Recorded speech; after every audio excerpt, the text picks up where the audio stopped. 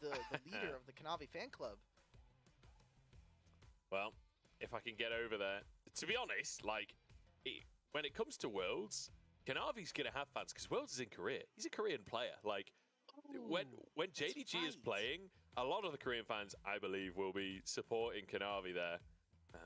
You know, he'll be sort of waving that flag for them. And Ruler too, obviously. I mean, Ruler just has fans wherever he goes. The man's literally though. You know, like God's gift to the role. And at this point now, I just love that Ruler is like on his arc where people are like, okay, Ruler might be the greatest AD carry of all time. People are starting to make that argument now. Before, it's pretty much always been Uzi. And now Ruler is like kind of stepped into that conversation with the recent MSI win, and people are turning heads. He's like speedrunning every major championship. All he needs to do now is LEC and LCS, and he's got the whole lot. Oh God! Oh no! No! Please do not ruin my league with that. But the thing is, as Ruler is on this like crazy hype train and getting all these trophies and becoming in the conversation for greatest of all time, Uzi now returns to the league, and while EDG may not be looking that good, like, Uzi's actually looking insane. Like, mechanically speaking, Uzi is on fire right now. I feel like he heard the whisperings about Rumor at MSI. He was like, right, time to defend my title. Yep, yeah, he heard people, maybe someone got in his ear, maybe showed him a couple of like the fan comments online, and we're like, all right, we got to break in the keyboard. We're coming back in. Obviously coming into the league, he had that interview where he was like, it feels right that I'm coming back in, that I'm able to play on this stage, that I'm going to be a professional player. But now it's like you're on EDG, who isn't as stacked of a roster as it has been in the past couple of years. And you look over on Ruler, and he's just like, he's set up for success everywhere he can go, and himself is performing excellently, like you were saying. So yeah. It's like the golden road at this point. Like, can he actually do it? Something that Uzi maybe got a little bit close to, but wasn't able to really clinch. Yeah, it was IG ruining that for him. I don't feel like he's still going to be thinking about that all these years later. But let's see how this one's going to go down as FPX banning away the Rakan from missing. Jason Vi taken off the board as well. As K'Sante removed, Tristana removed. That leaves us open for quite an interesting draft here. Yeah, just speaking about draft a little bit, Aphelios is the most picked for FPX. They prioritize it so heavily for LWX. It is most played champion by far. And Rakan, same thing on the opposite side. Rakan is just massively popular after the nerf of the Holy Trinity, Yumi, Milio, and Lulu. So lets you get away with a lot of engages, is definitely a much more engage-oriented champion. And obviously in the LPL, they definitely would prefer to play that than the Enchanters. So glad to see that those things are taken away. I think the J-Span is pretty interesting, only because Knight has obviously looked incredible on this champion. I think it stands head and shoulders above like one of his best champions alongside his Syndra. And to take that away, maybe I think sets up Care for some fun stuff. You already see the LeBlanc taken. Yeah, weirdly enough, it's only Knight's second Nico game this split. Like, he's really lent on the Annie and the Ari for a lot of their series, but that Kai'Sa has kind of been the story of a lot of series recently. Kai'Sa taking over the bottom lane meta, as it will be answered by LWX and Chocho. Go for the Aphelios, and then Alistair as well, and again, a champion that has kind of snuck in on this most recent patch. Despite no nerfs to him directly, it feels like he's really coming into his own. All of the supports right now are just looking to engage. We talked about the Enchanters being gone, and you look at what's left, people have really started to gravitate towards Nautilus even when the Enchanters were available, and so more and more people are starting to pick this champion up, and obviously FPX was one of the first people to really kind of bring it in. We saw that in their series versus OMG, like this was their R5, and they did it again in their most recent series, so I'm excited to see what people could do with Alistar, but it does mean we need to start thinking about other, tankier supports, specifically the Braum, which for missing I think would be really, really good in being able to protect Ruler, who has been the focus, I think, for a lot of teams and try to get behind early. I'm a little disappointed to see Kanavi going for the Viego here. He's played 13 unique champions so far this split, and I was kind of hoping for a 14th. I was hoping he was just going to continue going for some craziness, but no, locks in a carry regardless. Has a lot of power coming out from that jungle role, but Lee Sin, Kha'Zix banned away, trying to make sure the Hacker cannot have the early game power he wants. They might even be trying to tailor this around a specific matchup, as Hacker, I think, probably is going to feel comfortable with picking up the Jinzhou here. So thinking of other top lane matchups, maybe they try to go a little bit further in this. They obviously are saving pick for their mid and or their top end jungle here, and thinking of what's left available and what we've seen from Hacker so far this split, especially with the Lee Sin gone, that's where my mind is at right now. See if it comes on through. I love the Ornn ban as well, like 369. There's not that many Ornn players in the league right now. I feel like 369 is absolutely leading the charge on the pick. 10 games played. It's tied with his Cassante games, forcing out Ornn bans. Who would have thought it? The Nautilus, though, locked in. Let's see what FPX are going to do here. Hacker has been quite happy to play the Sejuani throughout the split. It's alongside that LeBlanc, so you would hope for a solo laner in the top side. It's a bit more melee. Perhaps a Jax could come out for Shallow. I would have liked that. I think when you look at this team, you're definitely lacking a little bit of physical damage. I would prefer something that does have maybe some tank stats that is able to get in there. You are going to be going up against the likes of a Nico, the likes of a Nautilus. The Jax, like you were saying, going to be working pretty fine there. Now for JDG and for 369, I think he still has a plethora of options. We've been seeing him kind of experiment a little bit. He's obviously been playing that. The Gragas is possible, yes. There's also been the Renekton that's been growing in popularity. I think also he may want to try his hand at the Malphite again. Didn't work too well against anyone's legend. Okay, then. Okay, I'm here for it. 369, like, has been relegated to tank duty basically all split. He's got 10 games on Cassante, 10 games on Ornn, then he's played Sion, Gragas, Malphite, and just 2 games of Jax. Now bringing out the Kennen, which we know he could play. I'm not saying, like, just because he's not playing it this split, he won't be able to play it. Like, we know 369 loves the carry.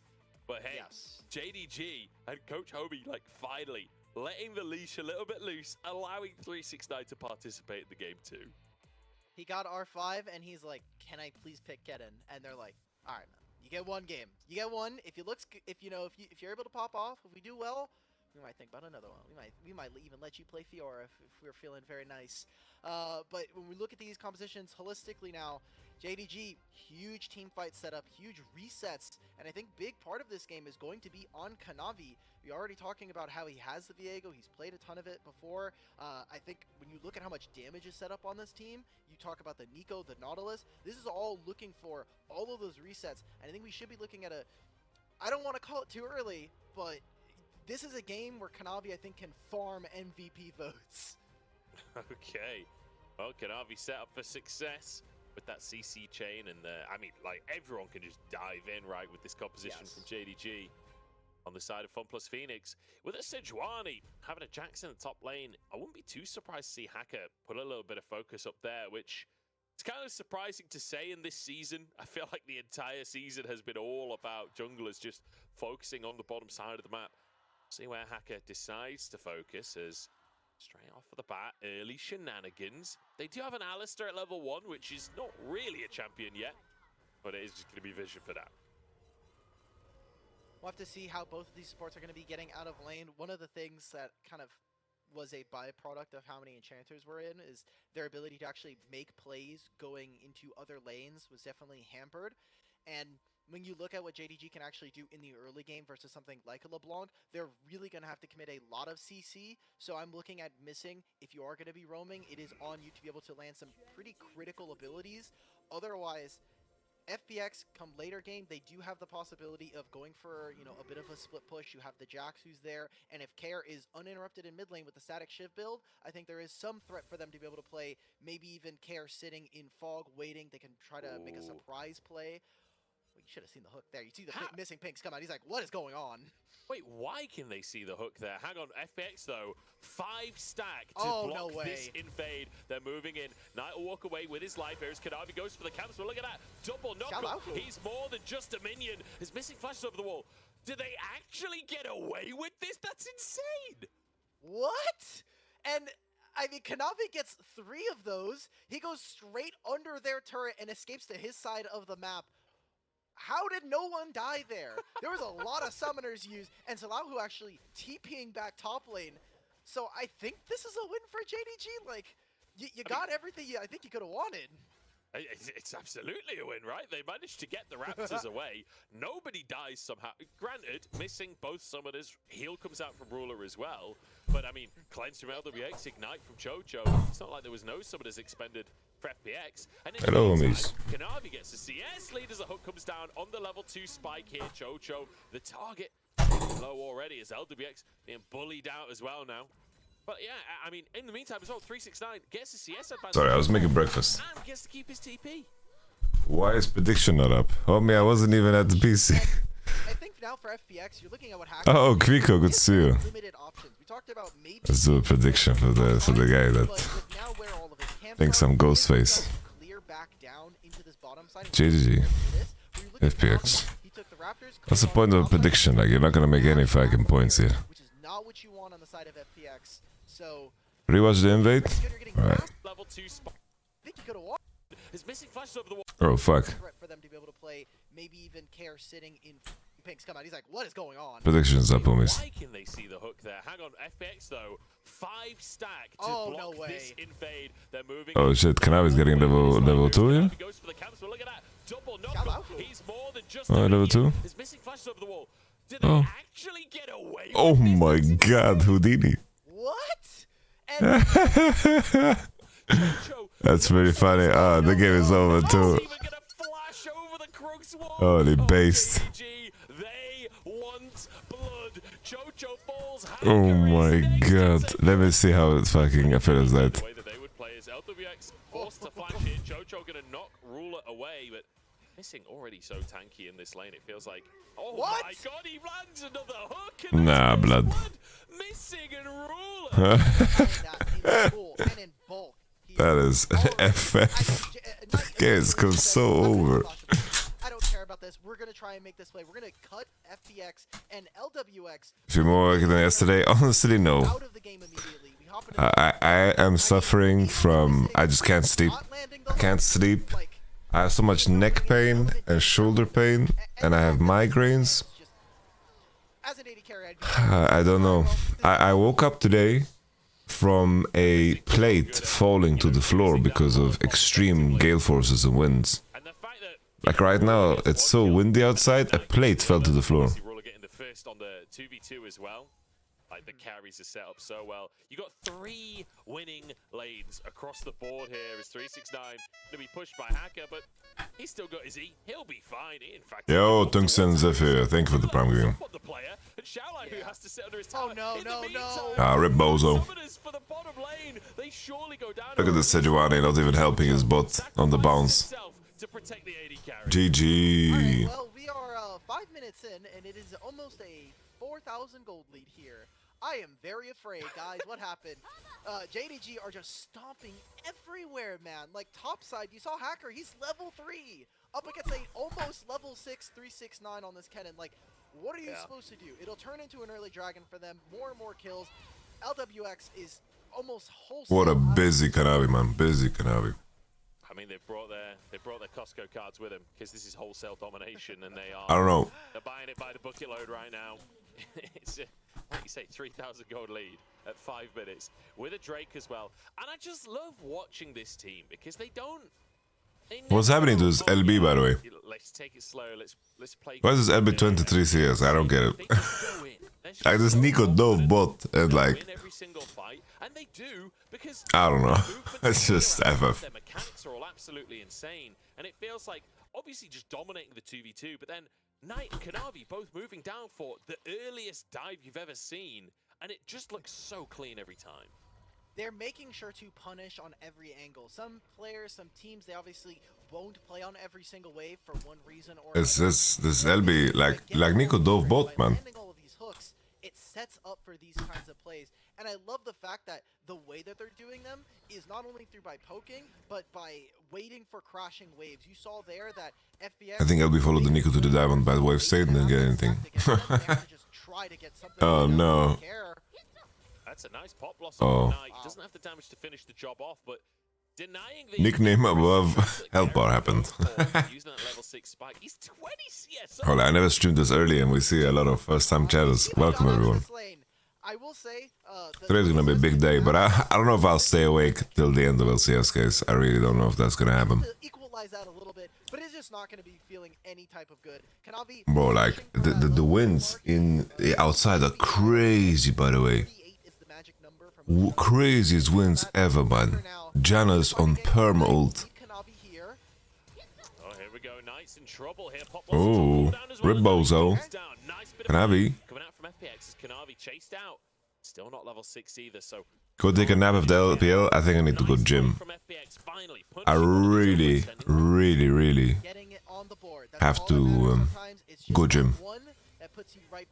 What city are you in? I'm in Nordrhein-Westfalen. After this game, it has just been hit after hit after hit.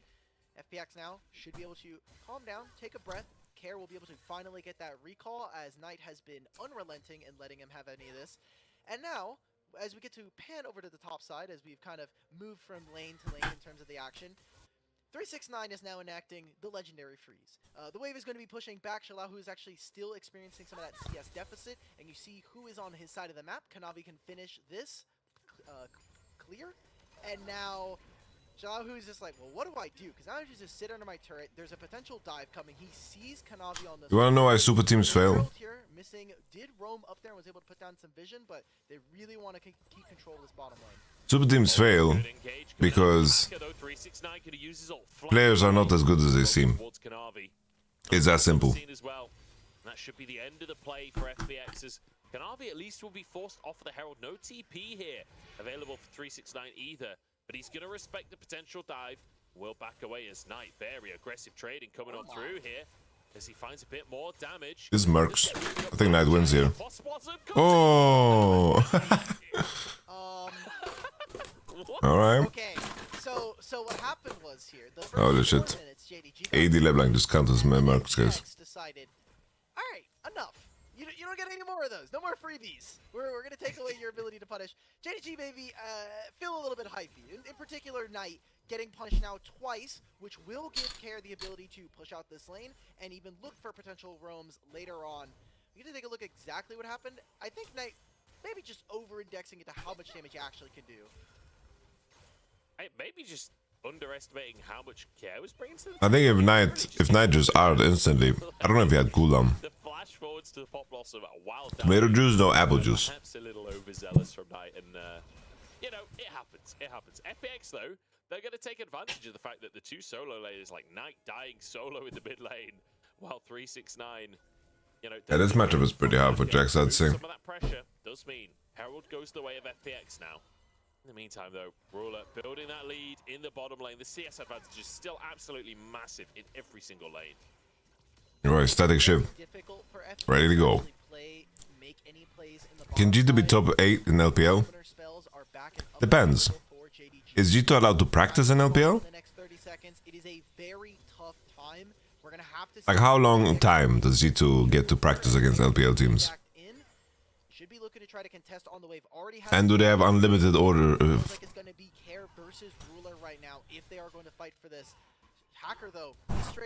I think G2 could do well then.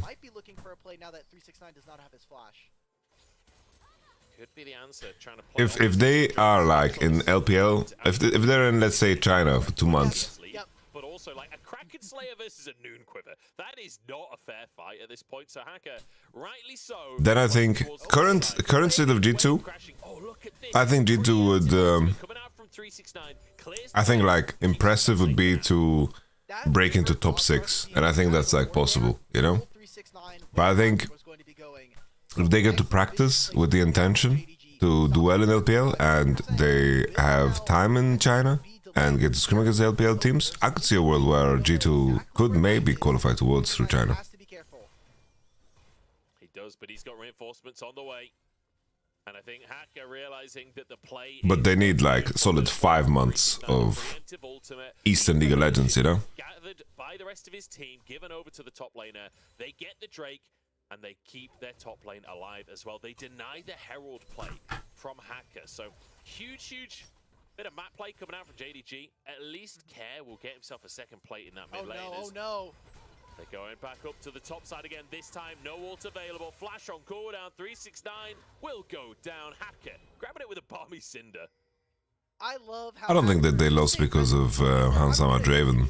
I think that game, Yike and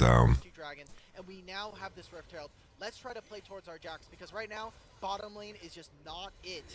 And I wanted to show a little bit of attention as Kanavi going to continue for this. Is he going to win the 2v1 right here? He does get stunned up as Hacker moves forward with Shallow, who takes a huge chunk. Cares moving in as well. Kanavi, no ultimate, but he does have his flash available here. Stun comes out. Shallow, who you can't go back for that one. And now a TP's coming through as well. 369 back on the play. Shallow, who to fall. And Care, you can juke around, but there's just nowhere to run. Knight even moves in to help finish the kill off. Pop Blossom to force it back into 369's arms. They just overextended there. JDG, great punish. I thought originally it was actually going to be Missing making his way over, but he said, nope, the play is going to be over. I need to be able to be there for Ruler in case they want to try. I'm really happy with this bot lane meta, man. This bot lane meta is super exciting, I think. I don't know how you guys feel, but I'm super excited for this bot lane meta. Look at Kanavi, man. What are these homies doing, man? They let him stack full Conqueror, full Trinity Fork. You have to be wondering, like, really? Okay, like how much can we actually overextend here? And just great punish coming out from 369. He's respawned. They should have been tracking this timer. Just a great punish coming out from JDG. I think the crazy thing as well, though, is, bro, in LPL, you don't get to have off days, because you lose. It's like, there's 7 teams in the LPL, but the bottom of LPL, it's like, on a bad day, like those teams are like riddled with like OTPs or some crazy ass shit, like mechanically, like all of those players are really fucking good. If they catch you sleeping, like they have the power to knock you out, you know? They definitely have power to knock you out. 369 has that ultimate. If Hacker tries to make this dive happen again, I'm not sure it'll work out. He has ultimate, does still have the flash, and Knight can respond, but doesn't have a lot of mana left, so would be, I think, a pretty tough ask and a pretty big win for FPX if they can even get that summoner out by themselves. Any LPL team could win LSE, and I'm not joking. Realizing that their only play is to try to not if they were in Europe. Even you cannot try to go for the 90-10s, the 80-20 kind of plays. You need to overforce. You need to be making what look like overforces to try to get advantages, because right now this game is untenable as it is. I've enjoyed LPL a lot more than LCK this season, especially when like T1 is underperforming quite hard. I think. Alone is incredible. Yeah, that is. This is not his ult. Ooh, the Maelstrom. Just focuses on the slicing Maelstrom. On Hacker's ultimate. 369 surviving the 2-man play on the top side, and it means that Kanavi can respond on the bottom side instead. Knight dodging away from the stun. The Pop Blossom is in. The stun to follow it up as well. Shallahu low and taken down by Kanavi. The leap strike out of tower range, and it will be a trade of objectives. So what is the meta actually now? For top lane mid jungle, it's like the bot lane combos. Basically now, I think the bot lane meta is just like Kai'Sa, Xayah, Tristana. You play like Rel, Nautilus, Braum, Leona, Alistar support. FPX are making some hits back, you know, they're throwing some punches, but it just feels like glancing blows. I'm not in touch with that German teacher now. JDG, they feel nothing. They feel no pain. They feel no fear going up against them. They're going to take this turret. They're going to cut them off from actually walking into the mid lane. And while yeah, I definitely have to go gym today because I feel... I'm wondering if maybe JDG, their bot lane, can go over. I feel like exercise is going to help me. Like I'm suffering from really like insane sleep issues. So I'm going to cut caffeine and I'm going to cut sugar and I have to go gym. Because usually these things I need to remove things from my diet that are inflammatory. Like especially when I go to Berlin for the LEC, I tend to eat garbage and drink way too much caffeine, and I think that the lack of balance there is really messing me up. Jawla, who just ulted floor? Wait a second, this Ruler gonna go underneath the tower. What? Oh. LWX survives. Uses the Moonlight Vigil with the Severin, but the Q comes back in and Ruler with the heal. Boom. He shat on him, man. Under the tower on LWX. Knight now manages to clone away from the ultimate from Hackett. Wait, no, he went down. It was the clone that escaped. Missing now, charged out. And actually, this is huge from FPX. I don't know if it's placebo, but I legit wake up with a headache when I have my phone like close to my head. I don't know. Am I? Maybe there's no truth to that because it's completely anecdotal. But when I have the phone next to my head, I don't sleep well. I love how Kanavi and 369 are like, what, 2v4? I like those odds. They can win this. I'll take a 2v4. Give me that fight. As he charges up forward, making sure that nobody can leave. Flashing for the stun of Shala, who flashes out himself. 369 has the ultimate available. Won't be able to close the gap in the end. Forcing everyone away. Forcing summoners out as well. LWX, Hacker, Shaolahu, all no flashes for the next fight. Same can be said, though, for missing Ruler and Kanavi. I was very worried there. As soon as Konami missed the ultimate, I was like, all right, they don't have lethal. They don't have lethal there. But that was a great play. Still keeping the gold even. But yeah, I'm not saying it's true or not true, but and this game is nowhere. I'd imagine that there is a level of. Don't look at that. That number is fake. There's a level of. Look at Ruler. 2 full items. Already has his mythic completed. A Navori ready to go. Like the fact activity. That killing LWX under this turret is surprising enough. He lives, but I think it's the Kraken Slayer auto attack that he primes on some of these some of these minions. Gets the supercharger as well with the Q, and gets the flash out of him. That is not great if you're FPX, if you're looking for a game plan through your AD carry. Speaking of, the AD carry's in trouble here as Knight is chasing for a little bit more. But yeah, obviously with the things that I mentioned before are more important. It's like, I'm going to just not drink caffeine and I will just cut sugar to limit inflammation and should be okay. Because currently, like, I have so much neck pain and shoulder pain. I need to reduce inflammation in my body. Right in front of you. Just I bought these bath salts. I'm excited to use them. No ability to actually come back. Yeah, it's not that I believe in it. It's just that it happens to me, you know. Could just chase him down here. Okay, decides against it. But I'll do LEC predictions later on. We have 2 weeks to let it marinate, so. Look at how the game has been set up here. JDG, they have some of the best dragon stacking in the league. With Peanut was his jungler before. Second best here, but it is FPX. We saw how they got both of those Rift Heralds. They tend to play towards his top side, tend to play away from LWX because he will just be able to farm, because he will be able to kind of be that late game insurance.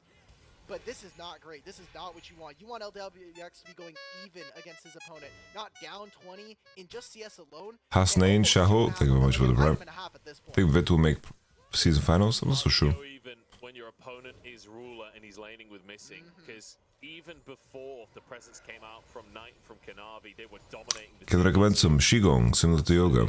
Oh. Performance today, as you expect from JDG. I mean, thank you for the Swiss. It says Swiss francs. Dominating spring and looking dominant in summer as well.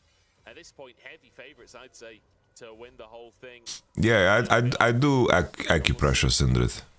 I think between the games today, I'll do my Tibetan rites. Very confident in their own skill and very happy to just charge on forwards, but also thank you, buddy. The speed at which they play, like. You're the only person in the world that uses these pinned messages. Appreciate it. I feel like JDG, they play off a hand stiff power spike that is a permanent power spike. Like, whenever you're watching JDG playing, it feels good morning, Mr. 5-Euro coach. Even when they're down in good morning. When your opponent is on a power spike, it still feels like JDG are playing as if they're the stronger team. And a lot of the time, it turns out to be true, just on mechanical differences.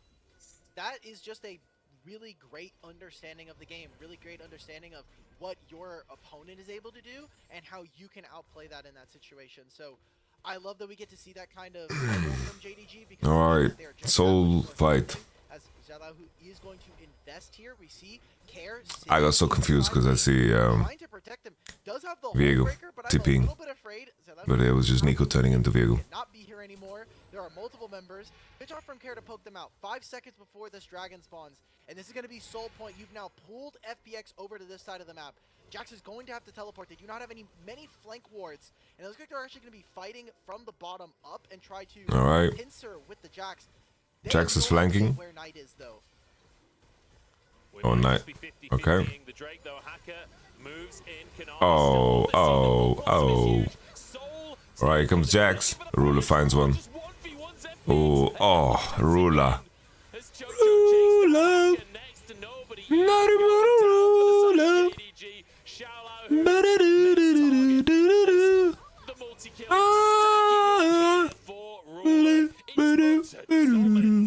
Today from JDG, not giving FPX. That was a crazy clean sequence, dude. That looked like some John Wick Kaiser gameplay, dude.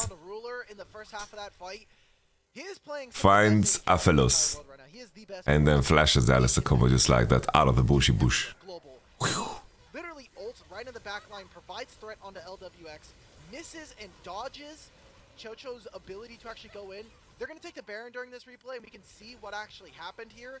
Just eyes on Ruler. Look at this again. Look at this again. Hacker was trying to get in the pit. 22 minutes for Drake, man. Nautilus ult. Yumi ult. No flash. Pew! Ruler finds him. Alistair combo. Boom. It wasn't out of the bush, actually. The pop blossom is the CC that gets the Kai'Sa passive online. Beautiful bit of play from the carries. Great ultimate from 369. And in the meantime, Missing and Kanavi just locking everyone up. What do you think is going towards with JDG and Bilibili? Winning his smite fight. There's really OMG. little you can criticize on the team of JDG, and it feels like. And then Rookie better make it, man. I feel like I'm just Fucking top esports, man. What has happened to those top esports? Bro, there's a lot of damn teams that I would like to see from the LPL. It's like I want to see Uzi, a little Uzi at the World Championship. Top esports, I can't, like Weibo and top esports. Can we really rely on these teams? Even with those moments, it doesn't ever seem to matter. Can we really rely on these teams, man? Winning a lot. Not only do you know they get fans from the LNG too, yeah, 100%. but also just people on the broadcast. They're playing so well. When you're winning, obviously we're going to talk about your accomplishments and how well you're doing. So, you know, feeling I hate the Shy. Yeah, the Shy is really stretching, you know. It's like, imagine you worked 1 year of your life and you made $1 million, and then you need to survive on that $1 million for a very long time. And then usually you have a moment where you can make some money under the table because your uncle needs some gardening work. That's the Shy. If you truly love this game being played at its highest level, you can't not love JDG right now. You're going to be looking to them. I know a lot of people are waiting to see JDG drafts, how they play. So they Willy Socks, you forgot Elk. like, okay, this is what we should be trying to emulate. Everybody feels like Put some respect on his name. copy the style, the formula that we Alright. Alright, they got Ruler. Kanavi needs a reset. They're too tonky. Hold up now. They're too tanky. Oh! Coming through for JDG. I've gushed a little bit too much. I've cast a curse. Tears. FPX immediately take down 3. No punishment onto LWX there, and he just lets it rip. Actually, JDG are frauds. Like, their MSI win is so fucking fraudulent. Like, they probably bought the whole tournament. Like, look how they're playing. It was your turn to take all of those turrets, take all of that damage, but you do eventually have to relinquish some control. Winning MSI doesn't mean you're the best team. Dance on the rift, always. Sometimes you're just going to be leading most of the game. Look at that Baron power play. Portion of it that you actually have to give up to the opponent. So let's take a look as to what happened here. All right, so just What happened to JDG? And turned right into a big fight. Yeah, Ruler hit by the ultimate there from Hacker as well. Nice little play on the Sejuani. And I mean, the rest is just kind of a chase down, isn't it? One thing I will say, this fight is kind of a testament to how far ahead JDG were, because Ruler just died, gave up 1,000 gold, still has a 300 gold bounty. Yeah. Guys, Renegade EDU was also not serious. We were just riffing and raffing. Like, obviously Renegade EU was not serious when he said that JDG are frauds. Hello, Padfoot. JG comp so bad? No, why is it bad? It's actually pretty good, I think. They're just waiting to siege on this mid lane. There's nothing for FPX to do. There's no waves for them to play for. Top side is pushing in thanks to the inhibitor. Like, Shalahu is actually going to be... It's a pretty good comp. So, I think his build is a lot of upfront damage, a lot of CC for Kai'Sa. That's a decent comp, I think. Good lane matchups. That's a If he can Pretty decent comp. him off before the game ends, honestly, because the siege is continuing. Who needs Baron? Say JDG, as they continue to try and push in the mid lane to set up for 369, pushing down in the bottom side of the map. Elder coming up in 50 seconds. What is short speaking Viego with no mid setup mid? JDG really want to entertain that. What is Nico, my friend? Especially if Oh yeah, actually never mind. that becomes Never mind. risky in the grand scheme of the game. It means there is setup. Comeback mechanic for FPX. We have to connect Woolly Sock's messages to this previous message. Then it makes sense. Which will give This chat is moving way too fast. 9 in the morning. OMG, no good. 1. already see that I don't know if it's oh my god, no good, or if it's OMG. trying to cut it as high up as possible so they can potentially have this as JDG maybe is the first super team who had good draft history. I think if a team wins Korea or wins, look for what vision they're actually able to get in. it's like All of these awards are going to be so the- important if they want to try to find. it's like a super team. The definition of a super team is because of a discussion pre-season, right? It's like, oh, last year these players were really good, they should be really, really good the next year, right? But that loses relevancy so fast. For this one, JDG, believe it in Kanavi Smite, I guess, is 369 trying to pressure in the side lane. Shaolao, who You just have to measure teams for what they are, you know? not a fight as he's winning is JDG. It's like 4v4 here as Keck gets a huge shot. the moment Kaiser was running it down in winter, it was no longer a super team. From 369, Like, FPX back away. it just isn't anymore. Sets a little, but not fully. It might have been before the season started, but the moment Be massive, and that black someone is stamped as bad, everything Keck, that's what they are. damage, but answered by the Q. Hello, Mitch. It's so tense right now. Their Mitch. topside is pushing in. For FPX is need to make this spools. play now. It's too late, For though. JDG can spools. take this and they can just find a kill. Oh, Jax is pushing mid. They just need to stop. Jax is pushing mid. He gave up on the game, guys. He's like, fuck you, guys. I'm not even TPing to this. A little bit more. The enemy will end off of this, but we don't care. 1v1s.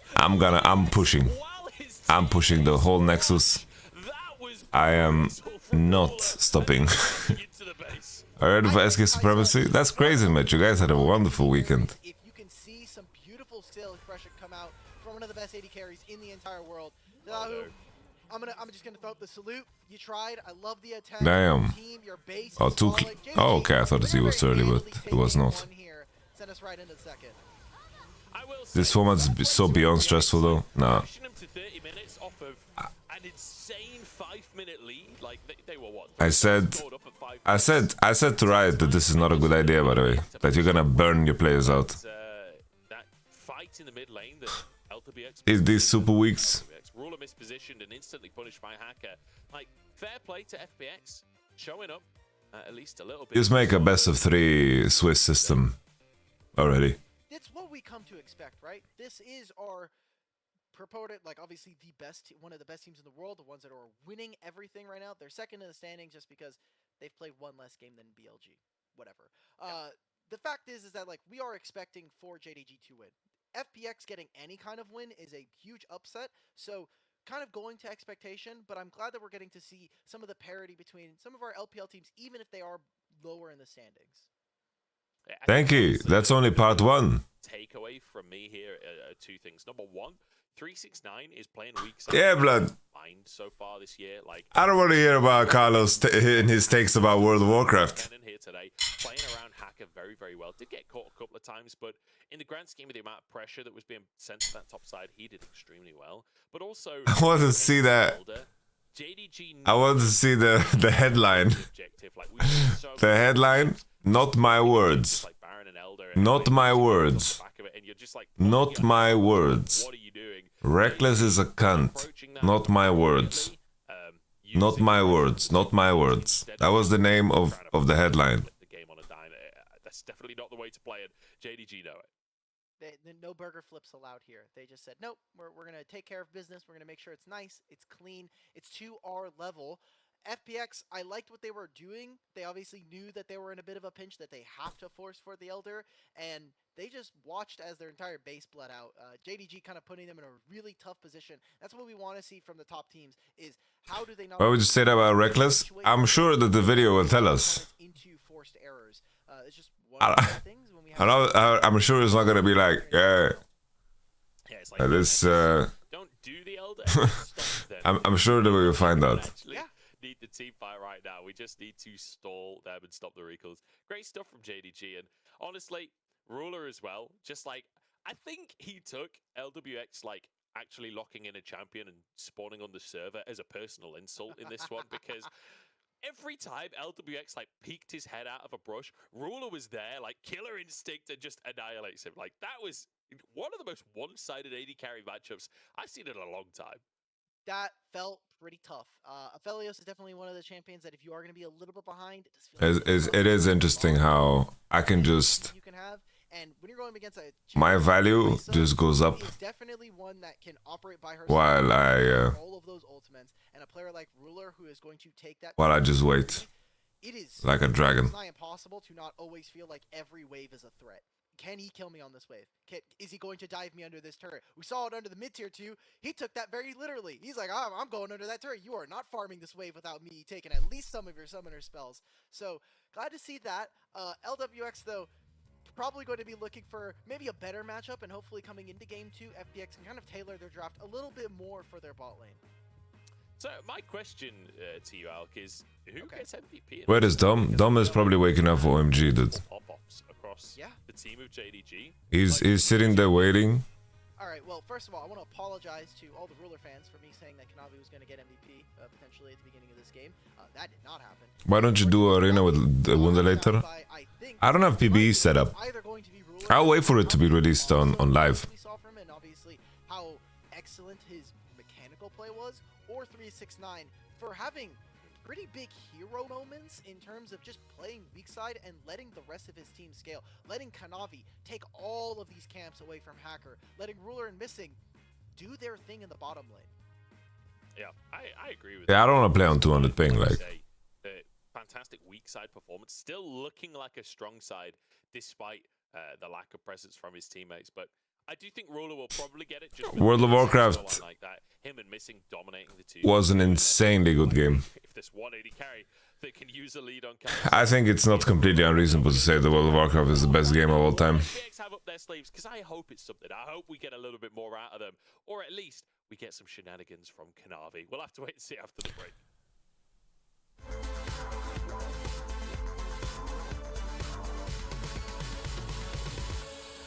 Yeah. It's like playing vanilla World of Warcraft is the craziest experience of all time. They're just trying to flex all over NIP here. Kanavi goes down for a second time, and Shadow has arrived. You get 2 kills for Ruler. Angel's here now too, and we got. Yeah, the content point is kind of weird. I think they fucked up. It's like, I think they fucked up by caging the expansions to areas. I think that was a big mistake.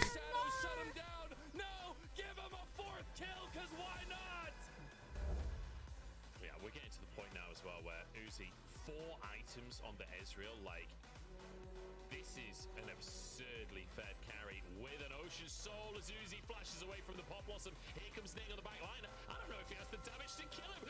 Uzi manages to kite it out. That was gorgeous play. Triple kill for Uzi as he looks for more. Bobo stealing the multi-kill, but EDG Well, let's see what we're getting here. Oh, Freljord? Hornsforge.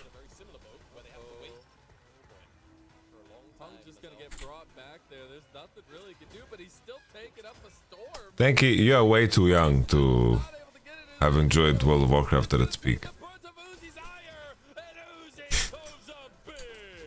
We gotta get him cut out here though. As Iwandi's trying to take him down, he's healing a lot. He takes out another, and that's huge for EDG.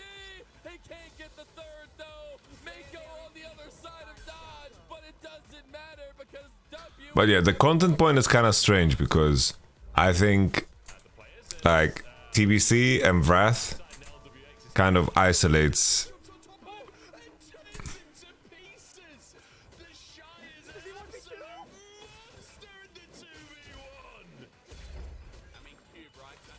Yeah, the content point isn't like the main point. I think World of Warcraft inherently in vanilla the content was insane. That I agree with.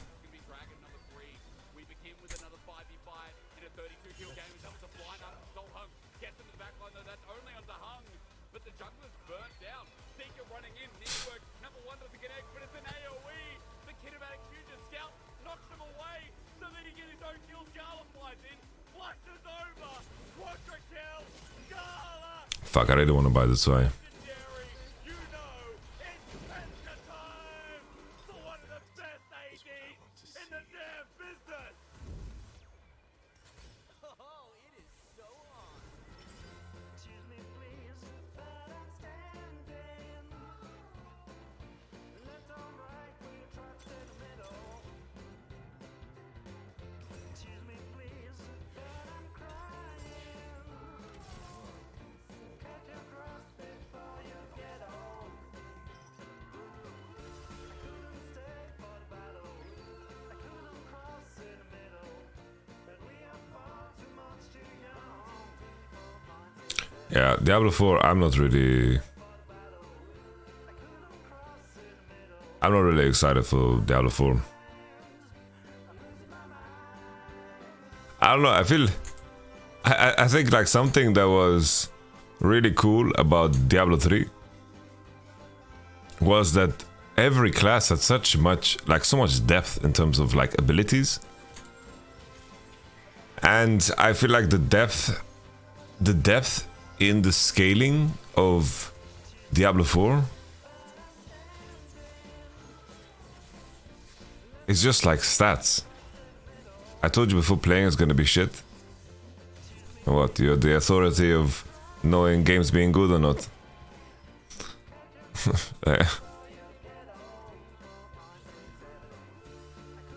Well, Lazy Fuzai said it's gonna be shit, so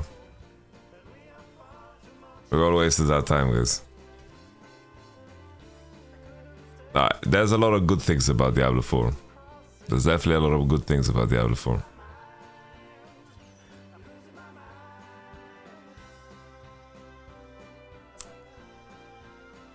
I don't know where I go from here because I don't make gold and I'm loose streaking.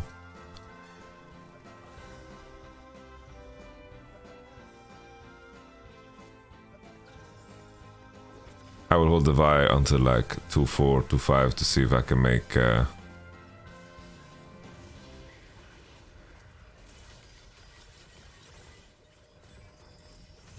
Piltover.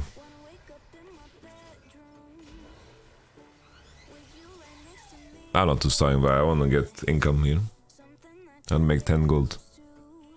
It's like 2-star Vi really doesn't change anything.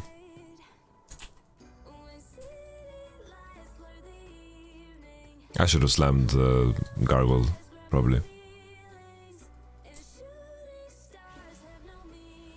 I think my take on why this game sucks ass, or why this game is bad,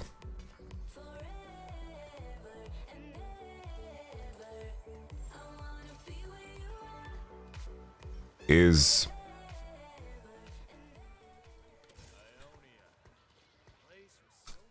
thank you. Come on, man.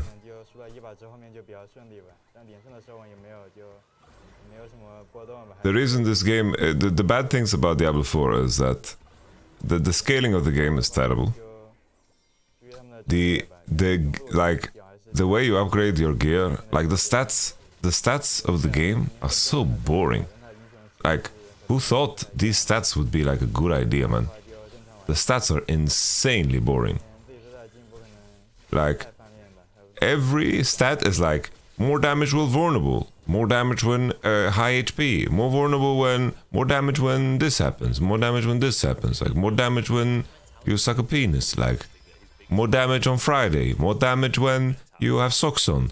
Like, it's just percentage damage increases, like, that don't feel impactful at all, man.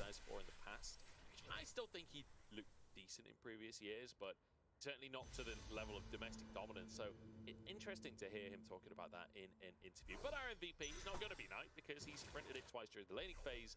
Our MVP is instead going to be missing down in the bottom side. The scaling of damage, and I don't know why they gated like the most fun items of the game. It's like the most fun items in the game are just gated by like impossible loot shots. What's up with that, mate? Even the ones I missed looked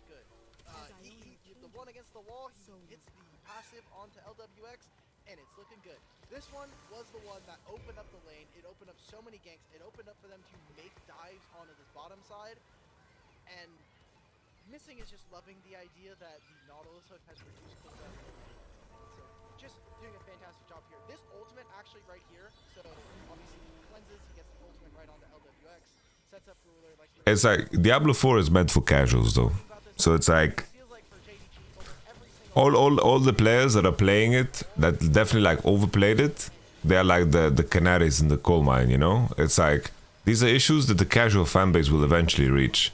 And I don't think Diablo should cater to the hardcore audience, because if you're a hardcore ARPG player, like why the fuck would you want to play Diablo? Just play like just play PoE, you know? He's solo diving LPX the mid lane, like Casuals, have you seen Uber Lilith? Like, who cares about Uber Lilith? It's like, sure, Uber Lilith is the hardest piece of content in the game, but it's like one piece of content. It really isn't that big, that deep, you know? I do think that that's an MVP performance. Maybe I'm just biased because I'm an AD carry player, but I feel like this is a real MVP performance. I feel like he was playing. And it's like, also, Uber Lilith doesn't even give you like gear, you know? It's like really whatever. that we as a community for marksman players, we're obviously the loudest when it comes to being the most vocal. It's like Uber Lilith doesn't even give you the best gear in the game. So it's like, what's the point of killing her? You know, everybody gets one. It's so stupid, I think. We'll give you this one for how well you did this game. Let's see if you can turn it up for game 2. If you can get a game 2-1, then, you know, maybe we'll be in the conversation. Colono, thank you very much for the Prime Gaming. I think the issue with, the issue with PoE is that you kind of need the PhD, you know, to understand what you're doing with your maps and what you're doing with your builds and how you, like, how you set up the game to... Pretty clear that JDG are favorites to be 2-0 in this series at this point. So now I'm looking towards, like, do we get a bit of happy game? 369 and 9 both came over from these ones who are notorious for winning game number 1, happy game number 2. And then Yeah, thank you very much, Burning Rage, for the Prime Game. I appreciate it. Thank you. to see more, like, just see JDG enjoying themselves a little bit on the stage. I feel like it's all very drilled and very serious at the minute, but we have seen the Ivan, we have seen the Belbeck. Like, I want some more of that. Alright, but you know how many Top of my head, I would say 1. 3. We've got LNG in week 1, LGD in week 2, and then anyone's left in week 2. So they're a little prone to it. They've had some games. The AL one was definitely, I think, a weird game because they were ahead for most of it, and then we actually saw the backdoor coming out from ZDZ. So some people might write that off because there's been a lot of games where we've actually seen top laners just backdoor. I'm looking over at you, Invincible, on NIP. There's been a couple of them, and you were gonna say. It's an interesting one, isn't it? Because like, you mentioned that AL game.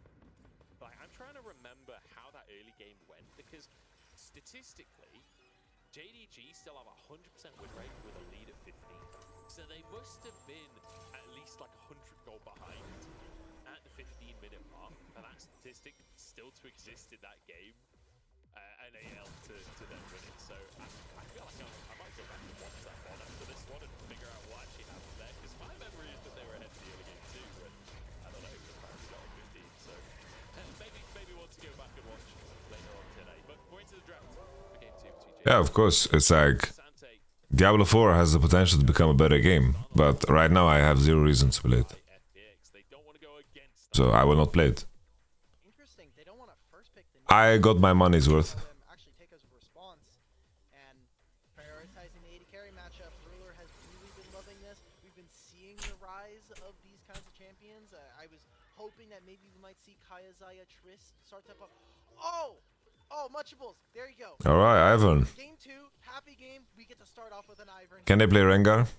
Never mind. It's the fact that not only is he locking in the Ivan, he's blue wanting Ivan.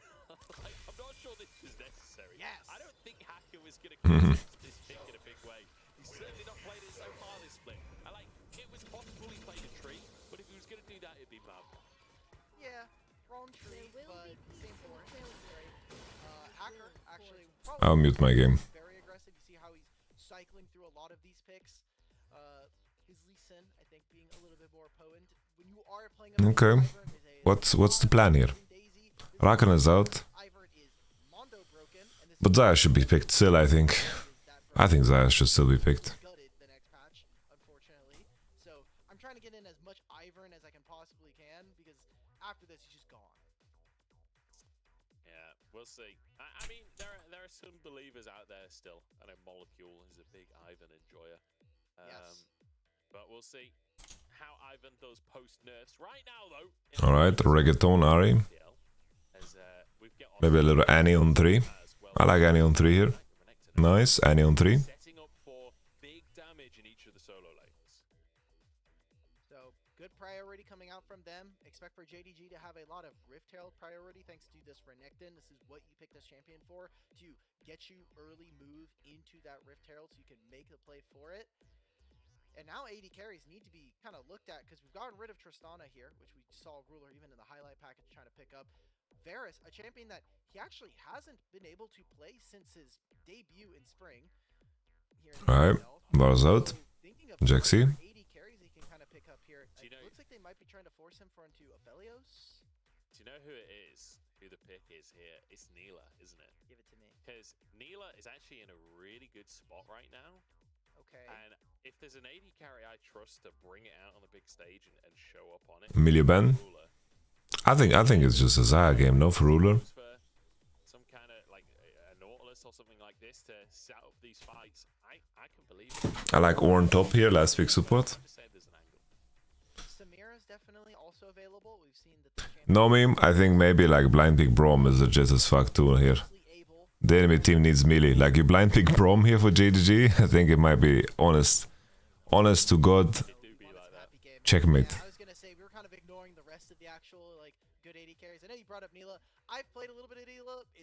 It's okay on the 2v2 arena mode. That's it. Strange as I went through, like you were showing Vi and Kaiser. I feel like Neela's I think if they go Brom here, they are just the goats. haven't put the time in to actually get good. Like the passive is so insanely cracked that I feel like if you spend enough Picking Rel gives a pretty free Alistar for the opposition. in the right draft, it can be absolutely insanely broken. But you just it is extremely situational to be able to go for that one.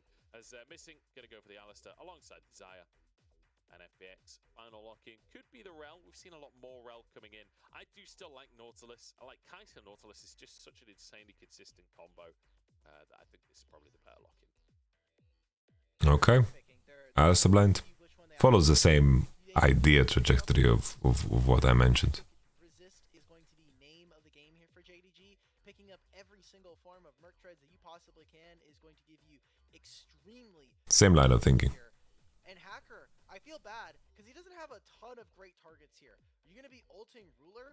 Like the enemy needs to pick melee support there, so just pick anything that is good anti-melee support, you know? Be able to have him Can we request some mods? And so you're really looking at What you mean? what FPX can do in the early game to destabilize Konami on this Ivern. This champion is incredibly squishy. We've talked about how fun this champion can be. Obviously has to invest a lot of HP to actually clear the camps. So we'll see what FPX can do. You have this set up in mid lane from Care on this Annie, back on one of his most picked champions in the split. Let's see what they can do. Yeah, let's see. Let's find out. I'm excited to see Ruler on the Kaiser as well, even though it wasn't one of the super spicy AD carries we were talking about. It's still Ruler's Kaiser. Zaya, sorry.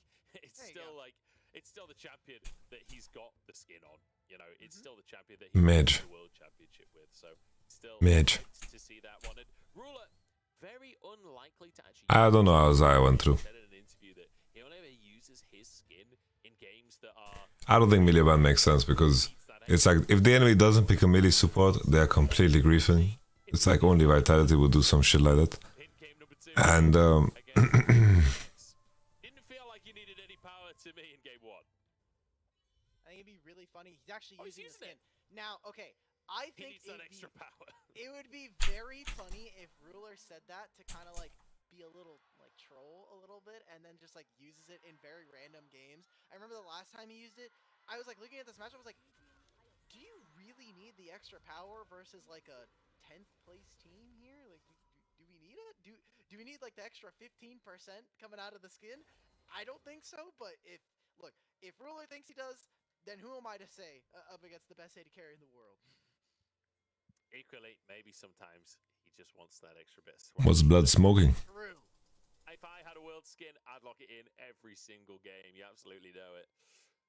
We'll see how this one's going to go, though. We did get some jungle shenanigans, like we asked. Kanavi on the Ivan. So let's talk early game jungling here. Hacker on the Vi. You know, very, very proactive. Can be a very aggressive jungler that wants to get in those lanes. How do you play this out as Ivan? Like, how do you approach the game?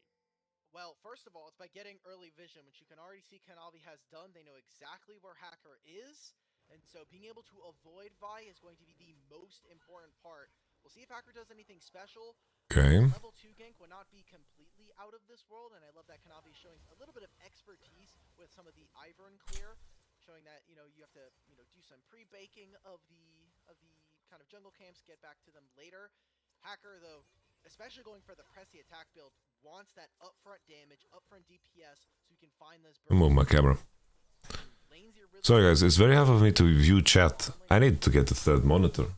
Do I install a third monitor today? I think it might be the move. Might just get 3 monitors going. I'm fancy like that. Ew. It's about damn time. Before heading into a lane, trying to get that level 3 is Kanavi, like you say, pre-baking a lot of these camps, and now he can just waltz on through and take. I mean, how satisfying is this? Watching an Ivan just go and one-tap every camp, it feels good to watch. And it's so cool to watch this because he did the Raptors, so they're already starting to get cooked here in the Ivern oven. And he comes back, clears. They're getting cooked. End is clear on the bottom side, which again is going to be matching Hacker. He doesn't actually have to interact with Vi. He just has to make sure that his bottom lane is not getting ganked, not in a bad position. And that's something that we prescribed for JDG in the last game. It's not necessarily about doing the 100% best play or trying to do the objective before the opponent. Sometimes all you have to do is deny it their ability to be able to. Okay, Rudish. Oh. I thought he would be able to actually connect with the W there. I was surprised by how quick he flashed out, but I guess he's cleansed the Q stun. Could you get stunned when you land actually as Alistar on Alistar Q? Kanavi has actually finished his entire clear before Hacker can, so he's in a fantastic position at that level 4 mark as he moves over to try and contest this Scuttle Crab. Smite unavailable for both junglers. Not able to do much either because Knight did take that small trade in mid lane, but it is Care who has first say. I like what Kanavi was trying to go for, which was move in a bottom side, try to get an HP trade so that their bottom lane can move first as JDG. But instead, it's not able to do that, and it's just going to be covering. And instead, Hacker didn't go over the war, but that's still free information for JDG to know that Vi has a very high likelihood of going for this bottom side play. But Hacker's going to finish this recall. I'm on that over again. And at any minute, there could be a very easy Ivern gank. I wonder if he's actually in vision because of this cannon minion. Doesn't seem to be. No. Switching the flow again. Yo. You can tell because there's a massive spam of pigs as soon as a player is seen. So he's getting away with it for now. I feel like Kanavi, you know, hoisted by his own petard here as he's cleared the jungle too fast. He can't actually go for the re-clear yet because they all went down too quickly for him. And he's just been hanging around in this bottom side as No seafood for Ivan. back on the top side of the map, beginning his second. Sucks to be you, Ivan. Ivern jungling is so Seafoodless. funky just because you don't actually tend to build a lot of basic components going in. It's usually just back, wait until you have enough money for boots, and then you're in the waiting zone. You're kind of picking up whatever items you can here and there. You are going to be going for the enchanter build.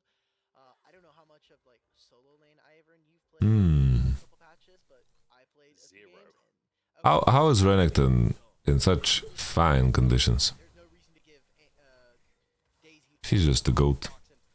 Kanavi just dealing so much damage. Gets the burst seed there. Like, I love this champion so like much. an 1v1 and the Whoa. 2v2 in the bottom side as well. LWX in so much trouble and taken down. Eesh. Others find him.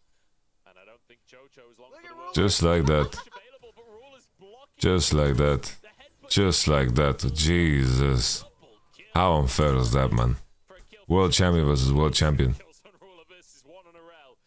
take that as JDG. I love seeing the player cam there. Really just like kind of doing a little bit of a chuckle, noticing like I'm playing this great. Like we're Hello, Borelli. Good to see you. The fact that Missing goes down there is a bit of a prize over to FPX if they're able to go 2 for 1, but they'll take that. Ruler gets 2 kills. Did they remove the stun after landing? I thought you stunned after you land. Against Pulverize. Oh, no, Look, he couldn't move there for a moment when he landed. Missing. Am I crazy? Out of his mind today. Love seeing the Alistair in the LPL. We've got so many incredible Alistair players, and Missing showing that he's very much in that list is a back. in the jungle. Chocho found as Missing. Doesn't overcommit to the play. Care trying to Okay. is available, but the shield Knight is holding R. good. Missing now, knocked up, trying to buy time for his team. Is knocked back. Is Knight's holding R. she's saved. Missing goes down, and it's beef for dinner for FPX. What a small bit of It's beef for dinner for FPX. this rel. It does Holy Canavi wanted 50 G's, baby. Missing kind of playing around the fact that I have like about 150 or so Dynam. HP thanks to the shield. Boom, it's gone. They find all that damage. Glacial Augment is not available. There's no ultimate, so missing some damage resistance there. Good job from the side of FPX to punish. They even grab the dragon off of that and bring the gold back to parity. So what you're saying is Serpent's Fang Kaiser from LWX incoming. Is that the angle we're going That with? sounds really awful. I'm gonna be 100% honest with you. Why do you need Serpent's Fang? You have Rel, lads. I just thought I'd throw it out there. Just in case Rel, baby. he does build it, now I'll look like Yeah. genius. No, yeah, exactly. You've set yourself up. It's a win-win for you. Like I Rel Q, guys. Come on, casters. on Serpent's Fang, or he builds it, and I look like a fool. Here's the kill on Knight. Knight. He's not having a great day. Rip Bozo. Goes down. Knight is not awake today, guys. Rush from both available, but He's not awake. from Hacker and Care, finding a kill. And so far, so good for FPX. 3-2 on the scoreboard and a minor gold lead. Coach, Dunking on Red Buffalo just like that, baby. you're gonna be in the locker room. He got a hand. Like, what? Let's do it. Waiting phase goes down there. I've already Hacker. unbuckled my belt. I'm ready. Okay, okay. Going All full right, fair tape enough. on this one.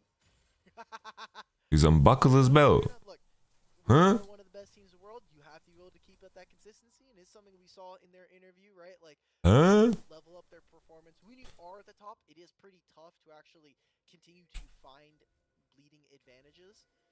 So, for the time being, FPX will experience a small gold lead over JDG. We need to now see them actually leverage that into objectives. Xiaolao, who will be able to push in this top side, and it should be the Rift Herald going over to the side of JDG. I mean, Missing's recalling now. He's going to be pretty late to this play. And even with Ruler coming as well, I think that this should just be FPX's advantage. You say that LPX is You remember when there were people that were trying to convince others from Ruler. of building fucking Serpent's Fang on Lucian? Care having priority in the mid lane though. Those were the biggest scammers of the century, by the way. Even with Missing moving over, the Herald has Those were the biggest scammers of the century, I'm telling you. if there is any congestion. No meme. The side of JDG. Wouldn't surprise me to see them try and make the play anyway. Herald at 6k, 369 underneath his tower, but now looking for a flank from the top side. We need to see that hands dip that you had prescribed for this team. Can they actually make this play a winning one? 4 for 4. Oh, they've found the knockups onto Care. He's removed from the play. It's 369 shredding the Okay. health bars as well. It's working out for now as it's a double kill on the Croc. And he wants a bit more for dinner. Beautiful fight from JDG and 369. It's all nines today. I Unlucky. thought that the Cannon ult was gonna light up JDG, but it is just a full The game had potential. like cracked light bulb. They're just And then it not didn't. doing My anything. God. LWX.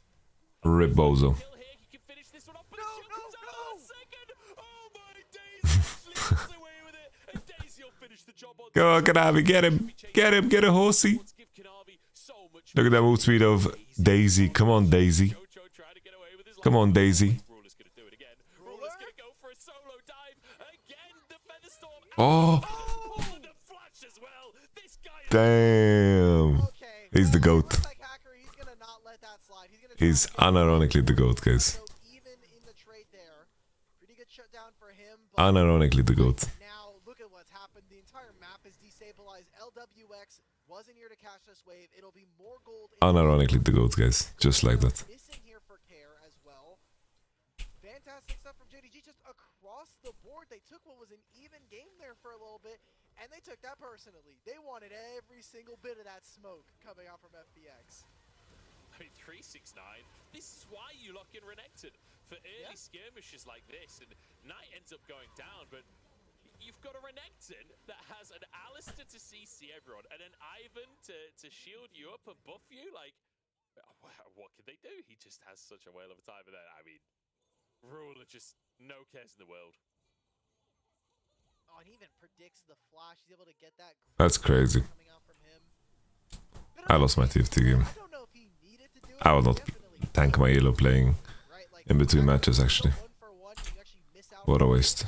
But it's about like the message that you send to Care. You're saying you're not allowed to step up. Every wave, I'm going to contest you on. Every single minion that you think you're going to be able to hit, nope, nope, nope. You're losing HP. So instill the fear of God in FPX. Yeah. Gotta be careful here, missing. Have vision that this is happening. So he knows that if he walks up, that there's going to be a Rel Vi. He's kind of baiting it, I think. Kanavi's here. Just Kinda they'll move in. Chocho going to be knocked up here. The CC chain should be able to go on through. Hacker dives in, but Kanavian missing. They'll tank all day long. Chocho down. And it's beautifully baited here. FPX, they thought they had the play. It was close until it wasn't anymore. Kanavi Go next. looking for more into Hacker as well as LPX finds himself alone under the Oh, tower. Knight. Flashes away from the engage. Knight gonna look for a charm, but he won't find his angle here. Is now a fight in the top side as well. It's Is it just solo? carnage across the map from 369 as he jumps on in and gets himself a solo kill. That's 4-0 for 369. That's another solo kill. I would not be surprised by the end of this series if maybe he's starting to get tied for solo kills in the league of top laners. So all of that, he's playing with 0 resources up there, and now he is 4-0 like you're What a roster, man. the finishing whatever second item he wants. Now FPX, they will grab themselves, or at least attempt to contest for this dragon. But it feels like if you're not able to get this objective and you maybe lose another kill, they're torn. Like, Kai'Sa wants to go mid, LWX wants to try to farm all of this, and with the indecision of this, it will turn into a turret here for JDG, and now they can have their say over this dragon. So I just double checked the statistic as well, and you're absolutely right. Now tying with Bin. 4 solo kills up in the top side, both on 13 at this point. If I'm not mistaken, he got 2 in the first game, and now 1 here. So was on 10 at the start of the series. Fantastic stuff. I think Kennen is just not that good of a champ. The BLG top lane, didn't it, that he's contesting? Yes. It had to be those two going toe-to-toe in the way that only they can. JDG now starting the streak, and it's been a very slow start to the Drake. They've like slowly but surely postured FPX out of it. It's because they just brought 369 down. He's using all this topside advantage. He's like, okay guys, I'm 4-0. I'm just gonna walk in, and they actually just can't do anything versus me. This is literally illegal for them to try to go for anything. Kair's actually going to teleport, saying this turret is already a lost cause, or the dragon is anyway, so let's just try to get some meaningful damage. But that turret is almost untouched for the most part, so Zalahu actually wasn't able to touch it just because of what's happened in the top lane. It means that Kair will get some turret damage, but not a lot. Yorick is pretty good in Kennen. So now FPX kind of looking at a loss here. 4,000 gold down. It's like Static Shiv is not gonna save you from the fact that you got hit by every lane. Looking for like an actual way back into this game. You're Thank you. hoping that maybe LWX can have a pop-off fighter, Hacker, Care, really anybody. They're just so far behind. I mean, it's a tough one, isn't it? And even 369 denied the grub from Shaolahu. Nothing for you, he says, as he takes the grub away. Letting Shaolahu doing all the damage as Kanavi actually flashes underneath the tower. The shield keeps him safe, and the roots come through. As Ruler gets another one, and now chasing onto LWX. Ruler, you gotta be a I think it's just important to you are playing Zyre, and you've still got Feathers. think about, I don't think he's gonna be careful. Chocho forced out of like, the lane, realizing quite how I don't think Static Shiv on Kennen is that great, right? he wants a bit But I think it's important. It's like him getting solo killed here has very little to do with Static Shiv. The Static is inherently like a stronger lane item. The idea is try to get some damage down so that you can feign potentially JDG not being able to actually play for this Rift Herald coming up. But now you've been over. It's perfectly fine to think, oh, Static Shiv Kennen is useless. But I think the context is important. got him. They've certainly got him. It's going Morello next. It wasn't wasn't even Tibbers. It was just the stun coming out from Annie. He's just a goat, man. Just gonna apply it to everybody. To That's the Tibbers. interface, and Tibbers is not on cooldown, but it's because Tibbers is still on the map. I just had a bit of a brain fart. But It happens to the best of us. yeah, 2 ultimates used, and 369 doesn't even get to move. Even with the Merc Treads, didn't get to move throughout that play because of all the stuns coming out from the Lightning Rat and the Fire Girl? I don't know. I love the shiv coming out from Xiaolahu as well, as if Kennen didn't have enough lightning. Yeah, Relectan was very strong It's like all before the Cannon solo kill. to, like Google Translate a few times to see what Annie's name is. I can probably ask one of my friends. They'll definitely give me the translation. I wanna drink something cold. My browser's not giving me the in-game. We're seeing. I'm gonna go get a beverage actually. We kind of saw this. Chocho was looking Yeah, for something. Kanavi, Ruler, and Missing are just. It's their world. Trying to find that. Cleanse just comes out. We talked about it. Still had the thunderstorm. It's just JDG's world. Though I guess the silver lining is after this they do get a kill into 369 and maybe another one here. They say that Dominus comes out to keep himself alive, and he actually goes in for this one as Night now arrives. I don't think there's enough damage there on the Nine-Tailed Fox. Maybe 369 thinking the Gore Drinker and his Q would keep him alive for a little bit longer. But goes down, and that means TP used as well, but Herald taken in the top side. I just want to quickly mention as well, Kanavi, 2 items at this point.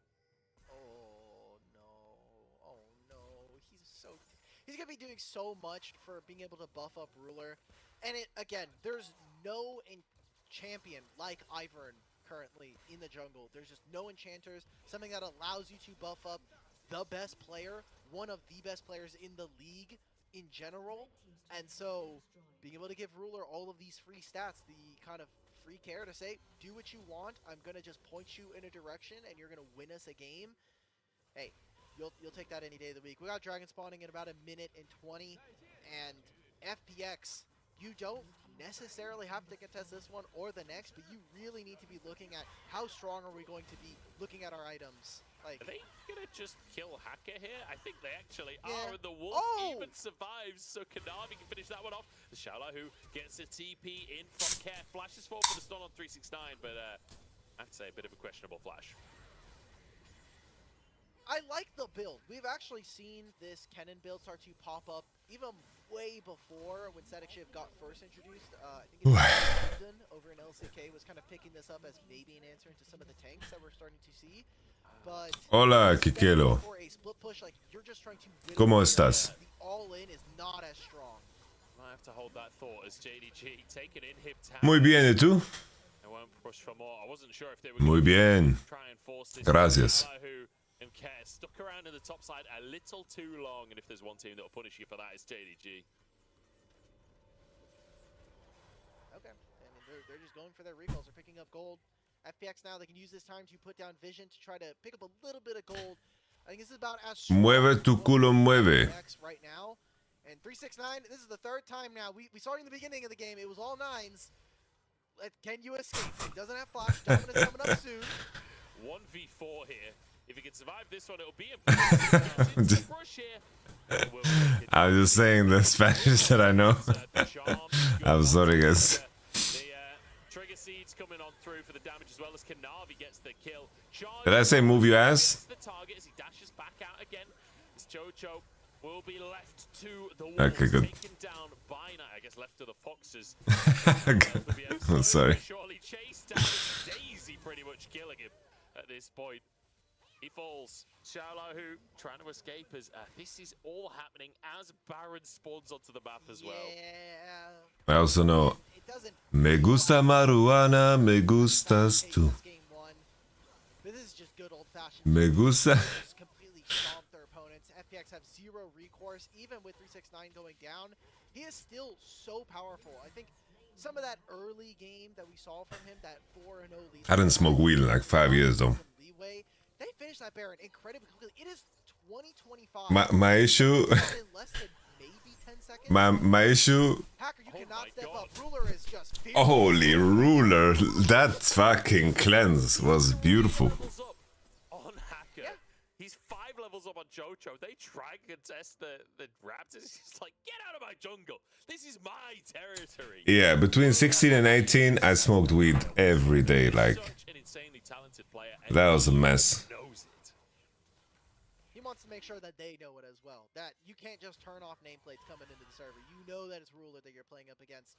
We can see the start of this play. They use all of their spells here, at least from LWX, to try to do this. And I love how much time 369 actually buys. Was it good? No, it's terrible. Off kilter, off what they actually It was terrible. was walking back towards mid.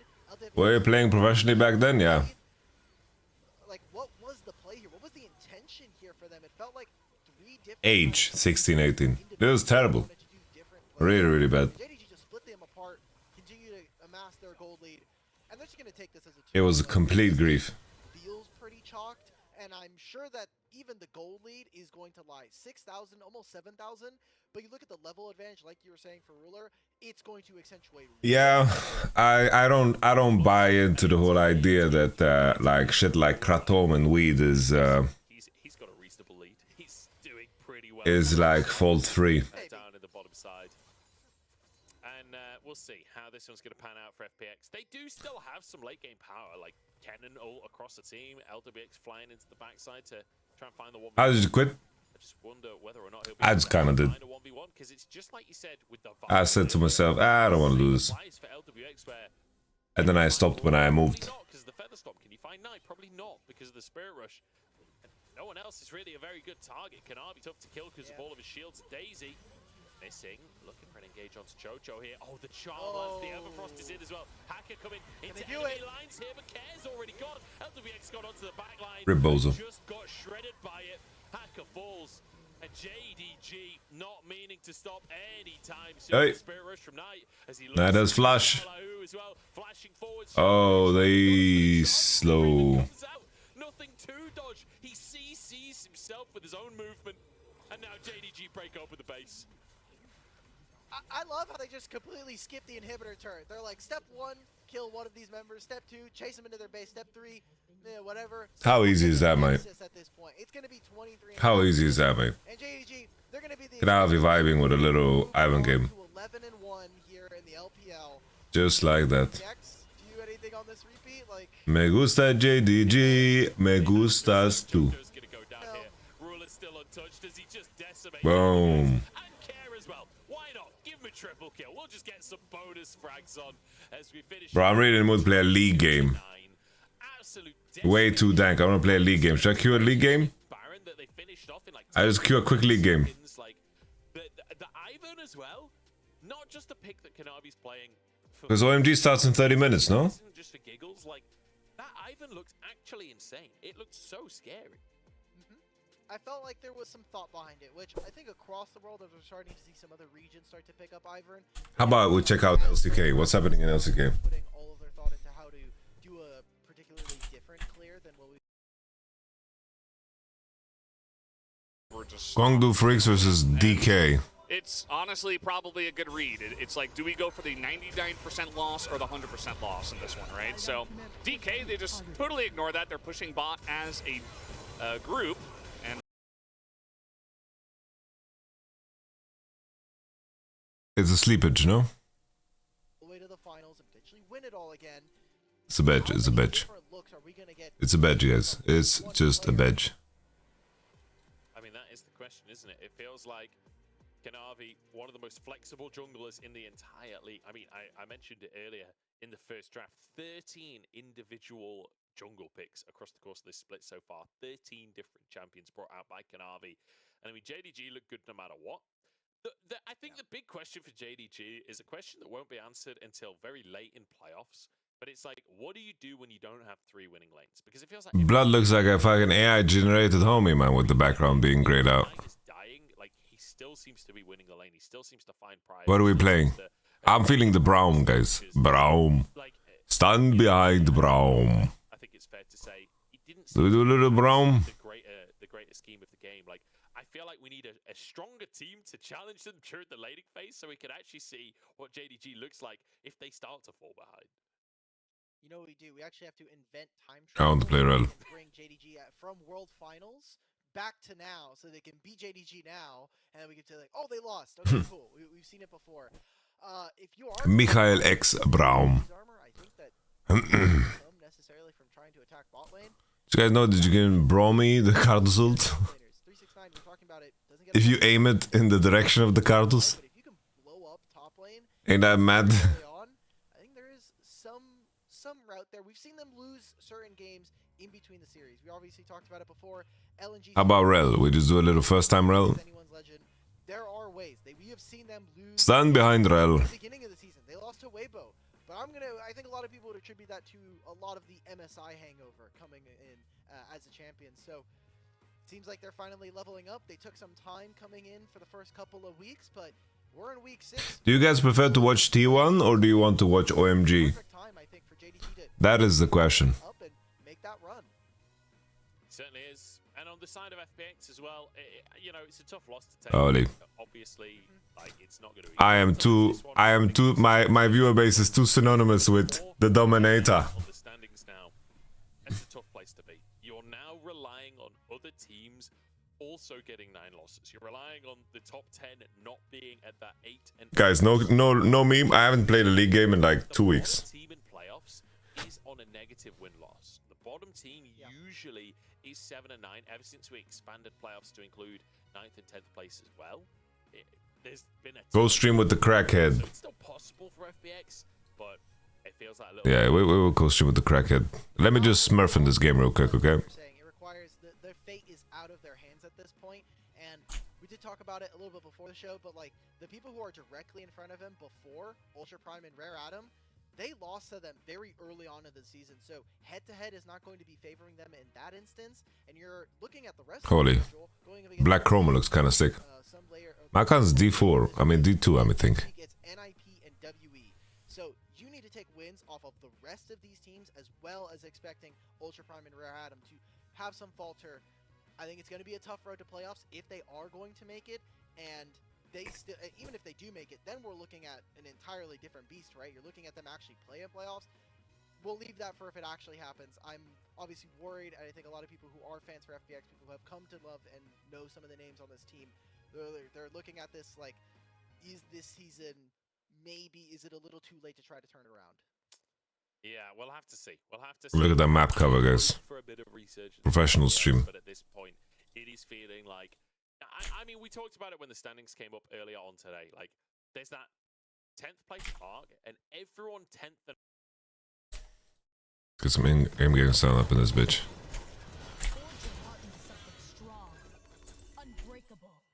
Holy shit. I feel so accurate with my mouse. I haven't played League in forever. I actually feel so good. Holy moly, I feel so good, guys.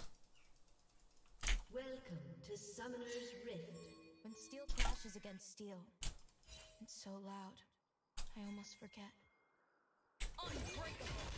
30 seconds until minions spawn.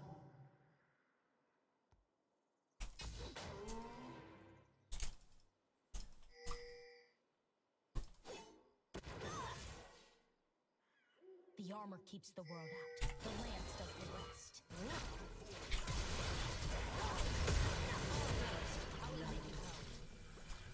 Sue!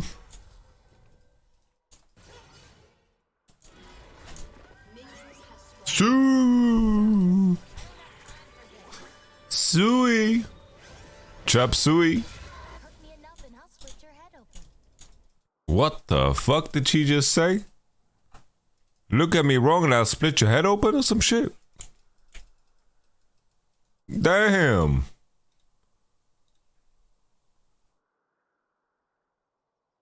They'll pay for what happened to me.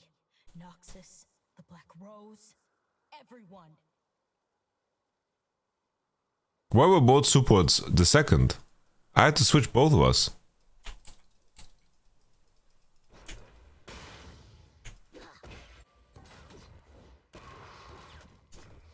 The helpless fight, the hardened live. I don't have MR actually, that kind of blows.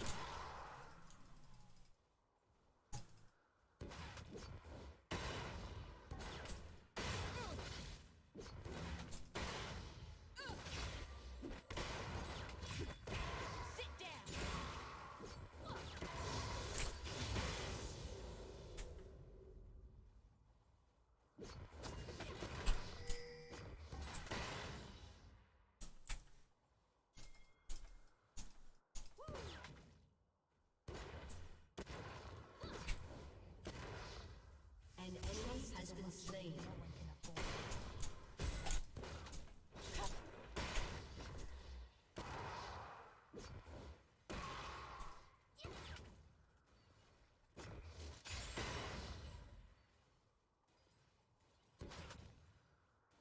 sigils are a reminder. Screw my sigils. Weibo beat JDG in like week 1 or 2. Take that as you will.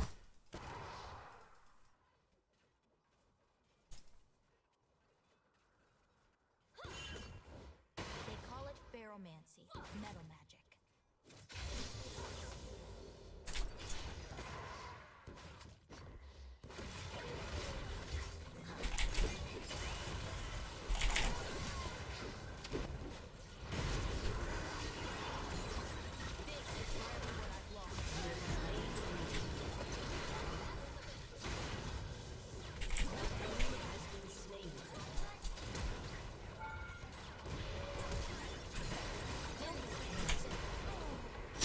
But we are the champions. Damn, this game is easy. Damn, Jean-Claude Van Damme, I'm hot. I'll find them all. I'll save them. We are the champions. No time for losers. Friends just get in the way. I don't know, after like week 4 of play, LNG, Weibo, and Top Esports just like... I don't know if it was the next patch or... but all those 3 teams just dropped in performance. Oh, oh, oh, oh, oh, oh, oh, oh, oh, oh, oh, oh, oh, oh. Oh, oh, oh, oh, oh, oh.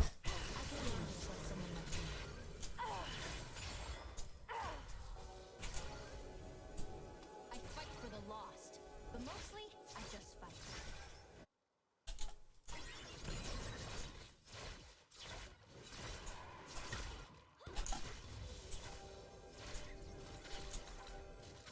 Bro, real attack speed is crazy now after the buff demounted.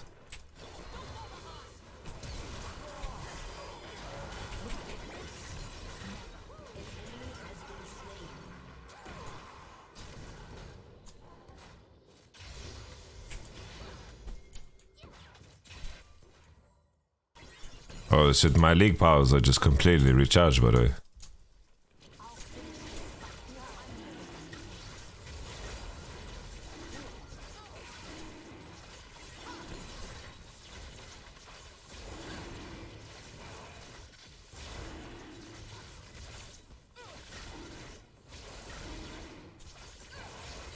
Rose wanted me to be a weapon.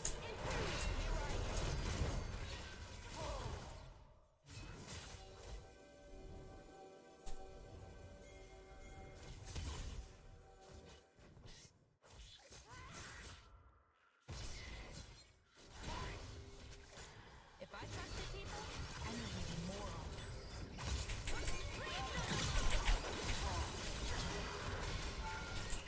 Shit, my Ignutus!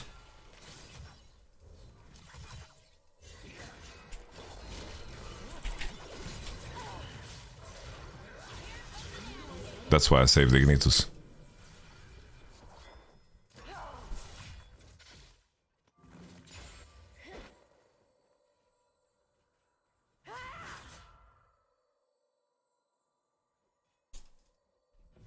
Yo, what's happening? Is Irelia space gliding or am I lagging or what?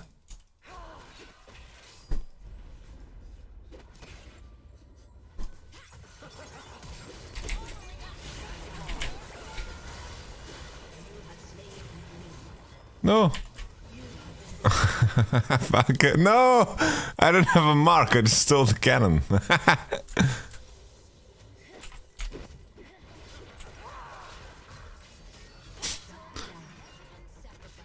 I'm buying this piece of shit. I hate this item. The Black Rose may have done this to me, but Noxus knew. Did you guys see? Was it only my screen that she was sliding like that?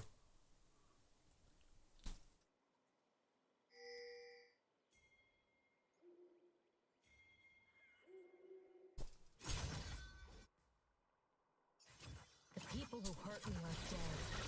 All but one. My mother.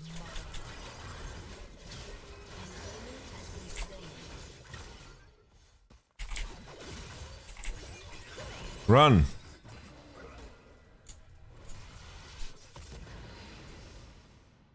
Nice. Noxians are the heroes they think they are.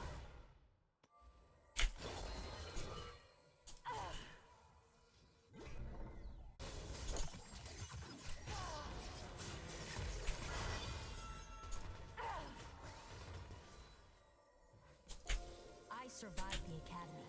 My instructors didn't.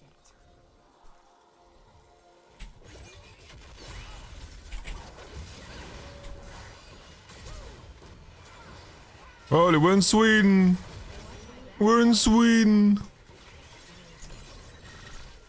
I'd rather break rules than people. Shut down.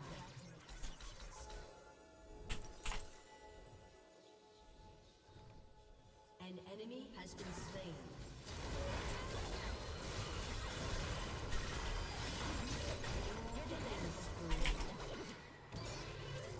Everyone who's ever stood in my way is dead or broken.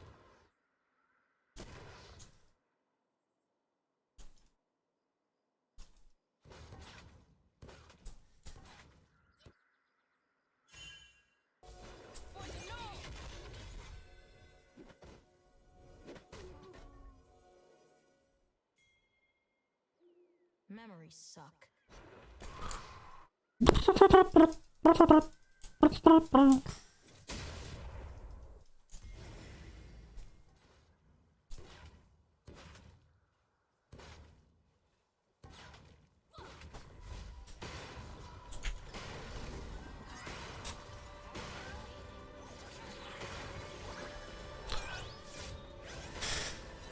Bones shatter and people lie, but I can always count on iron.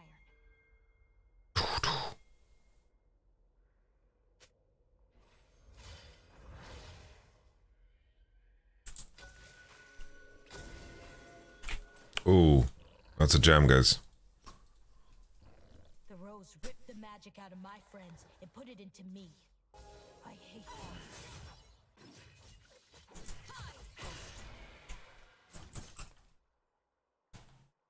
An enemy has been slain. An enemy has been slain.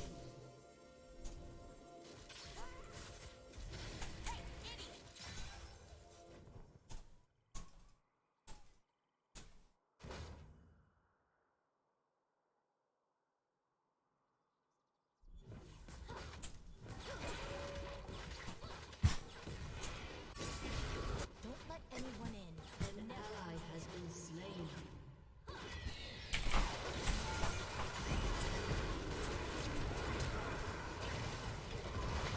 Rampage. Don't get caught. I will kill. I'll twist Noxus until it snaps.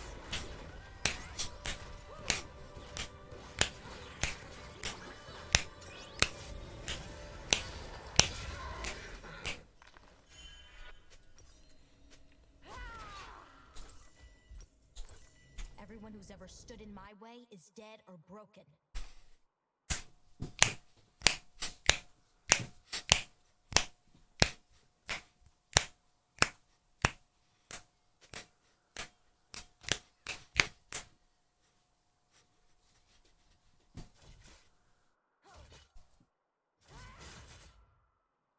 An ally has been slain.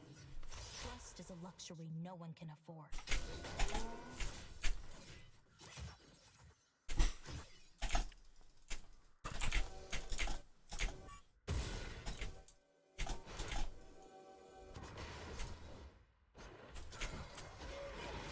Took me enough and I split your head open.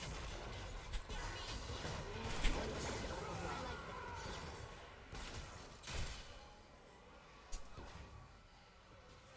Killing spree.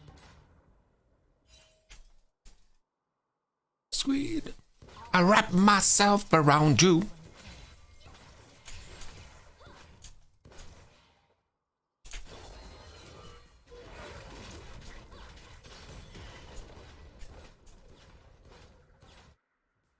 Ooh wee!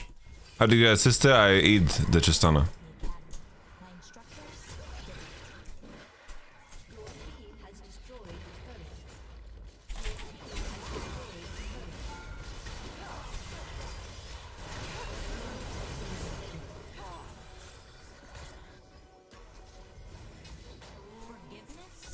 Ooh.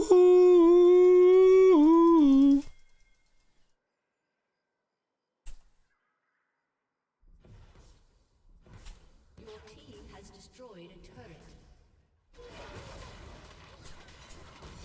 Force will walk into something strong, unbreakable.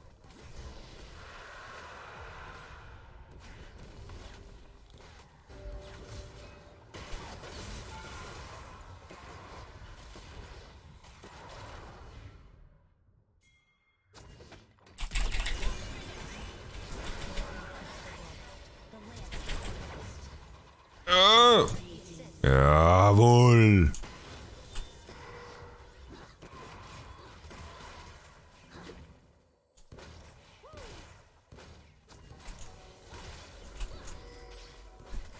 Noxians aren't the heroes they think they are.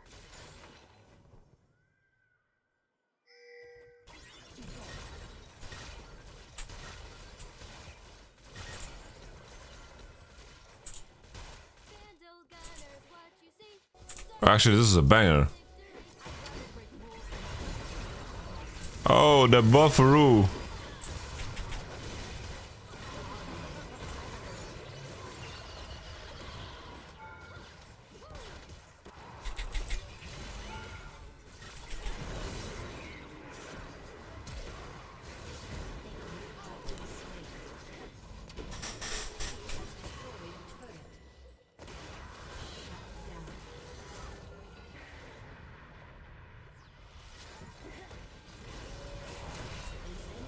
Listen to this banger, by the way. Listen to these sounds. Can't tell if I taste metal or blood.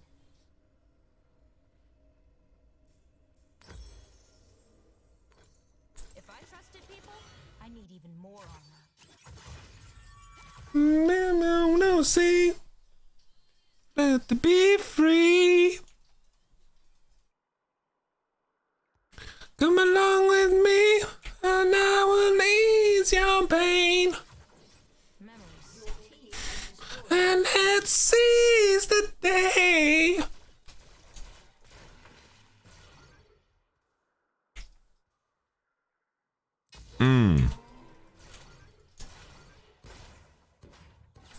These sigils are a reminder. Screw my sigils. An ally has been slain.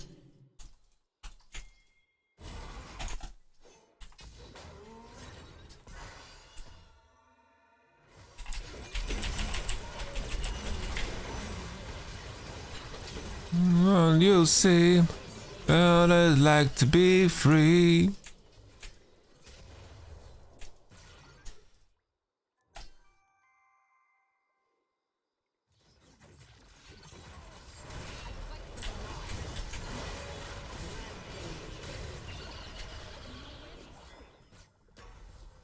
The song's called Come Along, yeah.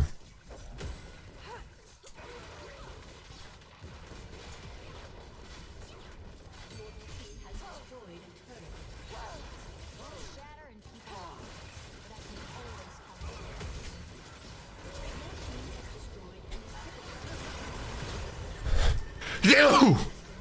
You!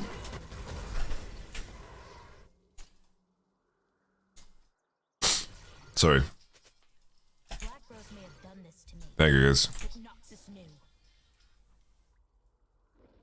You know, 2016 Splice, you know, none of my players said bless you when someone sneezed. None of them.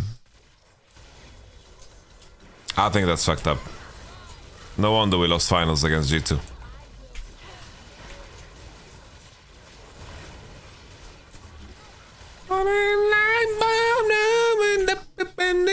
Live your life right. Just wanna have fun. Rose wanted me to be a weapon. Alright, I'm gonna stop. I'm sorry.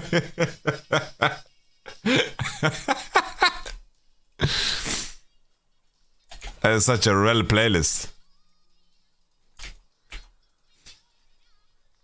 Oh, daddy, you're not still number one. But girl, they wanna have fun.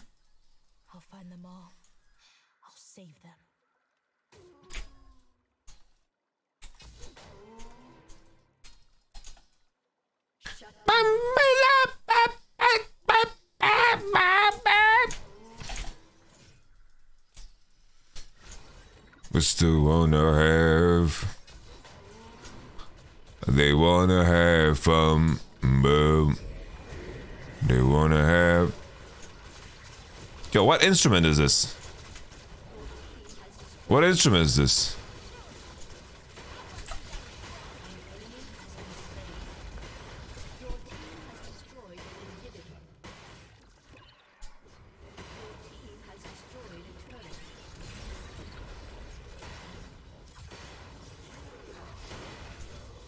Noxians are the heroes they think they are. They wanna have fun. You see, all of the guesses in the chat are good guesses. That's the issue. All of them are good guesses. Glockenspiel, ja. Mein Glockenspiel ist fast still in meinem Zwischenzug. Ich möchte gerne ein Schnitzel essen und danach mache ich einen Verdauungsspaziergang.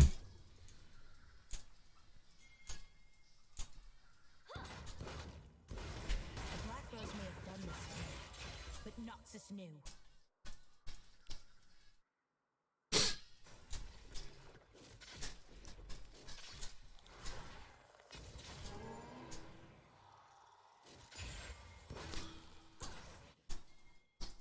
Can we end, please? People who hurt me are dead. Alright. All but one. My mother. We're doing Nashor.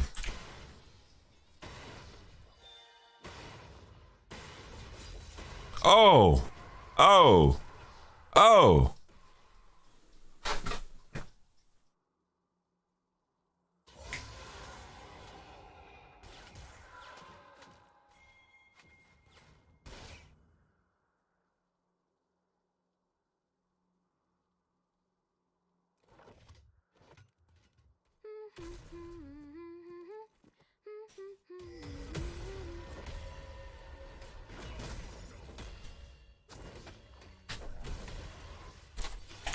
If I trusted people, I need even Your more. team has destroyed a turret. Horse, horse, horse, horse is coming top. Horse coming top.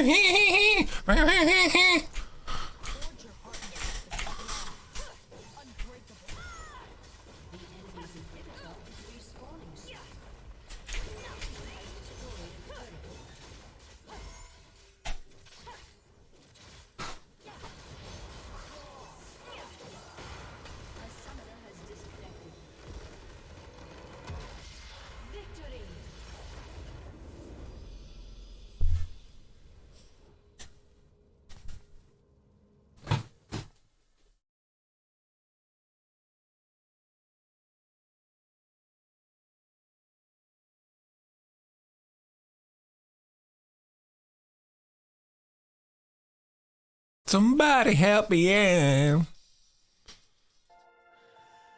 Welcome back, one and all, to the LPL. We are coming into our second series of the day. I am not Munchables, nor is he Alk Battery, but we are going to be bringing you the final two series of the day. I am just Ushin. I'm joined by the jubilant Jamada and his absolutely fantastic shirt. It's so nice that he said to me before we came live, "Hey Ushin, what are you wearing today?" And I was like, "Odd question, but let's go with it." And I was like, "Oh, I'm wearing a floral shirt." He's like, "Oh, cool, I am too." And then he just absolutely owns me with his absolutely insane style. Jamada, it's been a while, but it's good to be back on the cast with you.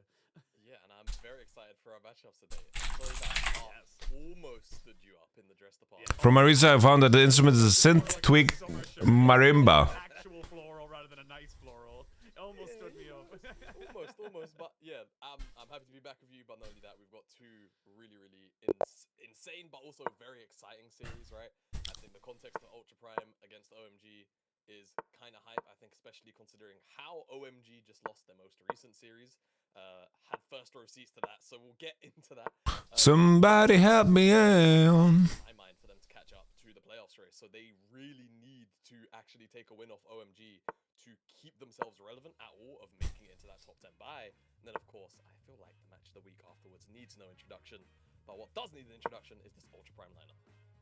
Yes, and of course we've got ourselves Harry, Ning, Forge, Doggo, and Swordar. Kind of a ragtag bunch, if you will. Like if somebody help me out. To them, because it does feel like, you know, they're pieces of puzzles that were never really kind of, you know, put into things. Obviously, remember Doggo coming into BLG a couple of seasons ago. Sword Art went off to TSM. That didn't really work out. Forge was kind of hovering between a couple of teams, the likes of IG and such.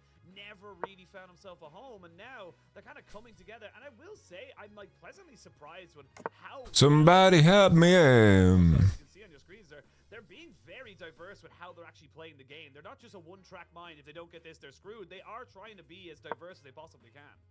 Yeah, and diversity, though, I will say it strikes in two ways when it comes to League of Legends and champion pools, right? There's having an identity, and then there's having no clue what you're doing, but also you can definitely have those teams who have these wide champion pools that do have a lot of promise. And do somebody help me out. Ultra Prime have definitely been, at times, a team that look really, really threatening, but then as the 4 and 7 scoreline does definitely indicate, other times they do just get slaughtered by teams, and I think sometimes that their, you know, willingness to be a little bit creative can definitely. We're playing fast and loose.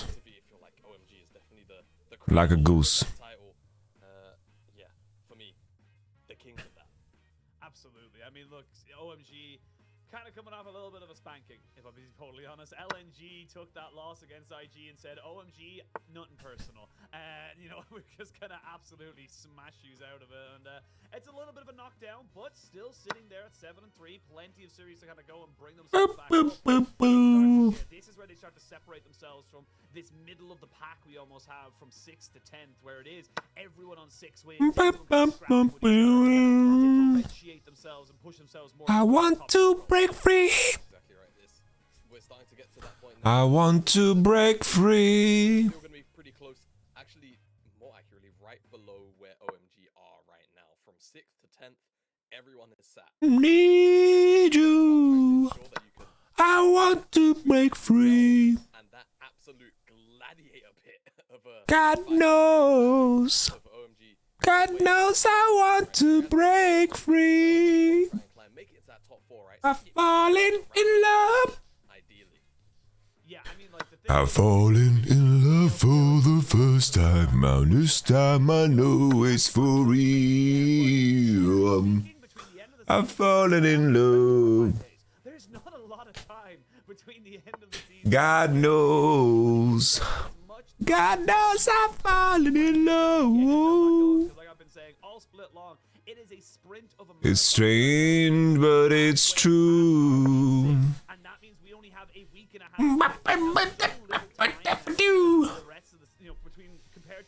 When I walk out that door. Yeah, you know, I've been saying it so much. The turnaround for this season has been insane. I wasn't here for the first 3 weeks of this split, and I missed. You're paying for it now. And I'm paying for it right now. I'm sorry if you guys don't like me. Like, you know, yeah, I was gonna. You just gotta put up a bit, mute the broadcast. Better learn Jamada, buddy, because he's gonna be seeing him a lot more often. Yeah, I feel like at this point.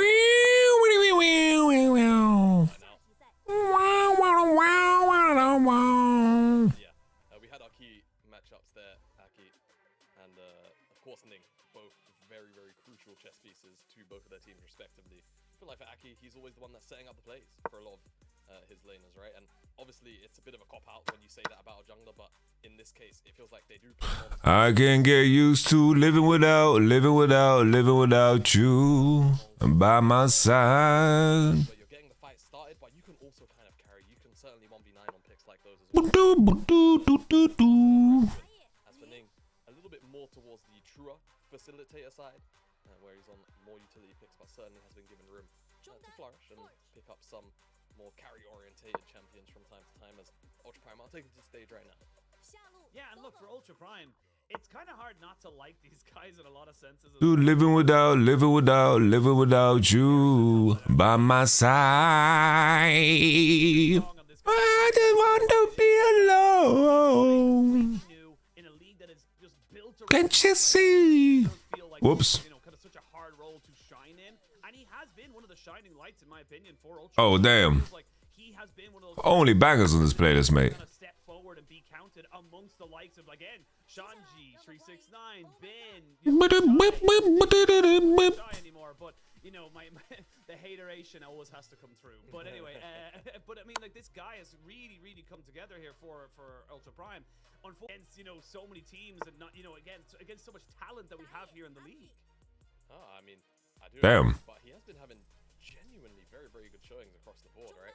I feel like for me specifically, when he's matched up against Arla, Xiaoshu as well, most recent memory, his top lane matchups haven't been going like terribly in my mind. He's either been going even or in some rights, you know, actually just kind of being his lane opponents. So for me, I've got a bit of a, you know, it's a bit of a soft spot for me whenever I talk about top laners, because I feel like recently in the meta, we've had a fair amount of teams. Human. Top laners above. Maybe I'm foolish, maybe I'm blind. About that as well. Let's see what's behind. Teams are obviously So baby, I'm blind. towards what is typically I'm a human after all. stack those dragons and those objectives early Don't put the blame on me. laner and wait for them to be relevant. Don't put the blame on me. I hope in Ultra Prime's case, we don't necessarily see a lot of that. I hope that we do actually get to see Harry What do you see? shine, because I feel like he definitely deserves it, and like you mentioned, he has been holding a candle to a couple of our Probably. Gonna have to do it again. You think of Shanji. Honestly, I still put him in alongside the top 3, top 4 top laners we have in the league, and it's hard not to. It's a shame that this song has been memed to death. Really? It's like, yes, other players will play Rumble, but nobody plays Rumble like Shanji. No one really plays Cassante like Cassante. Was it those memes that's like when you commit war atrocities and then it's like it's just this guy. I'm only human. That is a little bit of a weakness inside of OMG. We saw them very LNG where, you know, Shanji didn't have that pop-off performance. He wasn't able to kind of find advantages of it. When a 90-page document is released about your wrongdoings, I'm only human. You know, in a sense of a carry. In the LPL, sometimes that can be the undoing of you. If you're one star player who doesn't have a pop-up performance and the rest of you kind of sit there and wait for it, that's a bit of a problem there for OMG. So for I'm only human after all. far-fetched for them to kind of, you know, get this bone of a win if they really think about it. Yeah, and I also feel like it's just because the nature of the most recent loss for. When I'm a famous YouTuber and I groom children I think the reality is just because of how big of a spanking that is, you want. and I play ukulele. How's the comeback? And I Some people can't knock it over. Lord heavens above. the way in which they lost it was less about their hands. And I'm only human after all. Don't put the blame on me. let them down. Don't put the blame on me. It did just generally make the game a lot harder for them than it was for LNG to play out, right? I think I'm only human. All it takes is put the blame on me. basically S-tier champions in almost every role. And on the side of OMG, it was very Oh, damn. execution bar. Bro, this playlist only has bangers, by the way. You remove those hurdles for themselves, especially into a team like Ultra Prime, who you would expect them to kind of just roll over, given how strong, for the most part, OMG have been this series. So those are my big, you know, wants right now for OMG, because I agree with you. What did you join in on? Shanji kind of, you know, especially in the second game against Do. into Cassante, and he just didn't really get to interact. It's like even when the two Alright, give us a fat draft. Give us a fat draft. Milio ban for Updog. simpler things, right? Go back to basics. Bread and Rumble ban for Updog. butter a lot better. For OMG, I think just try and The Rika Hall. OMG kind of I lay her down. definitely fall apart if games get a little bit too messy, even for OMG standards. LeBlanc ban. No talk with Dom. I'm in the nutsack, so when Dom is awake, he probably hops in. Statutory, even not stationary, as against OMG, you cannot let Shanji have that pick for himself. Ari Potter, Vi, Well, so Zyrakan. respect towards that top side. Graro, yeah. A bit of the same mix bag. Alright, Vi Zyrakan is what we're looking at right now. Put it that way. But now Ultra Prime, they have Vi Zyrakan, Ari Potter. seen it a couple of times here. Oh, and Updog lost draft. Zyra Khan into Wukong on 3 for Aki. You know, Aki used to be my favorite artist from Sweden.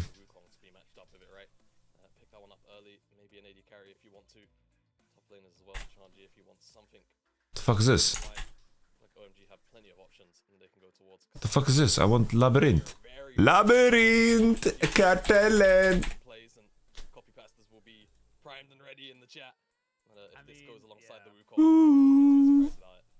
Oh, Kekona? Where's Zyra Khan? No way you give up Zyra Khan like that, blood. Abel Zyra is a thing, man. Wow. Kesante, Ari, Wukong, drop bot. Okay.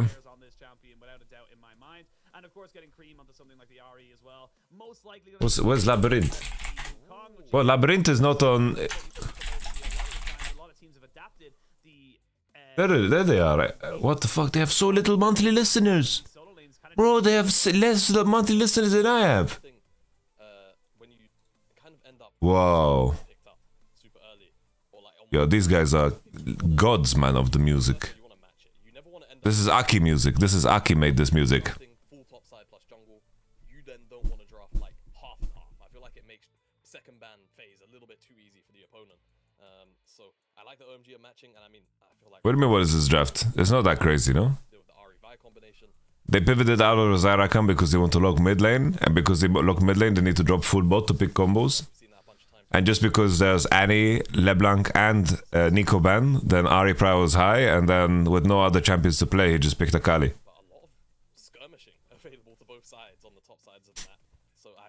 It's not that crazy. Where I'll be keeping my eyes locked and loaded towards, but for now, OMG banning away the Alistar, probably look to second away another support, and Ultra Prime, I wouldn't be too surprised if they try and ban away 2 AD. Hey, Bull, Samira is out. I love that Abel's drawing out the Samira bans. We've been seeing it kind of cropping up. He was one of the first people on 13-12 to kind of start picking it up and said, I can do this. Not the greatest successes. No more music. To be honest with you, it wasn't actually a completely, giga-busted pick, but it's definitely something that does need to be given a lot of respect. Like the Alistar being banned away. Honestly, if they had left that open, there's Tristana, Zyra Khan. There's a big Rakan on 4 now, no matter what. Big. I guess maybe they just don't want to play Zyra Khan. Maybe I'm completely lost on the map, guys. Alice is out, so. Are they gonna play Januni? Sword Art Januni. Are they gonna play Januni or no, guys? Where's the crackhead? I don't know, mate. I'm in the nutsack. I don't know if the crackhead is gonna go. Crackhead, call me sackhead, hanging in the sack out back. There's nothing that we lack. Alright, Zyra Khan gets locked in finally. I'm not too crazy. Give us a Kaiser. Give me Kaiser, blood. Kaiser, don't pick a failure, son. Kaiser. My Kaiser. My Kaiser.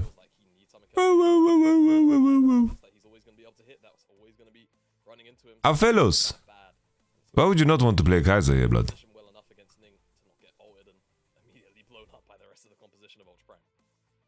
Yeah, and look, the two compositions locked and loaded now. We're gonna be seeing a lot of 5v5s. We need to be. That fucking Abel is just a psycho.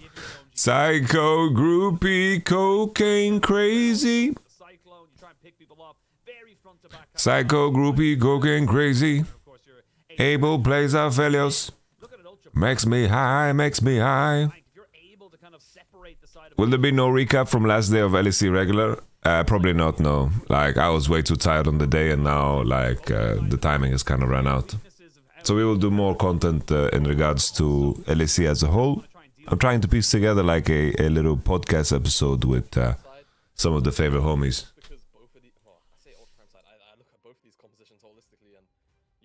Because they both kind of want to run into each other for the most part.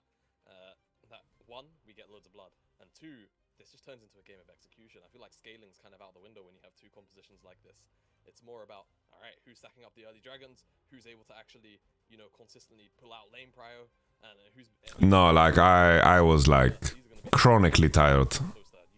Chronically tired on the day where the LEC week 3, day 3 was on. Kind of pull out a lot of work, especially playing Zion to a dive comp. You always know the further pullback is going to be threatening, and Aphelios, red-white or even green-white, into these divers, you can mince through those health bars. Absolutely, and look, we All right, guys, predictions up. Who wants to lose points? separating yourself from the rest. Are you a OMG sucks game 1 believer, or do you think OMG is gonna have 2-0 series for the first time ever? Season didn't turn into playoffs. Up versus OMG game 1. No extra games or extra chances to get yourself up to worlds. They Predictions on, my friends. momentum now if they want to have a chance, and it all starts in game 1 of this best of 3. We jump onto the rift and we'll see if there are anything too crazy. Look, we don't actually, you know what, I lie, I take that back. I was gonna say we don't usually see anything for the first, you know, 6 to 8 minutes of the game. That's actually not been true. We've actually, with the change of 13-12, we've actually been seeing a lot of jungle presence coming down towards that bot lane specifically in the first few minutes of the game. Whoa, jungle presence on the bottom side? Jungle presence, bottom side? Nah. Are you guys believers in game 1 OMG? I believe you, Ashin. I feel like you're lying. No, but that is definitely true. I feel Game 1 OMG? it's more true than ever. Maybe LNG just broke OMG, guys. The bottom side just feels more weighted. And it's more or less because it feels like if you have a losing bot lane, the game is just way harder than having any other losing lane. To a point where you don't really have any priority to do anything around it. But you are right though, on the Ultra Prime point, going back to it, this is almost the make or break series, right? This is, out of the rest of the series that they have, I guess they play Weibo after this, don't they? So maybe, I don't know, maybe Weibo Yeah, they play Weibo, Top Esports, LGD, and IG. That's the remaining. No, you can't stone a guy. Because LGD, IG could be a Fake won't play. I hope he's gonna be alright. mild upswing towards the end of the season here. I don't really care too much if he's playing now or not, you know? I just hope that he's okay, you know? OMG or Weibo in a couple of days' time. All of a sudden, making it into the top 10 doesn't seem impossible, right? It's still in your own hands, I think, is the important thing. Want to try and keep the momentum, as I said, keep it in your own hands. Try and get as much going. And for Ultra Prime, it's about, again, just kind of making sure you're not just losing early skirmishes. You're not just getting lost in the sauce. If this gets scrappy, yo. I'm just stretching my neck, guys. I'm still here. Much more powerful situation. Aki with the level 3 gang top. Top side, and I lied again. Henry looks very dead. Seeing the engage is going to be top. Will we see a flash for flash? No. Shanji. Alright. Q3. I think, I don't know, but Sandri maybe didn't have spell. Bit awkward for Aki there on the approach, as it could even be a little bit more awkward. Flash Q maybe. Yeah. Oi! And good response from Aki. Flash for flash. Very, very well done. But again, good to see responses from Ning. You know, he went immediately from that bot side clear and said, "Cool, I'm just going to make sure that Harry has a decent enough time," because, as I've said to Kitty a lot of times, that people say this as a counter matchup in the kind of early game for the Renekton, but he has to get advantages. He cannot just let this Cassante scale, because then he just ends up falling behind anyway. Yeah, it definitely does. I feel like It does make sense that a player like Faker does get wrist injuries. I don't think it's like some kind of crazy conspiracy. Renekton, it feels like it really does curb his ability to 1v1 you in the side lane, and priority is definitely very key. And speaking of priority, this is a lane where Cream is going to have plenty of it. It seems we're hovering over it, and I want to see CIA psyops. first move out Cream through to a side lane, or just securing an early dragon. I feel like it's going to be really crucial. Or just It's the CIA psyops. They're turning all the champions gay. PP Godfrey. It's in the river water. Probably will be for a little while. Or I feel like Zyra Khan into Felios 6 is coming line, and you can. I probably shouldn't make jokes like this because OMG definitely have their options. gonna get completely sniped. Already seen Aki try to go up towards the top side as well, so I like the aggression. And I like the fact that OMG or Ultra Prime as well on the opposite side have kind of just kept it quiet and also reacted where appropriate. I love how our observers just zoomed in there just in case. Just in case. It was like, we know the Rakan has a Okay. rock of his relic shield. We're just going to make sure he gets that cannon. As it's one of our nice little... it's kind of like a mini game, isn't it? It is a mini game. Yeah, I was only saying this the other day, where it's just like you can kind of tell who's observing in internationals or what broadcast you're watching based. I don't think T1 playing their academy mid is more interesting than them playing with Faker. You know, pro views from the LCK I'm not gonna lie. CS, they love to go. I don't see how that would be more interesting. They do like cool cinematics, and then in the LPL, we love to highlight those cannons. Just really zoom in on them and focus in on them. So it's just nice, you know, little regional disparities. You know, it's cool. Yeah. All I care about is the Faker gets well again, man. If it's an LPL observer on the day, you miss a cannon, I'm telling you, the entire world is gonna know. Every single time. They must just have. I mean, I guess it depends on. It must be a meme on like the broadcast side. Hello. It has to be. It's great though, because it's a meme for us. Remind all to stay hydrated and stretch. It's great. Good shout out. Communication can go on without words being spoken. Hey, The universal language of flaming someone. it's like Toxicity is universal. This is the only dude in the world that uses super chats, by the way. -1. But he changed the approach today. Usually he talks about Gilius's bitch tits and makes that into a message. But today it's been very wholesome. Could be a bit awkward for Ultra Prime because they've not started out particularly fast, and Ning didn't necessarily bring it down quite low before the rotation came in from Sword Art and Doggo. So Aki's already back down here on the bottom side. He's gonna poke his head and just make sure nothing's going on. And just clear away vision. I thought he was gonna maybe just skip over this ward and try and eye up and engage. You know what? The weirdest part about the LPL broadcast, the English one, is like sometimes they play the song, "You're no good for me, you're no good for me." You know this one? You know this one?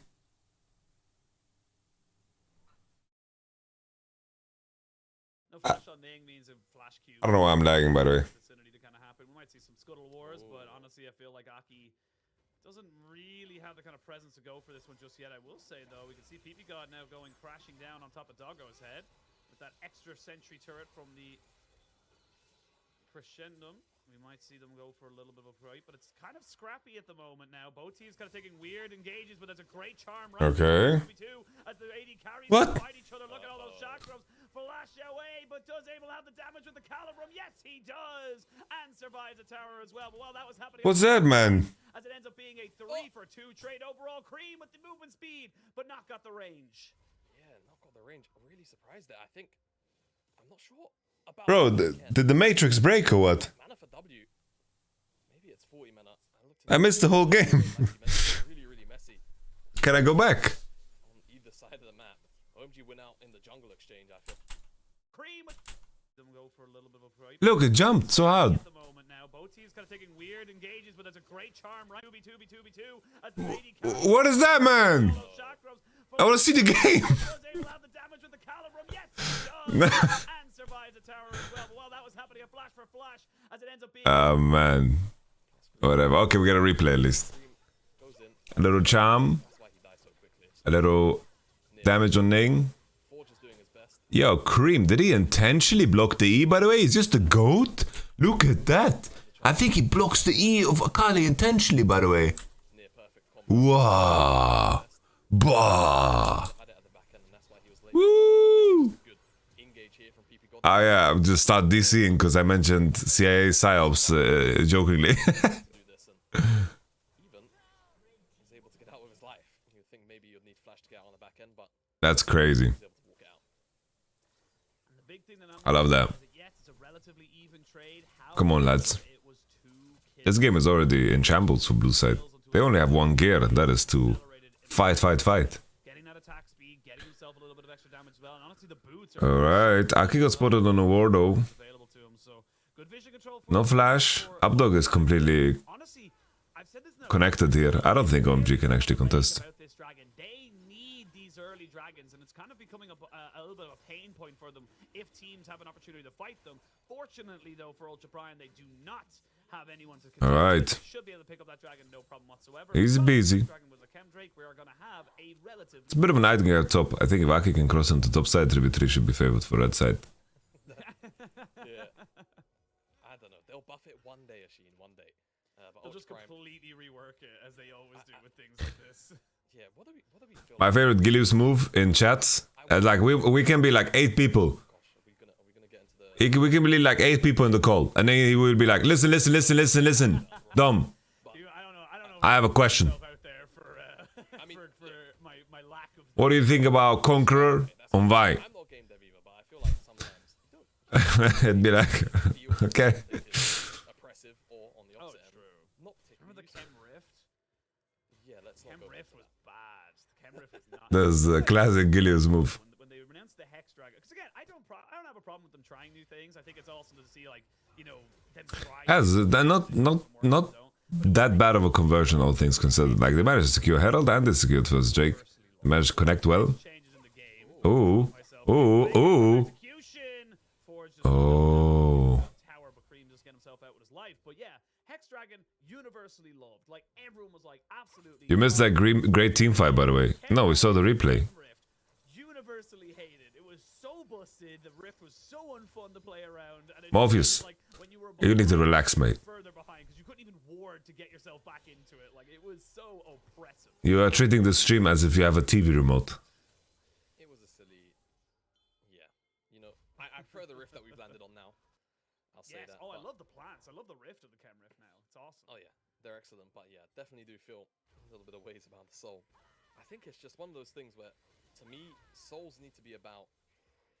Oh, I don't want to say. Yeah, well, what should I do? It's literally not in YouTube, and I can't go back in time on Twitch. Always have, not high risk, high reward. No, they just always need to have a good use. Oh, I feel like Doggo didn't know that that plate was actually still on the cards there.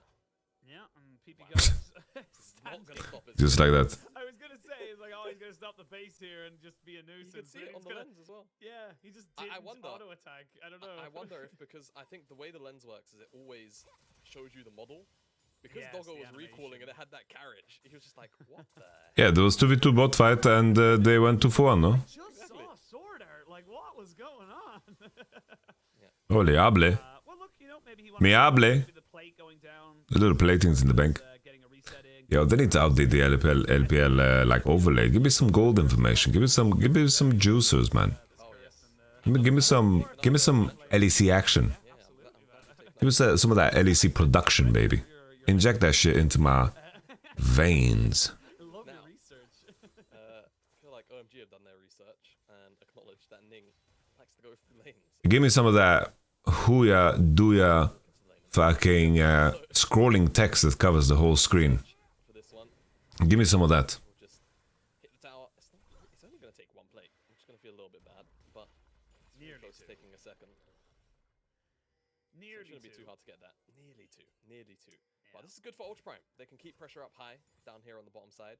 Even though Abel is 2-0, it still feels like control of this side of the map kind of remains in Ultra Prime's favor for now.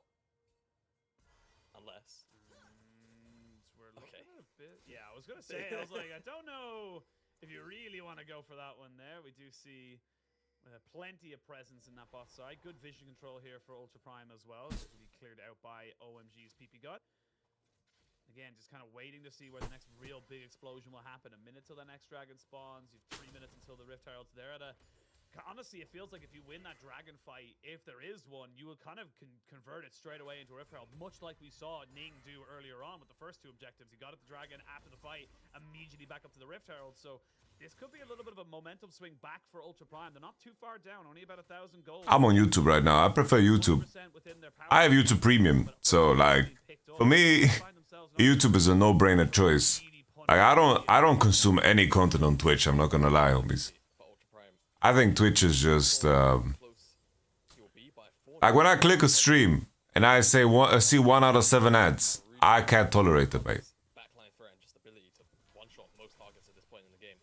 Hope the observers click on her at one point just so we can see how close Forge is to level 11 because Cream's already there. So it should just be about maybe one more wave or so. I mean, they can fight before it anyway. It's not like it's a must-have. He's already got 1 item, but just having the lower cooldown for the next cast. There's some games that have Twitch overlays, like Twitch extensions, that allow you to get info. There it is. And we're going to see them move in for the fight. There's the Cyclone defensively. Is that level 11 ultimate? Forge immediately executes Aki. No jungler now for the side of OMG. Flash away, flash in, slice and dice. Harry comes up with a... No, I've definitely considered. in a position to kind of answer back for that. And this is exactly... I've heavily considered streaming on YouTube instead. Heavily considered. You got to use it, and Ultra Prime have done just that. Now they're looking for a little bit more, but not quite able to convert anything else. Yeah, not just there, but strength of champions, right? That's what we're talking about here. Akali, Renekton, Vi, these champions dominate these stages of the game in Ultra Prime. OMG rather, whilst their composition again thematically kind of matches up with Ultra Prime's. It's different power points. Right? Take care, Jeff. Ways that they actually get things started a little more nuanced at times, and in this case, for Ultra Prime, it's pretty simple. Send in Ning, pick a target, kill him. It's that easy. Aki, the unfortunate victim of 2 ultimates in a row. Boom. Forge gets himself out of that gravity well as well from OMG. Honestly, Forge has been playing pretty decent this game in the fights. They're very, very strong in the skirmishes like this.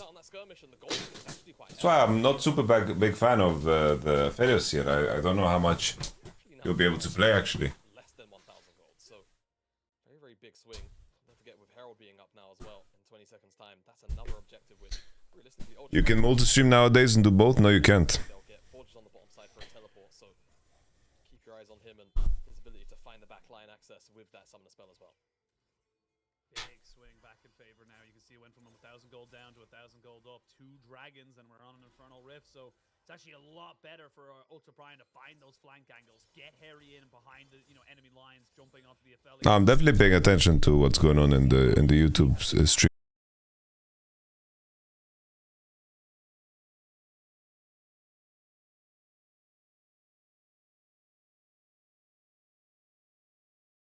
Yeah, but it's a very late rotation. TP going to be coming in here from Forge, who still has flash, perfect execution back up and available. Yeah, Rift Herald's gone. I don't really know what OMG were trying to do there, and they just kind of waste a little bit of time. OMG are getting kinda Bobbish murdered right now. Very, very strange decision making here from OMG. Super late rotation. The guy was showing us his fist, guys. Said, even if you take into account the rest of the map state, I'm not sure where else they could have gone. Bot side was pushed in by Forge. Top side up here, controlled by Harry. Kind of hard to move him, so like OMG were kind of stripped for options before the play anyway, so I'd actually just attribute that to a good map movement from Ultra Prime as a whole. Absolutely. Just denying OMG any opportunity to actually respond at all. Yeah, really, really well played by Ultra Prime just to get themselves now 4 objectives off the bounce. Nearly a 2,000 gold lead for them as well, which is great to see. And again, this is the Ultra Prime that we have been seeing kind of dribs and drabs of. I'm feeling better, Molten Crucible, but they have been kind of in they get those first 4 objectives. They're building that. I woke up because a plate fell to the floor because of the gale force that is happening. And if they can execute around this next dragon or so in a 2 minutes time. Okay, next Drake we will have 2 core advantage on a little Able. Let's see if we can carry. To let this Ari get up to get some significant damage, to let this Cassante become a menace in the side lane, because Ultra Prime will already be too far ahead. Yep, absolutely. I do agree with you. I think about Ultra Prime in the same vein I think about TT on the talk as well. We saw that upset win yesterday, where it's like these players. I liked what you said earlier about them. I think it was like a ragtag team, kind of. Everyone couldn't really find the place, but they found the place here. Not quite the same story for TT, but more along the lines of they all have these bright moments individually, and when they come together, they look like an excellent team. It's just not always something that's found consistently, but Ultra Prime definitely can do it. And again, this is the perfect time, in my mind, now to be playing OMG, considering the recent run of form, even in some of their wins, to be entirely honest with you. And right now, OMG still look a little bit shook. I'm not a believer of these Thornmail hard forces on Cassante and other top laners for lane phase purposes. I'm not a believer. I don't see how buying Icemoon Gauntlet in any shape or form is worse. I just don't believe it. It's so easy to play around like healing reduction. I don't see the value of it. Like sure, you do damage to relect them when he W's you, but I'm not a fan. So we're gonna have Gale Force, and then hopefully Ari is gonna take this bot wave, base TP back, and then this is something that OMG do super well. Like just gold distribution in preparation for objectives, and then hard forcing on item swings. Because here, like Ari, I don't know if she has Shadow Flame, but at least like Gale Force is finished and there's an item advantage. But this is definitely a fight that OMG need to take. Sanji is basing on top. Never mind.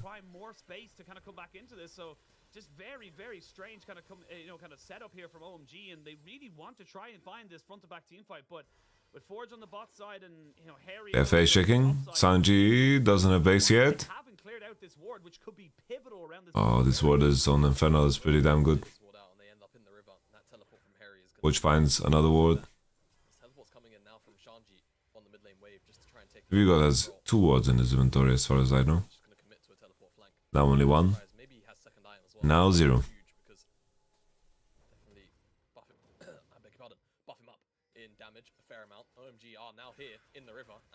Okay, Forge position is juicy. Whoa, whoa, whoa, whoa, whoa, whoa. Ning, what are you doing, son?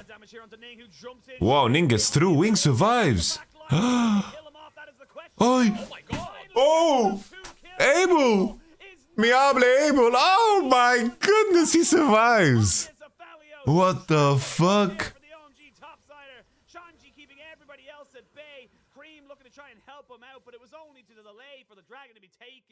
Wow, this was only remotely close because Brother Sanji and so forth, they tried to get more when they shouldn't have. Wow. How could they not kill Aphelios, by the way? How did Abel live? Rewind that tape. It's the weekend on Aphelios? You need to explain the joy. I don't listen too much the weekend. It's donezo. Smooth. Oh. Bro, I thought they exit through the bottom side, by the way. The weekend's name is Abel? Really? Are you serious? But that is 2 little Barons going back, but I still think big win here for OMG. This is crazy. I mean, forget what. Alright, let's watch this again. Oh, Abel is red and white. Is that why he lives? He just Qs, okay. The Q gets hit. Q. R2 gets cancelled. Ah. Damn. They win the game. Does he have a finish? Middle name? Wow, PP got cancels R and then the Akali Q was missed. Hell of a lot, and that's coming back in. Baron as well, the momentum. Funny enough, the gold hasn't swung back in favor of OMG because of those exit kills coming in for Ultra Prime. They still hold about a 1500 gold lead, and the tower and mid did get taken down as well. So I think in this case, if Abel just creates a situation where he buys just a stopwatch for the next big fight, which is Drake, then I think it's just this game will be tough for blue side. Because they need to find a way to burn Aphelios' hourglass without losing the game. It's not super easy, they're very commit heavy. Maybe like a legit suicide. Whoa, whoa, whoa, whoa. Okay, Sanji. Whoa, I didn't even realize this was possible on my screen. He just kidnapped them. Pressure, and now you don't really have wave clear. That's the really terrible thing now with this composition, is that once the Xayah is dead, the Akali and the Renekton cannot clear minions. You can see just 2 caster minions there trying to see what they can do. As they're going to see maybe a move onto the bot side. Akali jumping in here onto Abel. Abel doesn't go down just yet, gets a little bit of a heal, but does finally go down. Shanji takes okay, there we go. First dead. Away. Harry will be traded back though, and Ning won't be able to kill him off because he's Cassante. He has too many dashes, and they go right back to the regularly scheduled television and sieging in this mid lane. Yeah, they're not going to be able to pick up the tower off the back end. Decent engage from Ning. Follow-up is pretty quick. They know Abel's got no... Draking 130. ...enough position that Gale Force isn't really going to save him.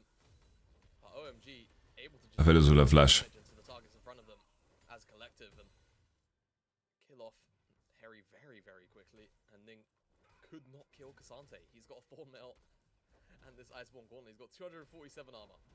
And even with Black Cleaver, fires an 8 passive, you're just not killing him off. So, Shanji, Q into W. Yeah, there's just not really anything Doggo can do after he gets hit by the knockback.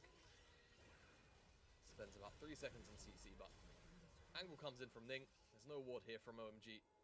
And they're actually angling a dive, I think. But, as you can see, a little bit too caught out. This ultimate here from Abel unfortunately goes a bit wide. Not really his fault. members just walk past it. And unfortunately, as you can see, backline, Ning cannot kill Shanji. Actually, dashes away. Like Baba Yaga. Saved his life. And Harry does his best to just basically make a mess of it, but doesn't really have it in him. And OMG walk away with 2 kills, even though they lose Abel. Baron, however, didn't really net them too much. It was basically just the tier 1 towers on the top and the mid side of the map, which in the extended is going to be traded out here by Forge. So it's not the end of the world for Ultra Prime, and they can still certainly look towards this. They wanted to use the window where Aphelios had no flash, but Big item difference right now is between Doggo and Abel, where Abel has got that Bloodthirster completed, and Doggo himself is still looking for that Lord Dominix. I don't think he's going to be able to complete it in time. Forge TPing back into the fight. Does have a stopwatch. Baba Yaga is a witch. Stopwatch available for the Renekton as well. Harry is right on top of awards, so his flank has been discovered, and they are all coercing around him. He's going to get charmed over the wall by Cream, and they're going to kill him almost instantly. There is the stopwatch getting utilized straight away, but a 1v5 situation. Rip Bozo. Dude, it's like in a shooter. You got to check your corners, and in League of Legends, you got to check for wards. Oh man. Yeah, actually, you know what? I didn't even notice that. I just assumed he died so quickly. He tried to flash out and get a double E onto the dragon and out, but doesn't quite find it. And like you said, gotta check those corners. It's been something that Harry unfortunately didn't abide to, and I think it was fine to look for this fight. so OMG just maybe even take this tier 2 as well. I don't really feel like Yes, had no sums as well. committed to this defense. The rotations late. There's only Forge down here, so that's 2 towers as well. So pretty nice gold swing. Dragon's up, or Baron's up rather, in 45 seconds. OMG can just look to play. I'm still here. I'm just doing Get this tier 2. No, the wave's gonna go. Up. Wave's dead. If they got some yoga. 3 of those towers on top of the dragon, that would have been one of the meanest rotations I've seen in a while. And it would have been Ultra Prime's fault as well. They were slow to the side one. They just about managed to defend the mid lane. Next time he goes for that. Your boy's getting old, guys. To throw in that rush and just cover himself, or at least a sweeper. Very old. Have one in his inventory right now, but yeah, I mean, like, you can start to see with OMG that they're just starting to feel a bit more comfortable with the way the game's going right now. The Cassante with 3 items, the Aphelios with 3 items, and a stopwatch. No one's joining me in the sack today, guys. Here with this Ari, no longer the All by myself. death cap here for Cream. Still a ways away because he did. Don't wanna be. Oblivion Orb to get the healing cut, but still, nevertheless, doing so much here for the side of OMG. The longer this game goes, the harder I feel like it becomes for Ultra Prime. Why do ADCs burn through red when they have red-white when it's the strongest combo? Because you want to have green-white. It's basically red-white, and then you burn through red, and then you go have green-white, which is objectively like the most OP gun combo, I think. For one trade, Forge goes into a stasis as Harry tries to redeem himself, but a double kill coming in here for GG. OMG saw 1 moment of hesitation from Ultra Prime, and that was all they needed. Yeah, Ultra Prime, the hesitation wasn't there when they dove onto Abel, but they kind of forgot about the rest of their team. And OMG just walk through them. This should be game 1. I think OMG are angry That's game. again. Even That's without game. Abel, it should just be about doable, a bit flippy. Maybe they make a turn. No, they want it. They want it. They think they can do it. Yeah. Damage is still a bit low on these towers. Yeah. I like that PB God. I like the idea from Swordar. He was like, if I could just stop the wave.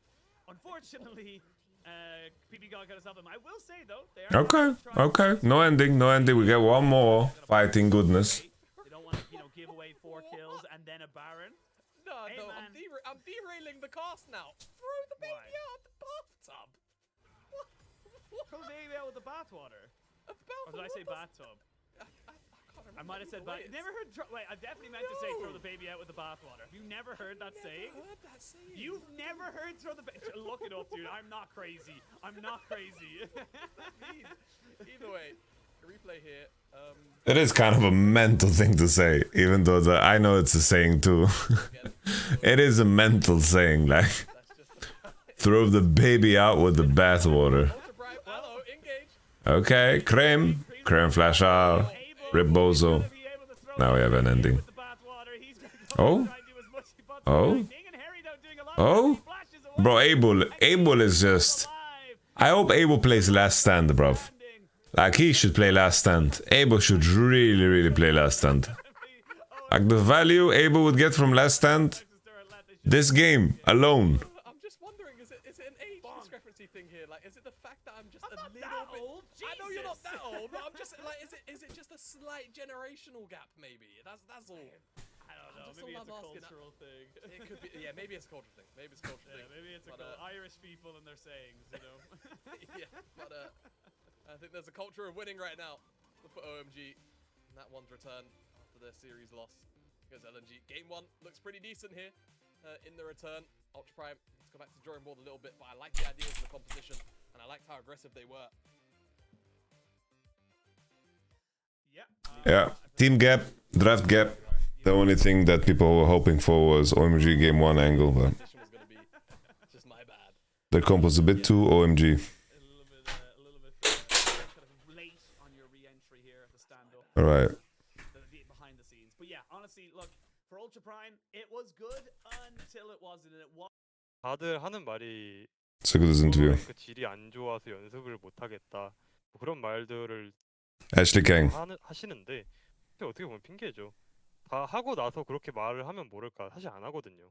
저는 그냥 한국에 있었던 것처럼 똑같이 하는 거일 뿐이에요. 사실 뭐 별로 대단한 건 없고 그냥 하는 건 제가 할 수 있는 걸 Based. 라고 말씀드릴 것 같아요. Giga based.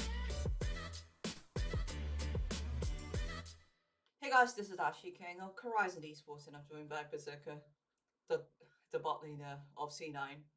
After they go 5-1 on the second week of 2023 LCS Summer. 안녕하세요. 안녕하세요. 네, C9이 정말 좋은 전승 기도를 달리고 있었는데 아쉽게 또 에너지한테 1패를 내주고 온 상황인 것 같습니다. Oh, that energy game was disgusting. 아니 이게 또 C9에 약간 좀 희대의 미스테리가 하나 있는데 이게 NRG라는 팀한테 무조건 스플릿마다 한 번 이상은 무조건 져가지고 사실 어느 정도는 예상하고 있었고요. Nice. Negative. 끝난 게 아니라서 그냥 Negative thinking. 어떻게 보면 1패 한 거잖아요. 뭐 엄청 크지도 않고 그리고 아직 계속 1위를 유지하고 있는 상황이기도 하고 뭐 진검분하긴 한데 별 생각 안 드네요, 솔직히 말해서. 그래도 경기에 대해서 조금만은 돌아보자면은 NRG 쪽에서는 본라인에서 특히 최근에 다시 떠오르고 있는 그 인게이지형 서포스 뽑았고 그 C9에서는 C9이 많은 성공을 거뒀던 아펠리오스 유미를 다시 뽑았던 것 같아요.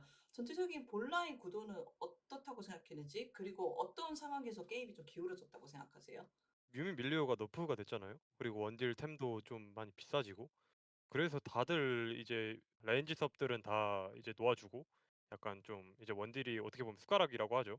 이 숟가락으로 다 이렇게 갈아타는 느낌이 없지 않아 있는데 그래도 이제 저희가 내려갔잖아요, 바텀이. 그래서 4-5에서 유미 아펠리오스를 뽑은 건데 4-5에서는 그래도 뽑을 만한 가치가 있는 픽이지 않을까 하고 뽑아봤는데 I'm not planning to do an LEC rundown. 잘 풀린 것 같진 않아요. 뭐 엄청 나쁘다고 생각하지도 않긴 하는데 아직 패치가 바뀐 게 일주일밖에 안 돼서 조금 더 좀 트라이를 해봐야 될 것 같네요. 이 패치에 대한 다양한 선수들이 Maybe I'll do it tomorrow. 원딜이 아닌 선수들의 경우에는 bot lane is way too broken. 아직도 원딜 베타가 대세인 것 같아라고 하고 원딜 선수들은 아 이거 너프돼서 아쉽다. 이거 스카라 베타가 오는 것 같다. 이렇게 해석을 하시더라고요. 버서커 선수는 어떻게 생각하세요? 저는 그 스태틱 미드가 요즘 좀 화제가 많이 되잖아요.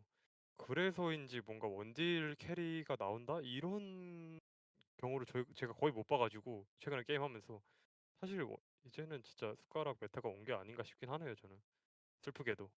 아이고 그래도 스태틱이라는 Nice dog. 아이템이 그 메타를 많이 지배하고 있는 것 같아요. 오늘만 해도 퀸이 스태틱을 들고 탑에 가는 모습을 보여주기도 했고 제가 최근에 LCK의 피너 선수와 이야기를 했더니 스태틱 때문에 메타 정립이 너무 확 바뀌었다. 그래서 아이템 하나가 메타를 너무 지배하는 것 같다. 이런 식으로 말씀을 해주시더라고요. 버서커 선수도 동의하시는지 스태틱이 이 메타에 얼마나 많은 변화를 가지고 왔다고 생각하세요?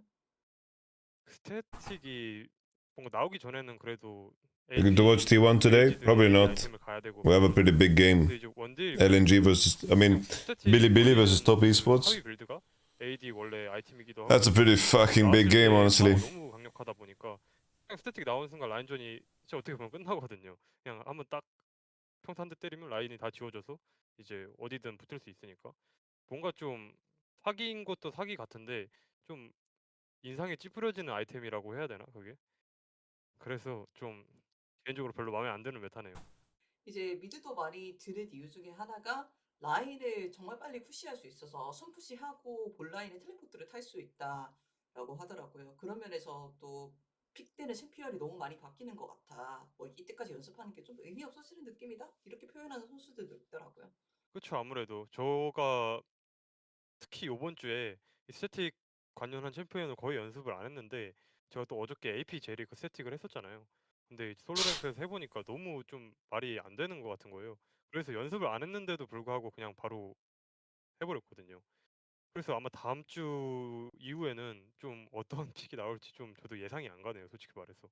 이렇게 메타가 급변하고 있는 상황에서도 뭐 C9은 여전히 우승을 챙겨갔는데 버서커 선수가 C9의 기둥이라는 이런 평가들이 갈수록 많아지는 것 같아요. 그래서 앞으로도 자신이 있으신지, 앞으로 있을 원딜 메타에 대해서 어떻게 게임을 지배하실 것인지 이거에 대해 좀 여쭤보고 싶더라고요. 솔직히 앞서 말씀드렸다시피 원딜은 이제 약간 숟가락, 애쉬 뭐 이런 거 많이 나올 것 같아서 저는 그냥 뭐 기도해야죠. 팀 잘하기를. 물론 제가 가끔씩 캐리하는 판도 있겠지만 사실 뭐 애쉬 막 진, 미스포춘 이런 거 나오면은 사실 원딜로 막 그렇게 딱 할 게 없기 때문에 뭐 Yeah, okay, Blood. You've been the main character for like 3 years straight. Like, it's okay. It's okay, mate. MSI도 원딜이 많이 지배하는 그 메타라는 평가를 받았었는데 괜찮으시면은 MSI 소회를 좀 해보고 싶어요. 마지막으로 저희가 이야기를 했을 때 버서커 선수가 MSI에서 아직 뛰고 계셨고 다양한 원딜을 만나볼 기회가 있었기 때문에 그 대회에서 어느 관점이라던가 돌아봤을 때 어떤 것들이 가장 기억에 남는지 저는 솔직히 시간이 지났지만 여쭤보고 싶었거든요. 사실 뭐 인게임 같은 경우에는 아무래도 중국, 한국들이 너무 당연하게도 그 서양 팀보다는 훨씬 잘하잖아요. 그래서 좀 You think Berserker could have survived in 하면서 SK? 100%, yeah. 좀 많은 걸 배운 것 같고 I don't know, like, there's this energy that both Berserker and Noah have 템포가 that I feel like is very similar. I don't think that 그래서 뭔가 they seem to be so headstrong, it doesn't matter where they really are. 배웠다고 They will perform. 물론 당연히 바텀이나 뭐 탑 라이너들도 되게 라인전 같은 부분 되게 섬세하게 잘해서 그런 부분도 되게 많이 배울 수 있었던 것 같고 아무래도 게임 외적으로는 작년 월즈 때랑 똑같이 이제 동양 팀들을 한 번도 이기지 못했다는 거에 대한 약간 실망감 그런 게 조금 크게 다가왔었는데 사실 뭐 저는 긍정적으로 바라보면은 데뷔한 지 한 2년 정도밖에 안 돼서 그래도 아직 기회는 많이 남아 있다고 생각을 하고 더 좀 열심히 노력한다? 뭐 노력이 다는 아니겠지만 그래도 뭐 계속 하다 보면 언젠가 한번 이기지 않을까라고 생각을 하고 있어요. 버스커 선수의 기량이 뭐 중국이나 한국에서도 사실 화제가 많이 되었거든요. 와, 이 선수 정말 대단하다고. 자신, 그런가요? 예, 자신의 기량에 대한 뭐 이제 개인적인 평가는 있을지, 그리고 혹시 MSI에서 다양한 원딜들하고 스크린 그리고 대회에서 맞붙어 보면서 야, 이 원딜은 진짜 다르다라고 느낀 원딜이 있으셨을까요? 사실 룰러 선수랑 되게 해보고 싶었는데 스크림이든 뭐 대회든 근데 저희가 해볼 기회가 없었어가지고 아쉽게도 되게 기대를 많이 했었는데 사실 뭐 엄청 다른 원딜이다 이거는 딱히 없었던 것 같아요. 솔직히 말해서 스크림 하면서 그냥 다 할만했던 것 같고 근데 이제 팀적인 움직임 부분에서 약간 좀 밀리는 부분이 있어서 약간 그런 부분을 좀 피드백 많이 했던 것 같아요. 이러한 피드백을 C9이 서머 때도 적용하면서 계속 나아가야 될 것 같아요. 이렇게 JDG didn't blacklist C9. 그래서 어떤 부분을 The JDG just arrived late and then they didn't scrim. And then they won the tournament. 뭐 선수들의 팀합일까요? 아니면은 Like, JDG had matches almost every day. 한지 얼마 안 돼서 좀 미드 정글 합을 더욱 탄탄하게 맞춰가는 게 좀 중요할 것 같고요. 그리고 지금 메타가 되게 이 난장판인데 이 난장판 속에서 좀 OP를 많이 찾아서 Yeah, Amnestic. 저희가 먼저 선점하는 게 지금으로서는 해야 될 숙제가 아닌가 싶습니다. C9이 계속 탄탄해진다면은 이번 롤드컵에서는 8강을 가거나 동양팀을 한 번이라도 꺾을 수 있을 거라고 생각하세요? 저는 그렇게 믿고 있죠. 아무래도 저는 신인이기도 하고 그리고 저희 미드 선수가 신인인데도 불구하고 되게 잘한다고 생각을 해서 커뮤니케이션적인 부분만 좀 Nah, JDG. 이제 향상시키면은 Arrived pretty late. 진짜 잘해줄 수 있다고 생각을 해서 되게 기대를 많이 하고 있습니다. 그 친구한테. 아, 형이죠. 그 형한테. 말씀하신 커뮤니케이션이 어떤 부분일까요? 뭐 자신이 어떠한 행동을 할 때 그 상황을 팀원들한테 알려준다던가. Like, I'm sure they scrimmed some, but probably not a lot. And like, JDG arrived late and C9 exited early, right? So. 게임이 1초가 늦어지면 1초라도 늦어지면은 뭔가 좀 이게 상황이 급변하는 경우가 많아서 막말로 나 100원 필요해라고 말하는데도 영어가 익숙하지 않으면은 좀 그거를 해석하는데 한 1초 정도 걸리잖아요. 근데 이제 그거를 말하는 동안 또 다른 일이 일어나서 상황이 급변할 수 있는 거라서 좀 시간이 필요한 문제인 것 같아서 저는 그냥 기다려주고 있습니다. 지금 저희 팀도 기다려주고 있고요. C9에 맞은 것들이 받아 떨어져서 앞으로도 좋은 성적 낼 수 있도록 기대하게 보겠습니다. 버서커 선수한테 전에도 여쭤봤던 질문이지만 북미에 가셔서 정말 빨리 적응하시고 항상 좋은 모습을 보여줬던 것 같아요.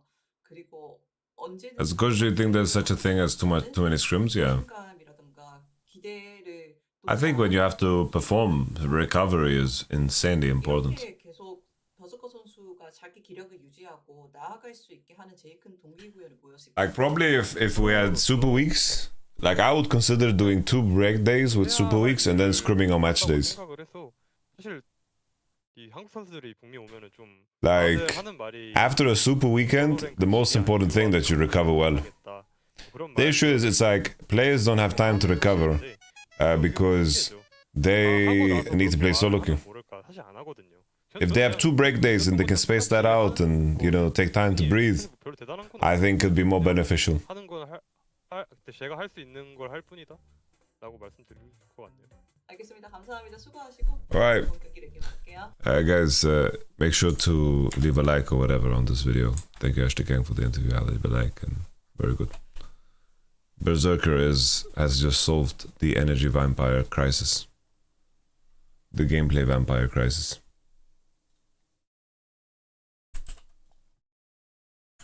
I thought this was pretty hilarious. I thought this was pretty fucking funny. I didn't understand this at all. Thankfully, this game didn't mean anything for us. Only for G2. If this was a BO3 or BO5, it would be triggering beyond belief. I don't know. I find it so weird. At least my take, right? If you get triggered by anything ever, right? Not like if your PTSD gets triggered or something like this. I don't mean like this, because obviously the word triggered has been completely hijacked by anything that is a slight annoyance. That's you getting triggered, right? My point is, it's like inherently the modern version of the usage of the word triggered, I think, is just a way of proclaiming weakness.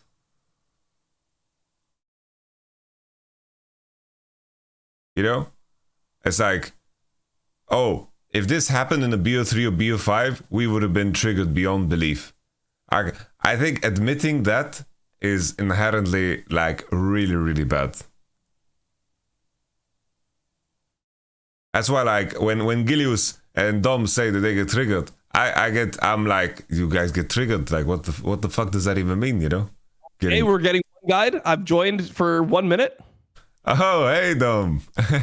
No, I was just talking about Peter Dun's tweet. Oh, wait, like, what was his tweet? So basically, his tweet is, thankfully, this game didn't mean anything for us, only for G2. If this was BO3 or BO5, it would be triggering beyond belief.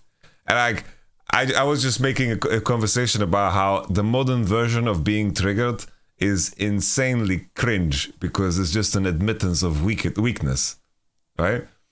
It's like, sure, when we have a conversation, we say, I get triggered because this guy has shit runes and runs it down. Like, we're just having fun, so it's like, we're just fucking around. But if you need to perform, and if a player of mine said, this guy, my teammate has shit runes, how the fuck am I supposed to play? Then, like, this guy deserves a verbal slap, you know? Yeah, like in the context of competing. And then who cares what fucking runes he has? And then it's like, in the context of this, the whole thing about Peter Dunn tweeting, like, I don't get, like, he says he can't comment, but like, my understanding, right, of what happened with the whole Kaiser thing, inherently wasn't a bug. And for some reason, Riot offered a remake, which is on the referees. Like, that's at their discretion. And then they accepted the chrono break. Yeah. So then what? Like, so what's triggering? Like, what is it that is triggering? What is it that is? I mean, it's. I guess for them, it's. I guess what he's. I mean, I would assume that his angle is that there was like a 40-minute pause, and like he just accepts it as a bug, right? He thinks it's a bug, and then it takes 40 minutes to remake the game, and then obviously, I mean, a game becomes shit. Like when you're playing an intense game at 32 minutes, and then you take a 40-minute break, the like quality of the game goes down massively. Yeah, that part is fair, but it's like it's one of those things that both teams have to deal with, right? And it's like for sure. The whole conversation about like Riot refereeing, like that's a Pandora's box, you know? Like that shit is. It's like even how Chrono Break works. It's like they have to figure out the coordinates and the gold of every fucking moving piece and like reconstruct it with tape, like. And then I don't know. It's like most referees. I mean, it would suck if they just had like a multi-man practice tool that like you could instantly just jump in and like practice these situations. I think that would suck. That would really suck. Yeah, that would be terrible.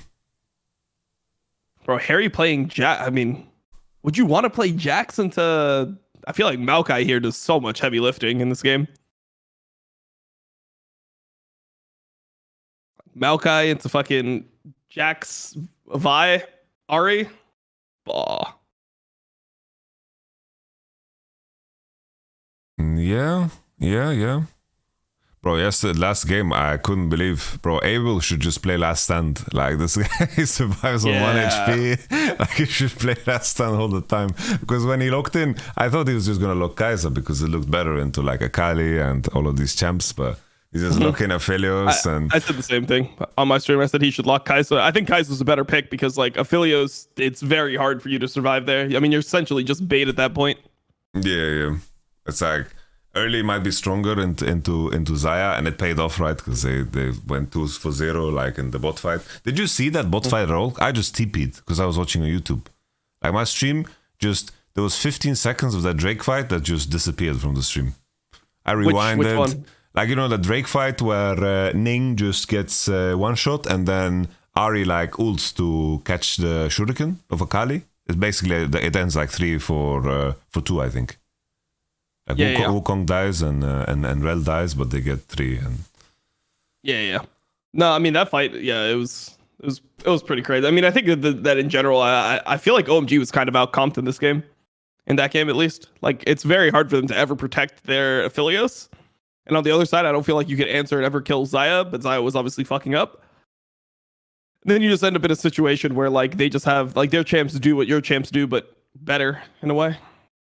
Yeah, the fight like a Drake where they like won the game and did Nash. The fact that Rel cancels Akali R2 was crazy. Yeah.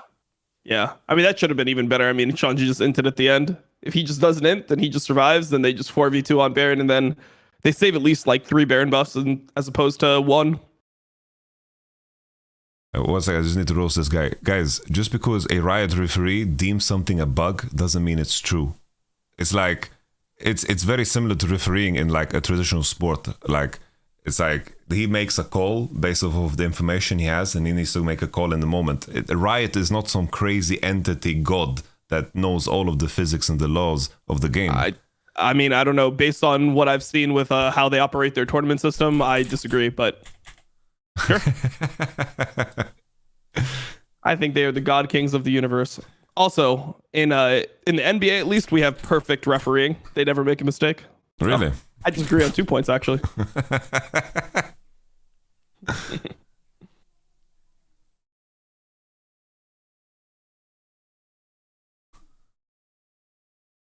All right, a little Kai'Sa Nautilus. Okay.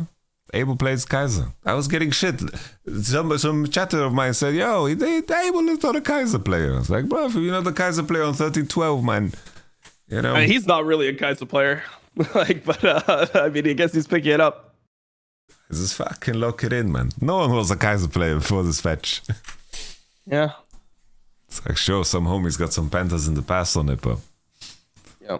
I mean, he played it in season 11, I guess. He's okay on it. He's not like a bad Kai'Sa player. Just like this guy is hunting for Samira angles perma.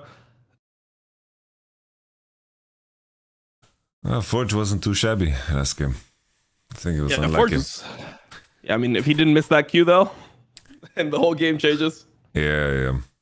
The fight where his R2 gets canceled. Oh. Yeah, that was rough. Yep.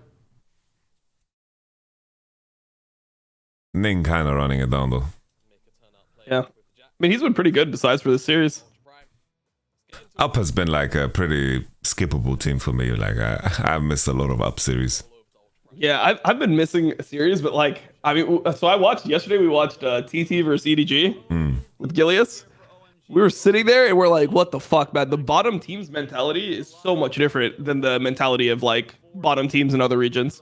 Like, even if they're already eliminated from playoffs, like you saw how Vitality played this weekend on like the third game where they just gave the fuck up and they just have like no sense of pride. They're like, whatever, we're out anyway. Just fucking pick Viego and troll if you want to. Like, you're the Viego guy, right? Best Viego EU or whatever the fuck his name is, best Viego world. Like, they just give up. They don't really care about the results. Like, there's an element of pride that LPL teams have where even if they're like 2-9 in the standings, they want to show that they're not that bad. They want to like go out and compete, and they find inspiration in other things. Like, for example, yesterday, UCal posted a whole thing about like how one of his huge motivations for the game was like being able to beat Uzi in a series, how much he respected Uzi. Uzi's one of like the greatest players that he's like one of his goats, and he just wanted to play and compete and be able to beat Uzi. So they go out and they give it their fucking all. So like you get a match like TT versus EDG, and TT is like fucking playing like their lives are on the line, even though they're essentially eliminated from playoffs at this point. Yes, baby. Yes. Bro, like I feel like that's missing, bro. That sense of like desperation that is missing in the West. 100%. Bro, like I did this thing. Basically, it's like the LEC content team. They wanted to make like a piece on why the West sucks dick, right? In the big tournaments after 2018, 2019, and basically it's like he presented to me like the general sentiment of players, and bro, like some of the shit that he told me that some players said was like, if I put that publicly, then these players would get like completely fucking roasted for their attitude. And then it's like the other side of the spectrum. It's like that there is a sense of, then there's like the elite players like Caps and Elioya. They're like, it's like they just feel like the sense of the region is that they are like content with what they have, and there's a sense of apathy towards everything. It's like if anything, if the wind blows in one direction, they're kind of like fine with it instead of like fighting back against it. And I made the point as well that I wanted to really add that the sense of pride is completely fucking missing. I agree with you 100%. It's like I would just like contextually like thinking about Asian games, like that is going to be so fucking insane because of the level of pride at play for like what they are representing so much when they walk into these tournaments. It's insane to even think about. For sure. Yeah, I don't know, man. It's pretty triggering to just like see players that just clearly just don't care, and then like, you know how it is behind the screen. So like I've been talking to LEC players, and players will tell me like, yeah, like our scrims are bad because like this guy doesn't care about scrims, and like the player that they're saying doesn't care about scrims might have been playing like 1 year, 2 years, something like that. And it's like, okay, so you don't give a fuck about scrims, and you've been playing for 2 years, but the other teams are like fighting for their fucking lives, and they've been playing for like 4 times longer than you have. So how are you ever gonna catch up when you're behind as a region, when you're just not giving a fuck about scrims, or you're like, whatever, scrims don't really matter, like this type of mentality. Anytime there's an opportunity to cancel scrims in a day where it's like, like we played like 5 games, like, but I mean the game's ended kind of quick. You want to do a 6th game, and the whole team's like, no, like we'll just take it off here. And then during LEC, you have this whole thing where it's like, well, now LEC is 3 days a week, which means we can only scrim 3 days a week. It's like, there's nothing against like sure, maybe you don't get mega tilted before like the fucking game, but like you scrim a little bit on the days where you actually compete. I don't know, man. I just feel like it's just like, how is it gonna change is my question. If this is like the mentality, how will it ever change? I just can't imagine like Europeans being so like having such a superior system that they can practice less hard and achieve better results. I think at this point that there needs to be like I think the only way is through being ahead of the curve through some sense of innovation. Like that's like I the only way that I could see anything happening. Whether it's like innovating through the game, which is insanely fucking hard, or like innovating how you practice to be like super. Oh much my god! more Wait, that efficient. ward doesn't see jungle. By the way, Aki wasn't seen on the ward. Okay, he Really? actually yeah, he wasn't seen. He hugged the wall and he wasn't seen. Oh But shit! they actually played their things pretty well. Not bad. They get his flash, and Harry has the base. No, I mean, yeah, I could see that, but I just feel like that would be something that it'd be impossible for you with the way the tournament structure is to even come in and be ahead of the meta and like be able to carry it through a whole tournament. Maybe for like an MSI or something, but for Worlds where it's like 4 or 5 weeks of you like. I feel like they're so much better at this point that they'll just figure it out in 4 or 5 weeks. Whatever Yeah, you're doing, fair. they'll just figure it out and copy it and just like be better than you at it because they have better fundamentals. And like, I don't know, I'm hearing about the scrim schedule. Dude, with this 3-split format, there is so little scrimming going on. Like imagine a team like Astralis. Think about how much less they're going to scrim this year compared to last year because there's going to be like now it's like, oh, we got 6 months until our next tournament. And then like after spring split, people don't want to scrim because there's going to be a big MSI patch, so we don't want to scrim because it's going to be useless. It's like, dude, how is it useless to scrim and get better at things that remain consistent, like on the game for fucking 15 years or whatever, like 13 years of the game existing. Like I don't understand how scrimming could be useless. And then it's like, why is the West never just randomly better than Asian teams if the game like completely resets every year or every single mid-season patch? If it's useless to scrim and you don't carry anything over from like previous patches to new patches, then like theoretically then random regions or random teams should just be better on every other patch, right? Like it's just mid-season patch, okay, now NA is the best for 6 months. New patch, this team's now the best for 6 months. Like I don't understand. No, 100%. I think also I feel like a lot of players just inherently don't get better. It's just a question of like form rather than thinking of extracting something and building something additional, right? Yep. It's like it's insanity that sometimes like you see how teams play, like for example Drake fights, right? It's like how on earth can't you sit down and like, okay, this is JDG, this is Knight playing Annie, this is his last 15 games, what are they doing right? Let's sit down and study it and let's figure it out and let's try to apply that to how we play. Like there is no sense of progression in a lot of contexts. I feel like this is only true for G2. That's my take. I think G2 is a good example of like a team that it seems to me after MSI they became very aware of the things that they were missing, and I can see the red line of what they're trying to implement in the regular season games. Yep.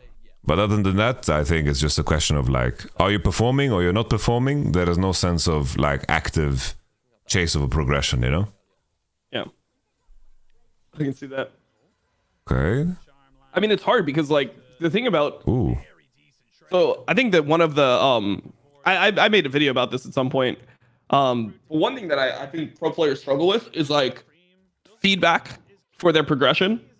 Like because if you play like a game, for example, let's say you play solo queue, you get feedback based on your progression like pretty instantly, Yeah. Like you just get like, oh, okay, like what happened here? What happened in this what happened in this fight? Oh, big. All right. OMG's. That's really big. Okay. So you get feedback for your progression. Oh, I'm doing better, and my LP goes up. And I think that pro players struggle with the fact that progression is not linear when you scrim. Like you could get worse for a week, and then get better for 3 days, and then get worse, and then they're like, oh, well, this is just not working, so they give up. Yes, opposed to just like the mentality of we're working on stuff. It's not going to be linear. We'll have good days, bad days, whatever. But then in general, we're going to progress over like a 1 month period or a 2 week period. Like I think people just want like the instantaneous, like positive feedback from what they worked on. And if it's not there, then they just drop it and go on to like another concept. And then they write it off as like, oh, well, we can't do this because X play, like, oh, well, we can't play this comp because we're not good at flanking. Like X player isn't good at flanking. Like he's a mage player. So then we should just play more into like what the strengths of the team already are, as opposed to like improve one of your weaknesses. So yes. I don't know. No, 100% agreed. That's why I think G2 is a good example, because they walked away from the MSI. They were like, shit, like we were so used to getting big leads where support can roam the whole map, and like the way we are winning games is so inconsistent. And now they actively like try to leverage their setups around mid. They try to play around Drake super well, and they recognize, yo, we have a fucking massive discrepancy here, and they're willing to pay the price of the short term to break things down and rebuild as something stronger. Because 100% like performance, it's like a fucking S graph. Like if you want to reach new highs, you need to break everything apart.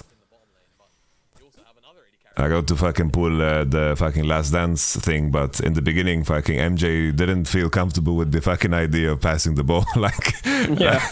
But the payoff was fucking massive. Yep. Okay. Holy, the cleanse was so fucking smooth. But yeah, it was really smooth, but he's just fucked, isn't he? Ooh. Damn. Oh. Pain. I think what's so fucking cool about the LPL, like to tie in what you mentioned first, the fact that like all of the fucking lower end teams are fucking scrapping for their life. It's like if a team catches you slipping, like everyone's ready to fucking win, you know? Like everyone's ready to fucking play. I don't feel like anything is necessarily for free, you know? I don't know if you watched like JDG versus FPX this morning. Like, no, I didn't. Like JDG stumped the shit out of them, but when JDG gave them an opportunity, they fucking like went hard in the paint, you know? They were actively looking, you know? They weren't like losing and letting JDG do whatever the fuck they wanted with them. They were losing honest, you know? Holy shit. But yeah, JDG completely you lose honest for sure. I mean, bro, think about how sorry of a team Vitality is. Like that's just a sorry ass team. Like you could tell the players like feel sorry for themselves. Like even the way they look on camera, it's like the camera goes on them. They're like, oh, I'm so embarrassed to be playing. Like, just don't even look at me. You know, like that's like their mentality and shit. And then you compare that to like the Asia teams that are like, yes, we're fucking 1-12. Let's try to not go 1-13 and win this fucking game. It's like addition. It's like, you know, you go to Worlds, to bootcamp in Korea or whatever. It's every team that is eliminated from competition, they're fucking screaming. They're busy. Like they're busy. They're preparing for the next season. They're getting paid, you know. Like most players getting paid. No one's working. In the West. They're getting paid to not work. Where it's like, oh, we have. It's like now from Astralis. Let's say theoretically these guys are sticking together as 6 or as 5. What are they gonna do in the 6 months that is going to prepare them for next season? You can't, because it's a new patch and then everything changes. Yes. So, just have to give up, you know. It's just like really, really bad RNG that the best teams from like the best regions just stay on top, I think.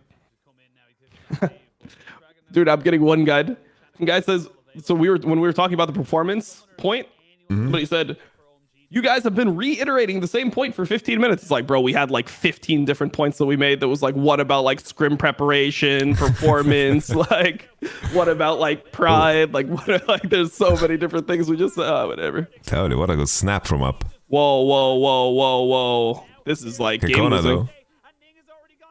It's so fucked. Maybe Abel can do something. Hakona's here, yeah? I need to sync up with you. Oh, he's just going for it? Yeah, I'm gonna sync up. Oh, that's actually really bad for OMG. Fuck, man. Ooh. Yeah, I mean, this is the thing, right? I'm not entirely sure why OMG are looking to wholly contest this when they know. No, I just can't sleep. The recent days, I just can't sleep. So I was up for the JDG series. Holy fuck! Wait, why can't you sleep? I have no clue. I'm gonna try to just cut sugar and caffeine completely to see if I can fix myself, but I just don't sleep. God damn. Sugar and caffeine completely. I couldn't survive without caffeine. Yeah, I'm gonna see. Then I'm gonna go gym and just try to cleanse myself. Yeah, have you been going to the gym? Not so much this week. Yeah, that's probably why you can't sleep, to be honest. Maybe. I also ate like garbage in Berlin. Yeah, I mean that always happens when you travel, though. Yeah. Okay. OMG are in the position they're in, but they shouldn't really be looking to jostle for. That's pretty good. Yet they want to see people react. Childish with sugar-free sounds so ass. Yeah, I mean, I don't eat that much sugar these days. I don't consume that much sugar. It's like always when I'm on LEC, it's like the work days. It's like stream in the morning, film in the night, run around the whole day, and then because it's like I go somewhere else, I want to fucking work, you know. It's like what the fuck am I there otherwise?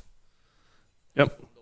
But then it's like the next day on the Tuesday when like basically yesterday when I was streaming, bro, I couldn't stay awake. Like I was so fucking done. I was on like 4 hours of sleep and my system was shutting down. I had to like sleep. What did you stream yesterday? Like yesterday, I started with LPL, right? And then I just said in midstream, I was like, guys, I can't. I have to lie down. I feel like my heart is gonna legit stop. God damn, bro. You know, the last couple days have been like, I actually haven't been sleeping that well either. Like I've been doing like 6 hours consistently every night. Yeah, fucking so many shows you guys are pumping out too. Like, yeah, I mean, that's what I think people don't understand that because like they'll see how many hours I stream and like I think I've streamed like 170, 180 hours in the last month, something like that, right? Yeah. But it's like I also do 3 weekly talk shows that will go like an hour and a half to 2 hours every single week, right? So that's an extra 24 on top at minimum, you know? Yeah. So.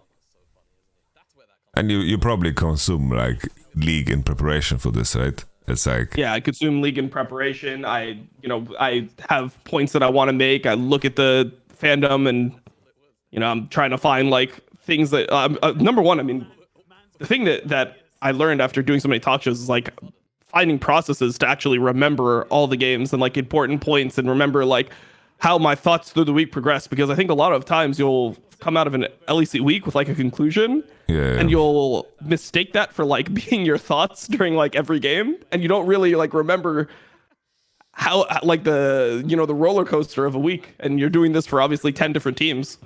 So just being able to like find ways to prepare for like all of those things, and then also like be on top of what the upcoming schedule is, the context of every single match within the league, what needs to happen.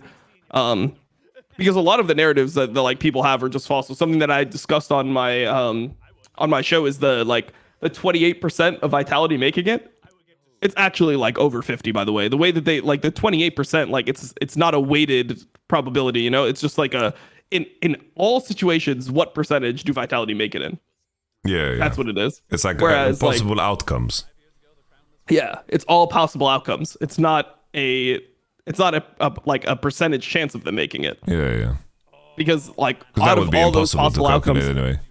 Yeah, that'd be impossible to calculate. So people mistake that for being like the chance of them making it. Yes. Where it's like, dude, like they don't realize they're factoring in like all this random shit. Like it's by like doing XL that, being first, or like Team Heretics being SK first, being or... first. Yeah. These are all things that are factored in. Like, cause there was a top page Reddit thread where it's like, now that Vitality's season is completely done, like, do you disband the roster? Or what's like, bro, they might have to play. Like, they might have to play in fucking 4 weeks or 5 weeks or whatever it is, 6 weeks. They might have to play a fucking tournament soon. Yes. It's like they're not going to be disbanding. Like, they're conflating possibility with probability. Yeah, essentially.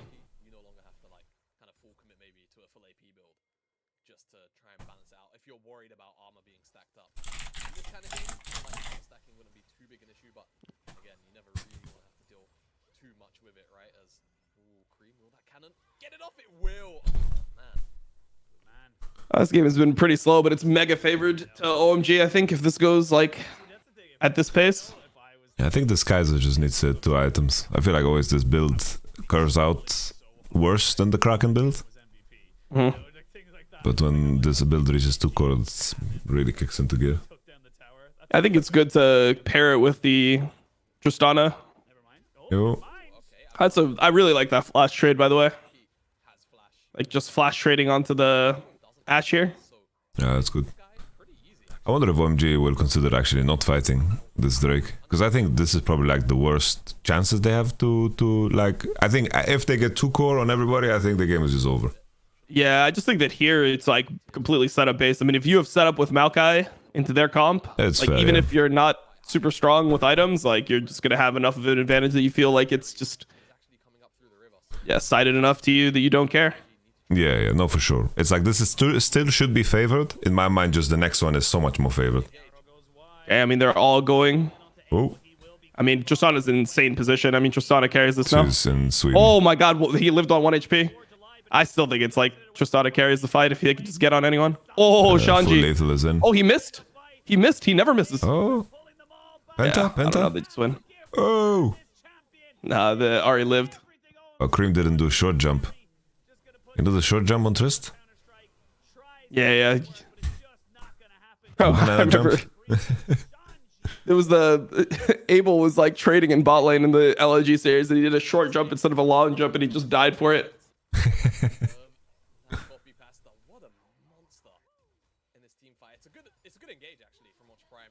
Nerf Tristana? Well, I mean, I don't think that Abel is like the biggest threat here, bro. This is an AP Kaisa, and then they're playing like this. They're Just sending blasting fucking ones. 3 ults, 4 ults actually on him. Nice, bro. And now we're just getting 3-man knocked up, 3-man fucking Maokai Q, or 2-man Maokai Q'd. The bombs exploding on everyone. Shanji's in the middle. Bro, Shanji missed his Q here on Ning. What the fuck, man? He doesn't miss those.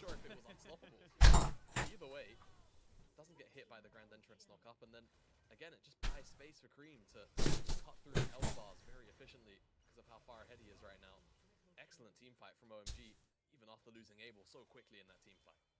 And this is the thing, it's like, yeah, you all in onto Abel, but I'll stop myself. Okay. On the bot side there, Cream gonna Peace out.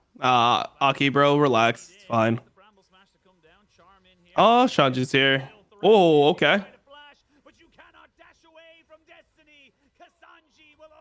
Shanji. Abel's here. I mean, Abel has ult. Oh, but if Cream dies, that's huge. Oh my god, the knockup. The Nautilus knockup canceled the Rakan W. And then Shanji just, I don't know, he just kidnapped Doggo. Bro, fucking OMG fucking team fights are like scenes from John Wick, dude. It's Yeah, no, they're fucking crazy. holy moly. Bro, I was watching yesterday, and then Gilia said that to play in LPL, you have to become like a mass murderer. You have to become a serial killer to play in this region. You need that fucking instinct. You watch Koi play the game as 4-4. You watch EDG versus fucking versus TT, the last place team. The fucking kill score is like 70 kills in 35 minutes. Fucking pacifist runs. Yeah. Bro, Cream, this split has been crazy good. Yeah, he's been so good. He's been mega consistent. His laning has been fucking insane. I'm trying to think if I'm willing to go so far to say that he has been the best mid laner this split in LPL. Who are the best mid laners right now? I mean, I thought he did well into Scout. I mean, they definitely did not lose because of him. Like, Scout had good flanks and stuff, but Cream is holding his own. And as soon as you say that, he just never mind. I was gonna say it's the whole game alone, but it's fine. The thing is, Knight objectively is a really insane player, but in terms of performance, Knight has been running it a lot of games. Yeah, I don't know. I JDG don't think Knight. He gets away with people it. That say Knight, people that say Knight are the same people that just say T1 all 5 all pro first team. That's the same people, bro.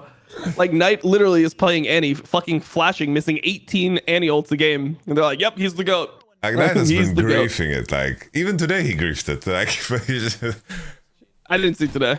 Like today he was like 30 CS up, and then like he just dies twice for no fucking reason at all. But then he looks bot and his AD is 5-0, so he doesn't give a shit. Like,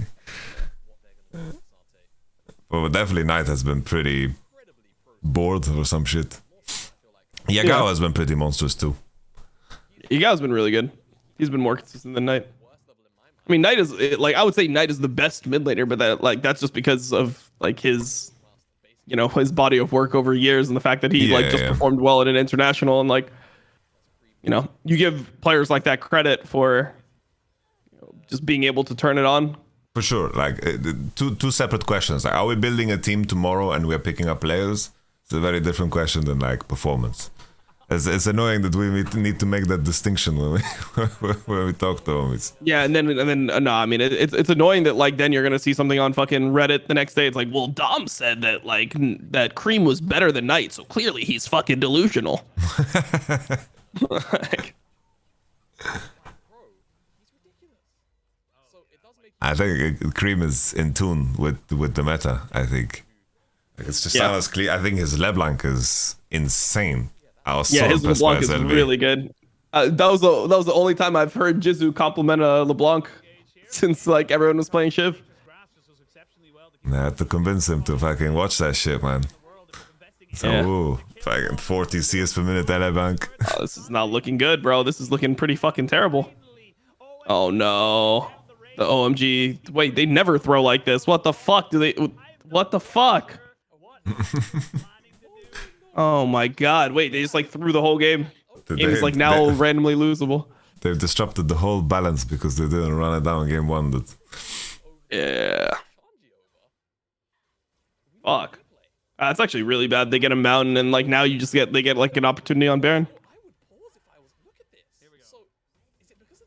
But this is also kind of fucked that Ning doesn't go through. You know?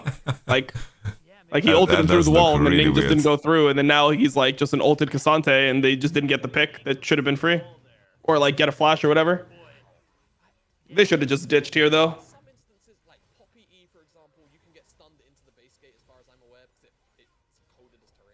Yeah, I would pause there. If we got aced, I would pause. Like Cassante ulted him through the wall and he didn't go through.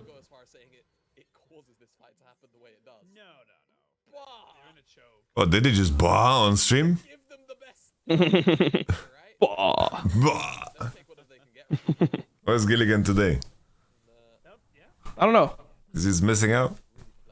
Yeah, he's bro. missing on the next series, man. Yeah, the next series is insane. One second, Robert. For Hacker, Clit, or Evie on your team, I mean, I think Clit is the best out of those three. I mean, I wouldn't want Clit on my team because, you know, then everyone's sisters would be in trouble, but in terms of player performance, Clit is probably the best, even though he's not good in LCK.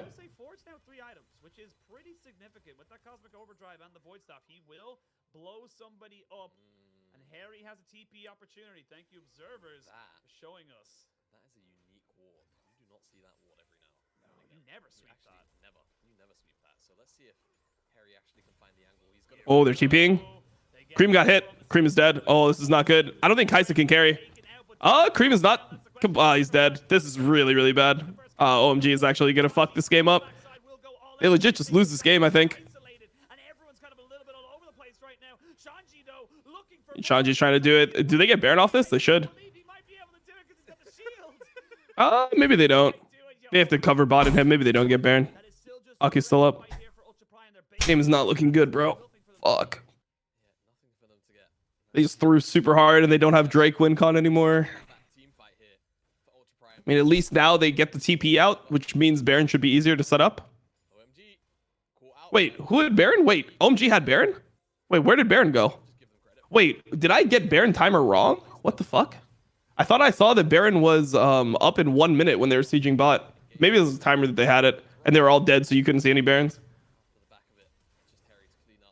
I don't know. We went into a replay, and then you just lose track of Baron timer. But this is actually good for, I mean, still point stands. This is good for the Baron situation because now they have to answer bot, and the person to answer bot is Harry. But you have Baron coming up in, I think it said like 1 minute. Yeah, okay, so Baron's up in 43, so now they have to push out bot and then TP. Or they have to push out bot and then run, obviously, because they have no TP. And Forge can't really clear bot minions. But bro, these items, man. Look at items now. It's actually kind of scary. Everyone's 3 items. Like, there's no item advantage for OMG anymore. They're completely, like, even in the game. They entered the whole game, bro. Are you kidding me? They probably are just going to try to start it on... I mean, if Harry shows, then they can play the time game. They don't need to start it if Harry shows. because their bot lane will eventually push in. Not a huge fan of them starting it like this. They're going for Okay. Shanji. Shanji has so much tenacity. What the fuck? They're just finishing it. Oh, big. Wow. All right. They don't need to force too hard though. They can just relax. Hey, AP Kaisa. All right. I thought here they would consider going top. Like base on Yeah. one to take the mid wave and then just commit all the way top because of bot wave. But maybe they have gold. I don't think they have much gold, to be honest. Because like that They're top pretty wave was, poor. they were so distant from it, and I think if one person bases and just buffs off mid, I think they win the race because of bot also. Yeah, I mean, they definitely win the race. It's just the question is, can Ultra Prime just take the mid turret base and then go top and defend tier 3?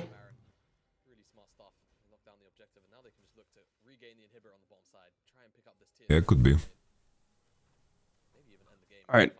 Now let's just use our fucking Tristana to auto the turrets and let's not go for a Cassante play on the siege, please.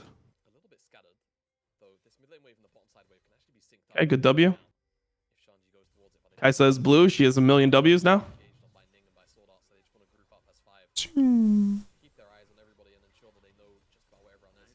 Wow, they're just diving like this? I don't know about this. The turret bomb. Dream stopwatch. Really good stopwatch. Ning is dead. Oh my god. The game is over. Damn. Damn. It's just like that. They just needed a stopwatch. Bro, did the Tristana ages one-shot half of them? Like Like I mean, on what the happened turret? here? Like, yeah, I don't know. Like, I like the way that Shanji played it. I thought that was a pretty smooth way to get onto Doggo. You like R somebody in the front line to get into range of Q3, hits the Q3, and then they just ulti in with Abel. Totally. We're actually ahead of That's the schedule. cleanest series. Bro, we're ahead of schedule? Fuck. What do we do then? I don't know, bro. Do you have PB? What are you gonna do? You're gonna watch T1? I don't know. People are hyped up. Like, why would I be hyped for T1 without Faker? Like, T1, bro. They're the best team in the world. I'll have a little sniff. I'll have a little sniff. TFT? I don't think there's a time for a TFT game. We could try. All right, let's try. Let's do a TFT game. Fuck it.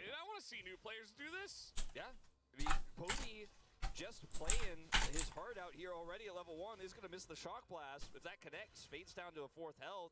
Still going to be a positive interaction here for Poby. Makes it Play 2v2v2. I don't even have a PvE account.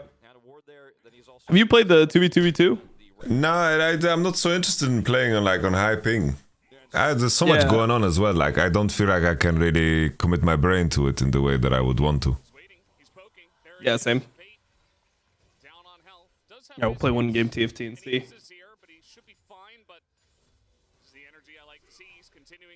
An all Invoker TFT game? Fuck no. Nah, Invokers kind of suck. Are you playing Ezreal or what are you doing? Yeah, I'm playing Ezreal. Yeah, same. I mean, I'm just playing like flex, man. I'm trying to play like all comps, but man, it's like. I feel like you kind of. I feel like with. Yeah, I feel like you kind of have to, no? I don't feel like I can keep up with lobbies if you don't play the hand that is given to you. No, I mean, pretty much the meta right now is just people are just perma-forcing the same fucking things. Yeah. Perma-forcing Azir and Yasuo fucking... And Yasuo, Kaisa. That's pretty much it. And then it's like, if you get 3 piltovers before like 2-3, then you get a 45 powered fucking Hextech demon. What's Wonder doing? Bro, Wonder has quit the ranked grind. He's playing normal TFT games. He's given up. He saw that I'm Diamond 3 and now he's just scared. I tanked so much Elo playing in the train. That was such a troll dude. But it's fine if you take Elo, because if you're like still like better, you'll just climb it back like instantly.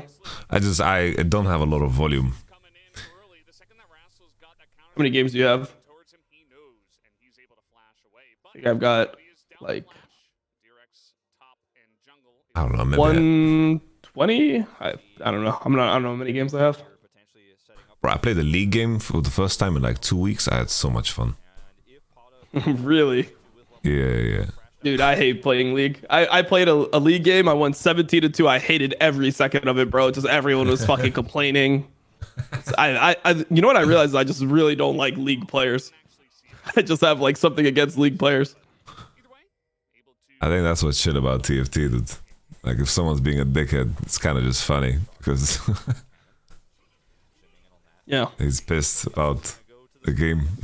Like Pixels, yeah. Honestly, this Poby dude is completely spitting on Fate. He's the GOAT?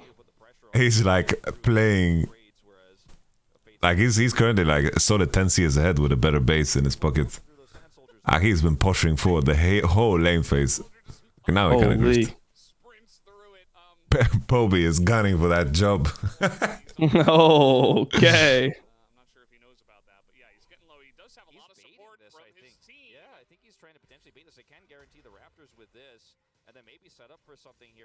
Oh shit, what do we do here? I mean, I get gold here. Yeah, I get gold. Alright, we're back. Should I play a TFT game too? I'm kind of jealous. Kind of jealous of them. Now let's just watch the T1. Super punished. Fate doesn't put himself in harm's way there, so there's no pressure for a kill, but definitely, as you say, guarantees he gets a save back in, as both of these millions already used their teleports. Yeah, we're not going to get a replay of what happened with Carria's pull combo attempt because nobody died, but it was quite critical that Podok and Barrel are able to just walk it out. No summoners really expended here. The critical ones with Barrel having Hex Flash, and end of the day, dust settles. It's a small lead here in the top lane, and that's it. Here we go again, but this time Tuan is here, and he does not respect that. Has to flash away after doing a huge amount of damage to Fade, at least. But Tuan comes in, a simple flash takeaway. And that's something that you'll note if you watch Challengers very often, is the players in the LCK are much more respectful of like jungle pathing, what could be happening, why do you see a lot of passive play, because they don't want to really play into that. Challengers players, sometimes they don't think, yeah, well, I have an angle, I'm going to outhand this guy, I'm going to get the damage, and then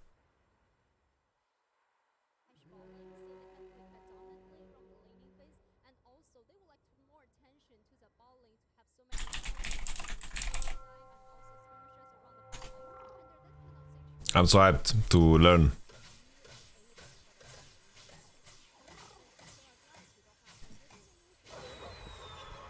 Yorick's Graveyard.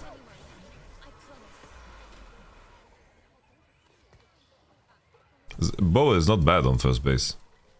Bow is a completely different item to what it used to be. Like, bow on first base is not bad, I think. But probably double longsword is better on Xayah specifically. So you're probably right.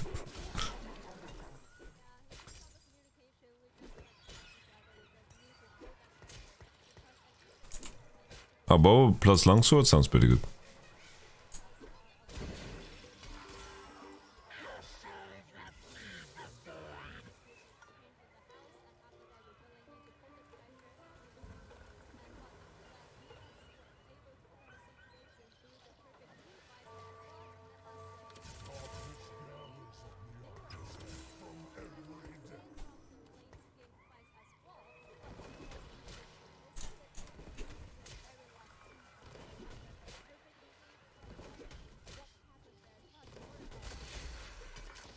Bro, the wind is crazy outside, by the way. It's mental.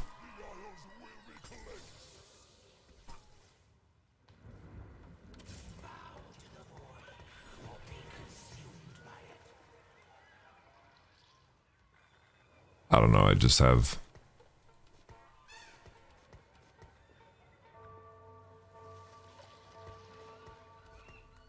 I'm thinking how to play this, because maybe I should take the Warwick pair.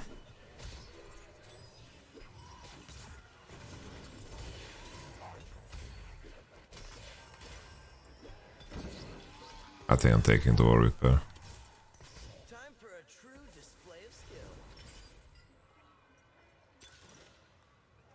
No traits active.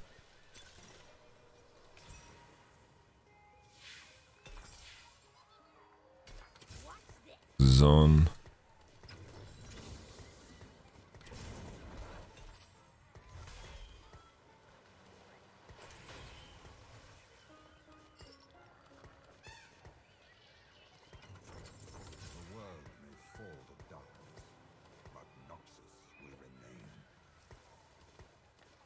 Do I just slam a Protector's Vow here on set?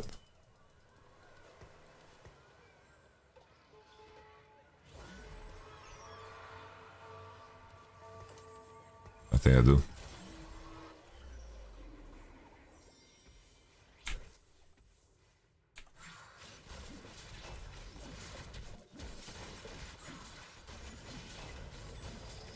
Can I do spell again? I got the spell again. That's actually big.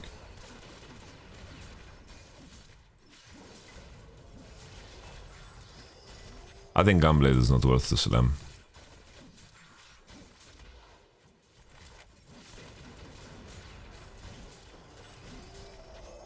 Bro, Jin's so strong actually. What's your favorite Kendrick song? Bro, currently it's Count Me Out.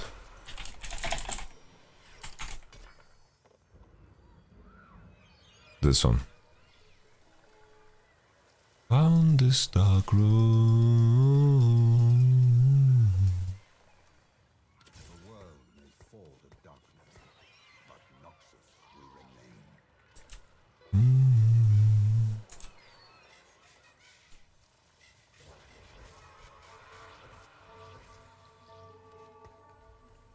I did this because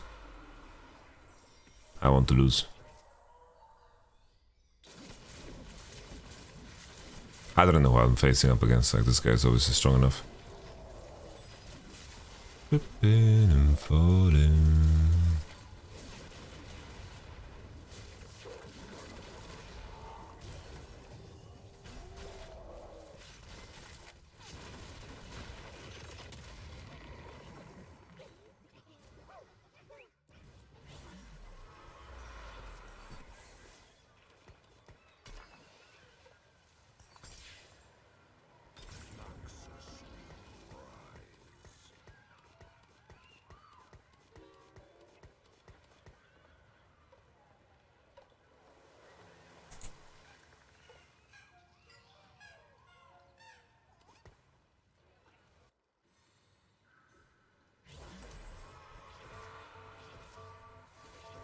I don't want to make a stronger board that I want to keep losing.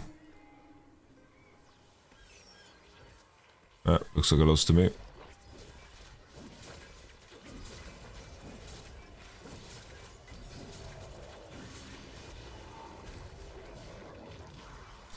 But I want to make gold. That's my only problem here. I don't know, this is such a strong unit to keep. I will just sell Darius.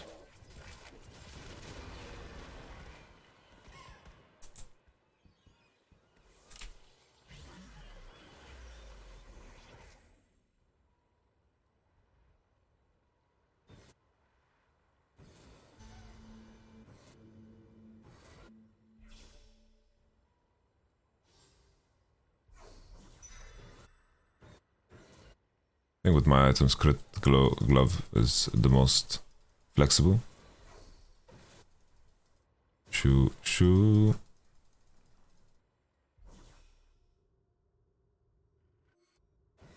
A lot of voids. I would consider getting Giant Slayer as well.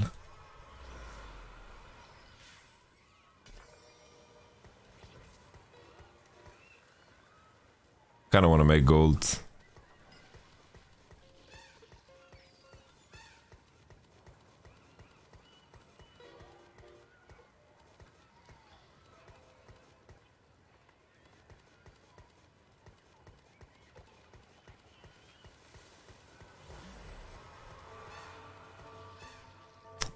I really want to make gold. Maybe I could have improved my board here.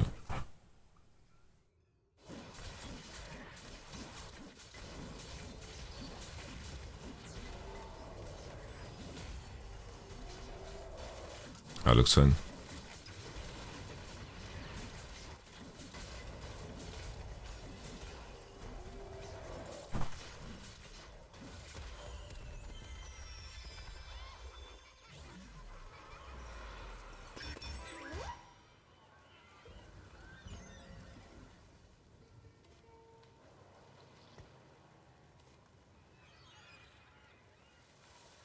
My current rank is plat 4, so not the greatest. I'll keep blue streaking here.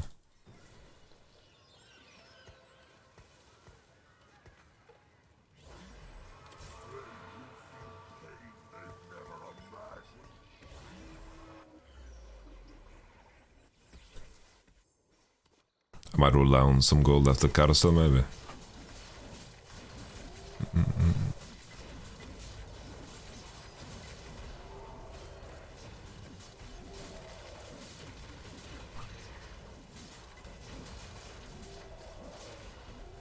I killed Warwick here, I'm very happy.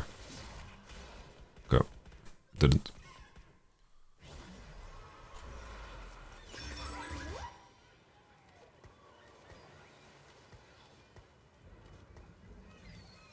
Wait. Did I just keep... I just didn't make income because I kept Renekton? Did I just troll? I think I just trolled.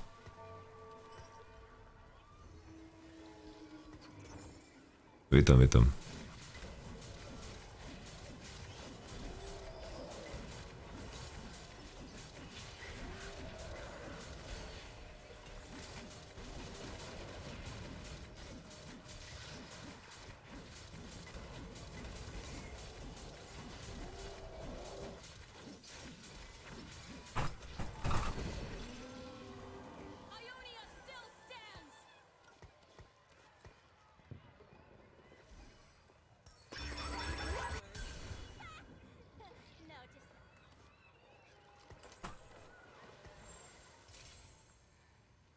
The PM to the AM funk.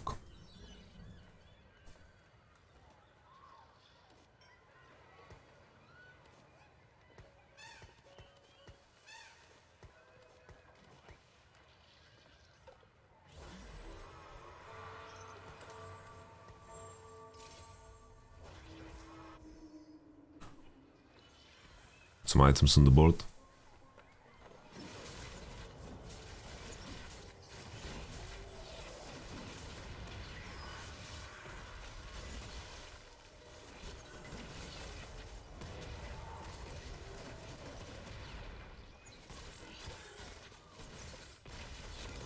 Two. Unfortunate.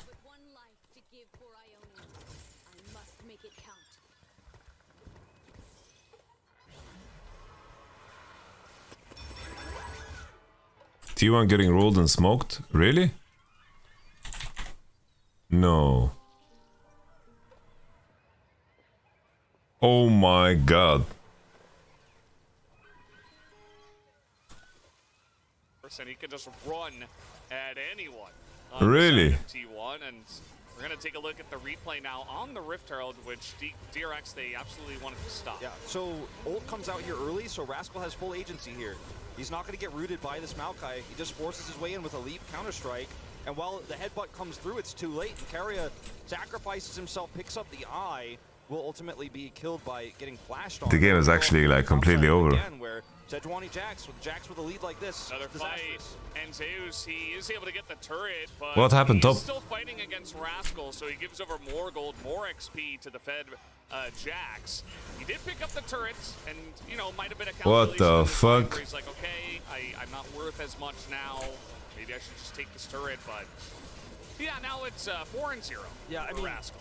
I think it was calculated. I don't think that Zeus thought he was ever going to win that. No.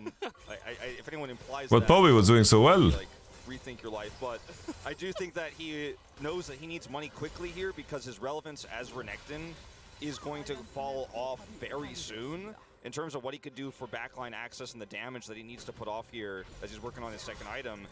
But, I mean, the Jax is already ahead. And like you said, he's not worth as much gold here anymore. So, yeah, Jax gets a kill, but Jax is already going to be able to deal with. So you need to actually shorten this game and pick up that turret money as the thought process here. Our Dominant is gonna be eating good, man. That being said, yeah, take a he look. didn't have vision of Rascal here, but he knows, okay, I'm going to kill this turret. And he has Dominus, so he's like, maybe I can then use that to stun and then double dash away. But he just gets counter-struck. Could have played it better, you could argue, but he knows he's dead here. Yeah. Not much he can do. Just a calculated risk he took, as Rascal does not have vision of his jungle. That is littered with T1 members, throws up a question mark sign as I swear, Owner and Carrier are always right next to Poby wherever he is. Now he's in the top lane. Both Owner and Carrier are right there, even with this Infernal Drake about to spawn. Poby's taking a fight against Okay, Poby. Definitely not the guy Phase rushing out. As now we got TPs coming in. DRX Can also get cancelled? He's getting cancelled. Teleport interrupted. Phase got cancelled. Nice. That is a very important interrupt, but still Carrier is going to go down. Rascal getting lower and lower, but he does have that Divine Sunderer. Knows that he just wants to keep the T1 members around as the hop is going to come in. Doesn't even need the flash. Has stopwatch. And is buying a lot of time as the team comes over, but a little bit too little. All right, Poby's gaming, man. He's going to get the big shutdown here on the Jax. Yeah, definitely need to be TP out? about these ones. Oh, he spotted. He can't. A lot of money here on the first kill of the game. And they're going to be able to hand it over to Juhan at least, so yeah, you do get some money into your Jace, but still a bunch of kills more over to the side of DRX. My biggest issue with this play here from DRX is not that they overestimate their chances, it's just simply that Rascal thinks that like, his eyes are bigger than something. He's already so ahead. Don't use your flash there. You're going to need it for a team fight, especially a critical one like this Infernal Drake fight. If you have flash here, you can set up a multi-counter-strike. They're chasing the Jace. He'll pick up a bunch of money, and while ultimately DRX still win the fight, I think Kaiser's too weak here. For this one, as he is going to teleport. Isaiah can 1v9. Able to flash for the engage, and T1 still, regardless, will respect this squad, knowing that Rascal has teleport. Yeah. I don't know. Isaiah should just find gold for item, and they should start pressuring Nash. By the way, like, don't let this Kaiser scale. They can pressure Nash so easy. This Kaiser is so weak right now. But I think this Kaiser is sitting on plenty of gold. But if they can find a window before Nash is stood by, I think it's pretty big. Get some value over on the top side of the map. Has Demolish as well, and will be able to take a big chunk of that inner turret. Yeah, it takes about 2/3 of it. As we go back to this fight here, Juan sees an opportunity as we in live. A little bit scared about what might potentially happen here with the Luffy is turret. is a non-troll in these lands, guys. This is a pretty heavy overextension here, but they also are under the assumption that Fate will join them, but he teleported within range of the Renekton, who just W's him and denies it. So got a little bit messy here, and the Rascal wants to hard commit us. It's going to be a bit of a longer replay here. Knowing he has the ability to flash onto this Jace, who wants to make something happen here, but will, of course, end up going down. Poby still dies for this. He buys enough time for DRX to come over. They're doing the Baron. Yeah, this replay is long. So we have no idea how this was set Oh, up. As there we go. Just selects to give it up. There we go. DRX want to win, guys. They're following. They're out of cannon shot calling.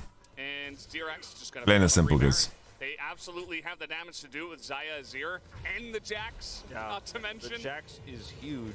So that Baron just melted. Let's see if he can buy. Okay, he grabs an Amp Tome here and turns into a Codex. There's so too many champions in the meta that kill Nash way too fast. You know, he has the broken stopwatch in his inventory, and once he has this item, Makes the game makes the late game a little bit too one-dimensional, I think. Set up the engages the way he wants to. His flash cooldown. I'm not a big fan. It's gone now as well, and this game has kind of been all about Rascal, right? And Zeus has been given no resources, and the resources committed to Poby haven't led to T1 really What the getting fuck is a as much of the Poby? map or as much of an advantage for this Jace as they would like. It's a reference to Saw 3, guys. His second item completing here shortly and is halfway to. Don't make me seem mean. We need to see T1 win a decisive fight here. The poke needs to land. They need to win those front to backs because you're on a clock against this Jax here. And Rascal is just sitting here with Demolish saying, thank you for the turret while you guys are happy feeding. I'm just going to pick up some more money. Yeah, absolutely. Zeus just going down to the bottom lane, and the poke that we're seeing out of T1 is pretty negligible, especially if it doesn't land at this point in time. And, you know, against the Baron buff, they're trying to clear these waves. Let's see what DRX have got as they throw in an ult. They're trying to just push Owner out of the mid lane.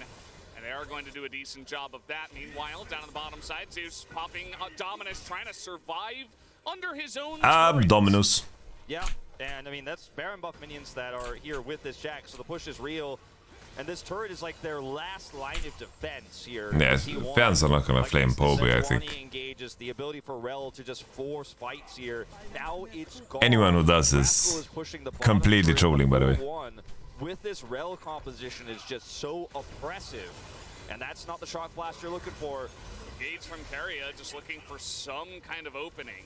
Some reprieve from this super oppressive situation won't lead to anything. His ult's on cooldown now. Well, Poby's single-handedly pushing Podok out of the fight, so that's pretty nice. And this Baron push, it is a very large Baron power play of almost 4,000 gold, but it is going to end here, it looks like, as the majority of them will back away. Zeus comes in, stops the back, just being annoying. Doesn't look like either of them wanted to fight, rather. Yeah, Rascal was kind of like, can I kill him? Yeah, is someone on the other side of that wall? Yeah, he's like, I don't think he has ult. He does now have it, but he's probably thinking for a second, maybe I actually just turn on this, but with no vision, thinks better of it as Barrel is finding Carrier with no ult, forces a flash. Yeah. This is right before, you know, this really critical dragon fight. 3,500 gold picked up off this Baron. They have so much control of this choke point with their composition alone. You add the prio in. Fate has teleport, but probably won't need it. He's got enough space here in mid to come over, defend that turret, and push across. He's actually going Ludens, which I think is interesting because, like, this is a game where I don't know. I think Jace does enough to provoke the enemy to engage. So you will have targets. Is what I mean. But accelerated shock blast misses. So does the Void Seeker, and well, I mean, when you can't gonna keep a concave. Yeah, when you can't use the, or you don't have any vision, you can't use your poke effectively, right? And all of these wards are being cleared. Now they can set that Sun Disc like I was talking about here. If Fate has it available at the moment, just hits level 16. And this poke, unfortunately not going to land. It's an awkward angle, but obviously the minions are in the way here. The massive minion wave they need to deal with. And they're going to actually split attention between Drake and Baron and do everything. Look at the ward control over the Drake, so they know they can two-man this. They'll maintain a little bit of presence around Baron, so T1 can't T1 it.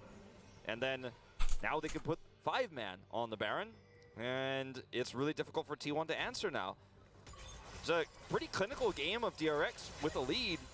You love to see it if you're a DRX fan. You know, we've seen this team struggle sometimes with early leads, but not tonight. Yeah, it seems like they have This Jax is such a monster, man. You know, they draft certain things that It's a bit it's a bit ski unbalanced, guys. It's a bit unbalanced, to be perfectly honest. Or fall too far behind, and that's exactly what they were able to do. They played around the strength of the Jax, and now we've got 3.5 items for Rascal. Yeah. As the only damage that T1 is doing is Poby into Pada. That's it. Are you calling me? He's going to, Rascal soon have a hull breaker. Then he will break the hull. That is the process. Even more than he already was. He's like, hold on. He Google's like, how to kill the Nexus. He's like, all right, I'm on chapter 4. Build the hull breaker. 4-1. Break the hull. Okay, got it. This seems pretty straightforward. He's like, I just need a little bit more gold, and then I can finish that item. He has teleport and level 16, and he is ready to crush T1 in a team fight if they do not push him away. And unfortunately, this Maokai is so good with this composition because it allows you to see and poke very well and gives you vision, but when you're this far behind and control wards are creeping through, you have to use those saplings defensively against the Rel. So you're always blind, and the Jace damage numbers here aren't going to be as high as they could have been if it was an even game state here for Poby to actually land some of that poke. But Bro, whenever I hear Poby, I just think it's like some silly-ass nickname of Pobelter. What's up, Poby? And I think of Toby from The Office. Let's see if T1 can get in position for this. The Nature's Grasp comes out, and DRX just pull off of it entirely. Another big shock blast into Fate. They're looking for an engage a little bit late to the party, but Oh, Burial. Kumeush is hitting. Reggaeton is getting solo boloed. Rip Bozo. Not sure why he's taking that fight Rip. We'll get a replay. We'll get a replay. It doesn't necessarily answer your question. Should be Baron, though. But I mean, it absolutely will be. Still up, but we'll have to wait and see as Poby now elects to go down. Rascal is like, this is my game. This is What the fuck? Everyone's just running it down. Kill the Maokai. It's gonna come down to Bro, honestly, T1 has been... I want to fall from grace, mate. the end of that. Baron now on top of the Jax, who is now level 18. It's rough. Like, I'm taking everything into account, you know, the whole season. Powered recall home, no fear whatsoever. Like, not the entire season, but ever since, like, MSI, and then... The Nature's Grasp comes out, like And then now this. and we'll talk about that after Ooh, this. Where, yeah, he was just caught in this choke trying to see if he wanted to see if Rascal was teleporting or not, and he dies for it. He's like, is this Jax TPing into the fight? I want to communicate that to my team. Oh, he's not. I'm dead. We're losing the fight also. Yeah. Well, that was, yeah. This one is just, he gets jumped on. Kobe's trying to help defend this inhibitor. Somebody... Clear the wave before the Guys, somebody hug Wolf. He's crying, man. Somebody hug Wolf. And once that's down, that's the biggest enemy of DRX's comp. If they're all rooted in place, they can't combo as well. Poby, a victim again. Yeah, Magnet Storm should be free as he's trying to trade back a little bit. Fake gonna take that kill. As this is becoming a landslide victory now to the side of Faker's has health issues. as it has been a masterclass in the top lane more than anything else. You know, we were looking at Poby and, you know, how is this going to work for T1? And perhaps the teamwork is not at 100% right now, but still you got to give credit to DRX. They're looking really good from ahead here. Yeah. And I think we will see a big draft focus change on the Sejuani lane in this next one. I think maybe Sejuani is banned or T1 pick it away on blue side here because Jack's going to have a huge advantage. They used it well. And that's another inhibitor down. But Faker, shot caller or not, like, guys, like this game was over. Like, did you guys see Sejuani's condition in such a game? Like, Sejuani's condition was just completely game losing. But he's just so tanky. Even a stopwatch for Plata, like they've got everything in this one. Another big knockup from Keria, but unfortunately their armor is too thick and nobody is going to go down. GG! 19-2 in kills as they dominate T1. Crazy. Number one. Very decisive game from DRX. They took an early lead in the top side. 6-point game. It would be one win for Top Esports, but also a loss for Billy if it was to go that way, and vice versa. It would then make what's currently a 2-series. Don't get me wrong. Faker of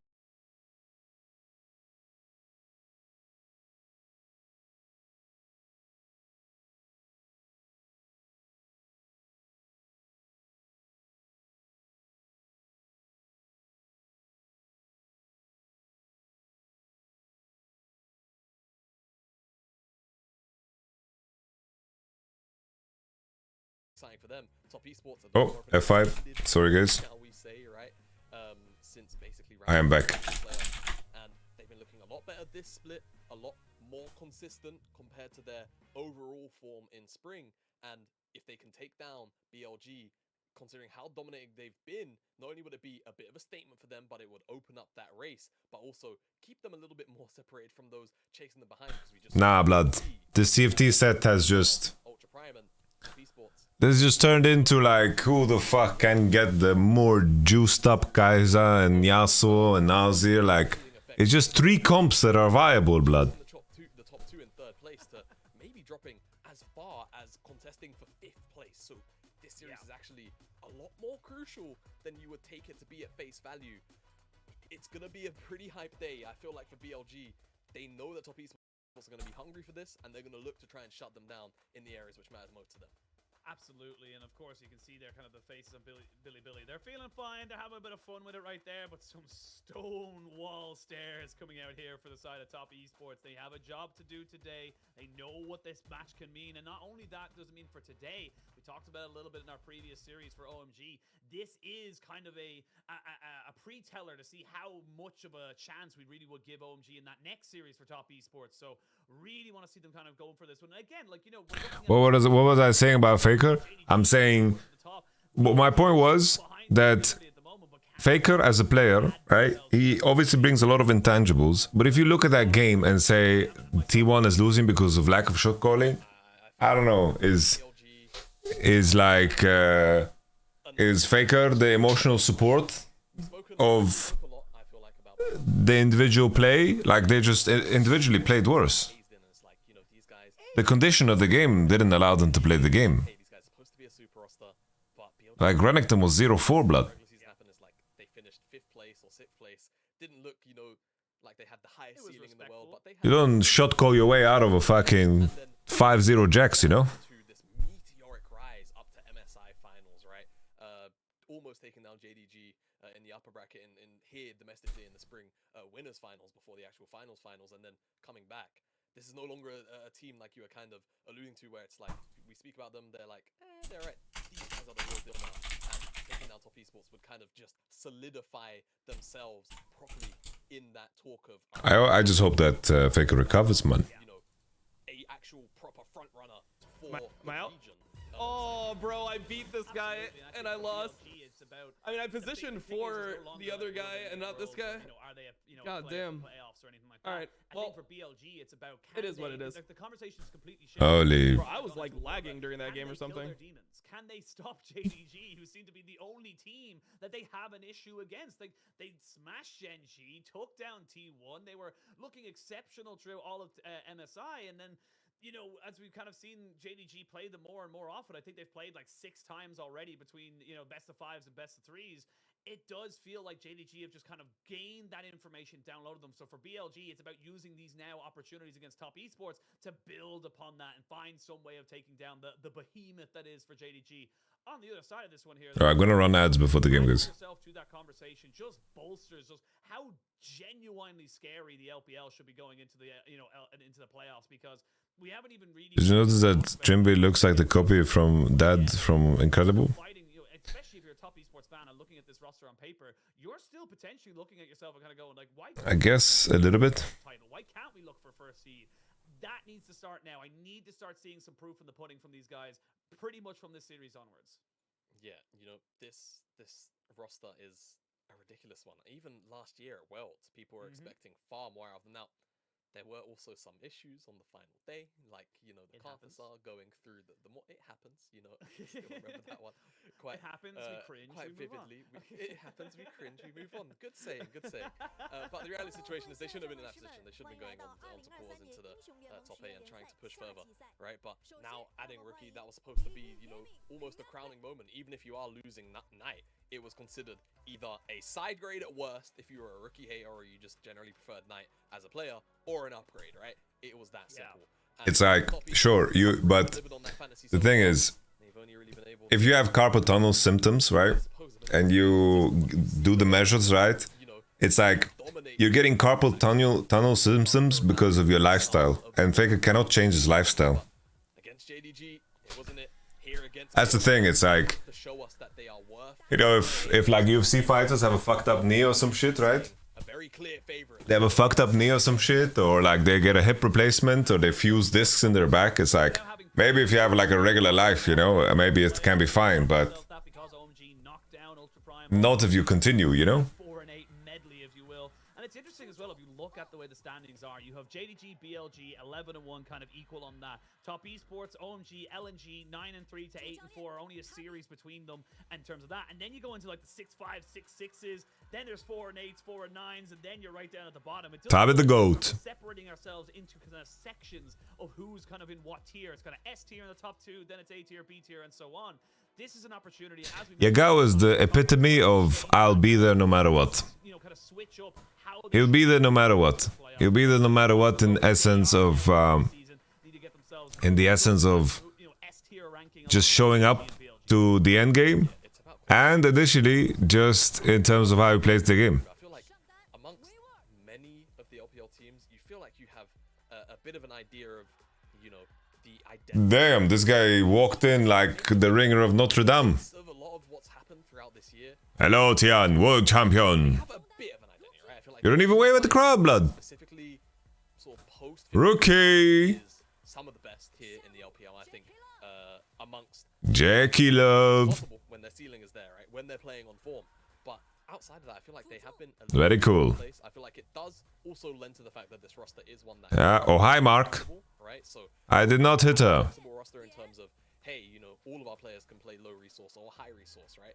It does mean that sometimes you end up kind of floating in this limbo of a barrel of drafts, which a billy billy bong, a billy billy bongy bong bong bong. Breath to perhaps gauge the overall strength of That's a dress and a half. show some of that inconsistency. So perhaps leaning into more of a consistent theme, right?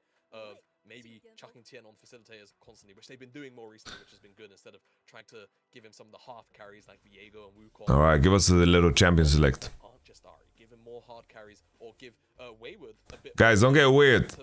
Don't get weird, please. We have 400 people here.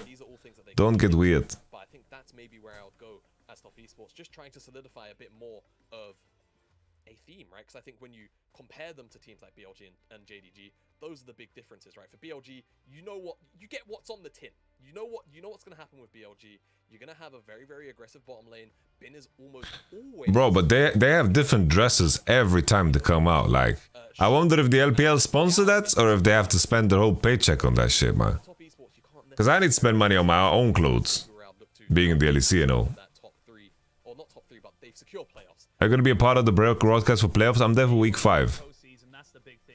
Okay, good healthy scalp from On. No dandruff. No helicopter pad. Yes, you want to be further on in the championship as much as you can be, but more often than not, we see such deep runs. I think of OMG and BLG in the last split. I think of WE. No, the LFL didn't comment, like, they didn't offer me anything for Nice LFL days. It would have been perfect too, you know, because LEC is not on this weekend, but it is what it is, you know. I'm sure they have some great stuff going. Billy against Weibo. So this is the kind of weird one here, where it's kind of like this is your last real kind of freebie opportunity to get some real experience against some of the, again, very, very equally. Elk is playing Asian Games, by the way. They took Elk and they took Shun as well. 369 and Jackie Love out. Yahoo! Top esports, which again, given sometimes top esports' early game tendencies, it could happen, right? This is our match of the week. Let's not undersell it, but at the same time, there are juxtapositions in terms of playstyles and in terms of strengths, which could I don't come to Nice today, no. so polarizing that it puts top esports in a very, very difficult position. But we'll review the K-Cup game from the comfort of my home. Even better. In these games, also via the draft, right? In terms of how passive do top esports take this draft? How aggressive do they take it? And for BLG, what kind of read do they have, right? Do they feel like top esports are going to be able to take it to them in those team fights around the Barons, around the later Dragons? So do they draft for that? Do they instead draft for the earlier skirmishes so they can just run over top esports? Those are things that they will almost no doubt be considering. And I feel like for top esports, they are the ones that are going to be not necessarily on the back foot, but they Stay hydrated and Gilios ass explosion titties. pull out with a lead here. And let's get into Thanks, man. Before we get into pick and ban, what has, in your opinion, been the success maker for BLG? What has made them? Again, I wouldn't equate to the same level of precision and kind of, you know, discipline as JDG, but they have been able to kind of come up with these exceptional leads from absolutely nowhere. So, in your opinion, what is the secret sauce, if you will, for BLG and their playstyle? Can I just say this, and it's going to sound like a cop-out answer, and I'm sorry for everyone that's listening that was expecting very in-depth analysis. They're just better. They are just better. Like I don't know what they just have better hands, and you know, don't get me wrong. Hands can only get you so far, but it does feel like this is, and this was kind of the characteristic of the spring team anyway.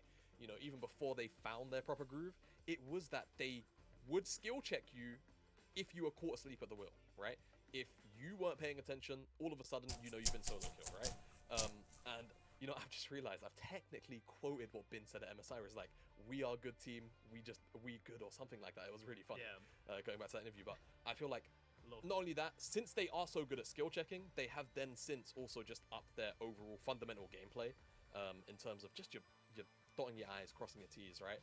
Making sure reset timers are good, always having a decent level of vision control around objectives, all of that kind of stuff, ensuring that Bin always has good flank angles if he's on those kind of champions. So I feel like that's it. I think the fact that BLG have a very defined theme throughout kind of just makes them now a much more... Thank you, Gringo. Kingpin. What's going on with these chairs though? Yeah, like it's in case of a fire hazard. Then those wings like come out and then it turns into these rotary blades and you just helicopter off. To be perfectly honest, it's like they are just the same beast you had to deal with, but a completely different animal now in the summer. And as much as that sounds like a meme, it really does feel like BLG, like you mentioned, have found that groove. They know what works for them, and it does feel like, even though like we have seen, like I'm not gonna try. Bin is my goat, but Is that actually true? Yeah. Maybe not my goat, but like he's definitely one of those players that like has had in performances. I specifically remember like a 0-5 Gragas play, but it didn't matter because Shun, Yagao, Elk, On are all popping off. You know what? Does feel, yeah, they're just incredible. That is also the big. Honestly, the fact that, like, Yamada's shirt is looking spicy, man. It does come with, you know, it does come with that caveat of. You guys want to see my rookie card? Look at my rookie card, guys. That's typically the trend. It's not like a one-to-one, but it's a trend, right? Generally speaking. So generally speaking, that's kind of what happens, and it does mean that sometimes you can fall individually behind. But it feels like whenever BLG feel like that's happening, somebody else is going to touch the stick, right? Somebody else is fundamental. For all of our jibber jabbering, we are here into the first draft of our match of the week here. BLG and Top Esports, and we'll see whether or not someone is willing to flip the burgers a little bit more than one another on BLG, and who will pick up that magical stick. It's a foil rookie, IG rookie. How cool is that, by the way? I have FPX Tian too. Hasn't always opted into it when it's been open, but definitely looks terrifying when he does, and it does feel like it's one of those picks that, especially someone like Bane, could just make such incredible use of. I think it's just a part of being a jungler, MSPP, because like inherently you need to play on information, and the windows of opportunity are very, very narrow at the highest level of play. But I think Razork had the best regular season out of any jungler. In the first 9 games played, I think Razork was the best performing jungler. Even with his shitty ass Maokai game against SK. That was a horrible game. If you have that ease of execution, your team fighting, you know, internally is excellent. Once you kind of get past the early stages, you have your growing pains in the first 15 minutes or so. Past that, you really do start to look like one of our top teams. So let's see where they decide to go towards. Hovering over the Kai'Sa would be a good start in terms of, all right, is it going to be paired up with someone like the Wukong, and then of course the Rakan on 3 perhaps. Things like that. BLG opt into that Nico first pick. Bro, Yak died. Yak died level 3-4 like every second game. I know Nico was kind of busted, it's always been permabanned, but to give you an idea of why I'm putting Yagao as the Nico. Have you seen Finn's tweet? No, I haven't. 100% win rate of 6 matches in this champion. They first pick it every damn time because they know just how incredibly powerful it can be. And for BLG, they would like to keep that trend going now into this game. But on the opposite side of this one here, Top Esports kind of leaning towards that JDG style, if you will. We're seeing Ruler pick up this Kai'Sa almost instinctively and showing just how powerful it can be. And I do like this pick because with the new builds, with the static shift and such, you do have that flexibility to go towards either AD or AP, depending on what your team needs. And BLG instantly respond there with the Cassante and the Kindred. They are getting their top half of the map into pure comfort. Okay, so this is also kind of throwing down to Top Esports here, because now they have to pick either their mid lane or their jungle, and they are opting right now over the hover of the Azir. If they go towards this Azir, then TN Champion Pool gets kind of knocked down a pinch. I'm not entirely sure how Top Esports feel about this position, but it seems like they feel quite confident in TN's Champion Pool, it seems like, to eat a couple of bans here. For BLG, Shun getting his Kindred is something that is to be feared, not only internationally but here domestically as well. So Top Esports are going to have to do a lot to deal with this champion, and I wonder what TN has in his locker, because I anticipate I low-key think Finn has potential, man. And then it's going to leave TN with a couple of options quite limited. Maybe Sejuani as well. Yeah, Sejuani and then Poppy. I wouldn't be surprised if those. Yeah, G2 is just the best team, right? So to kind of whittle away at Elk's champion pool. Statistics website to recommend for pro play. I really like Game of Legends. Game of Legends is really useful.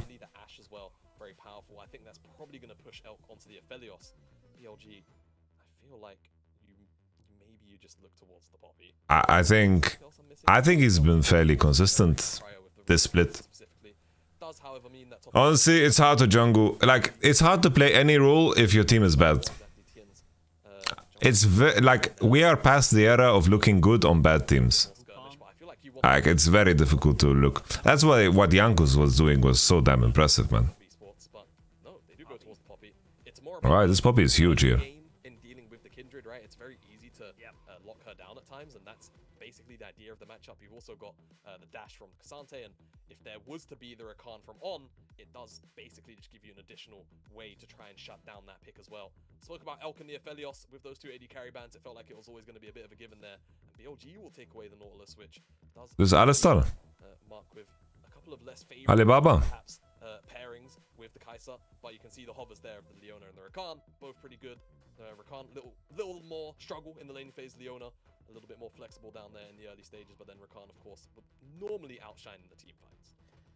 I love that BLG are kind of going straight into this kind of composition where they are looking to have that powerful jungler. We haven't seen Shun on the Kindred since MSI, where he did win one and lose one on that particular matchup against T1. So you know. No, it's a lot more rare, right? It's like, of course, you can judge, you can definitely judge, but it is a lot harder. It's like, if your team is inherently worse, you will take risks you wouldn't take with a team that is better. And if those risks don't pan out, you look worse. You know? Billy versus Top Esports, guys. The prediction is up on the board. Yeah, surprisingly so, right? I like this from Top Esports, though. It's a Sending it. simple comp. The engage to a point is somewhat limited. Beer back. Get lane priority and then be the I join and Dom leaves. forcing BLG to walk into them, then I feel This is a perfect time for me to say, Dom is so fucking hot, by the way. that's the crucial thing to me. I used to have dreams about Dom. I was drowning in the Pacific Sea and he just jumped. He was the lifeguard and he saved me. Yagao is one of our most proficient Nico. So sometimes those things swing around. Like that. We're here. Game number 1 is kicking off for our match of the week, Ashin. It is indeed. We're going to have our match of the week coming in here. And then when he came out of the water, he would like flip his hair. JDG so far this regular split. Top Esports have definitely looked good, but inconsistent to say the least. Took a 0-2 loss to WE earlier on in this. And then he'd say, what happened to T1? They just lost. The top, kind of summer split contending team. We are going to jump onto the rift for this first game. BLG versus Top Esports. Yeah, Yamato, I was just ignoring you, by the way. I was here. Even though these teams are both locked For sure. garnered over for either sides. Nah, you'll never know what I said. Holy, you said some crazy shit. No. Nothing. You say T1 is dog shit? They're absolute fucking piss. Faker's the only decent player on their team. Without him, they look like the diamond players they truly are. Did you say that? Almost. Okay. You'll never be able to guess it. And you'll never know. It was just a special message to your chat and to my chat. You should have seen. You should have seen. Apparently now the current DRX T1 draft is DRX banned 5 junglers and T1 picked Wukong on 4. Damn.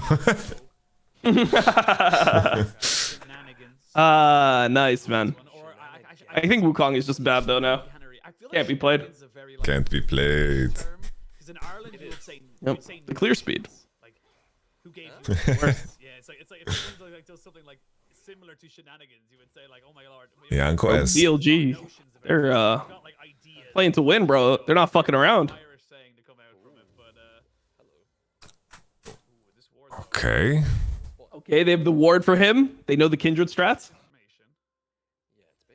What's the counterplay though? They can't do much. The counterplay? I mean, you could potentially collapse on him and kill him. They see this though. They know. I mean, if he didn't start red and he ran here, Shun doesn't smite. I thought he would be smiteless if he got leash, but I misjudged the timing. Okay, that's a bit awkward. If Tien took or had a little bit more information and took the cone, could have been alright. Oh my god, Elk. Okay. Ooh, level 2. Big. Dude, he instant cleansed that ignite. Can barely even see that he ignited. Oh, the cleanses today have been mental. Yeah, nah. Bro, that spell is so much better in China. Yeah. I mean, part of the reason, like, the thing is, when they take cleanse, most of the time they just know they have cleanse. Like, I think the biggest enemy of NA teams is they don't know when they take cleanse, so they just use it like they have heal. Like, I don't know how many times I've watched Stixide just cleanse nothing, thinking he had heal. Like, he's got to be the worst one at that shit. He does that every time.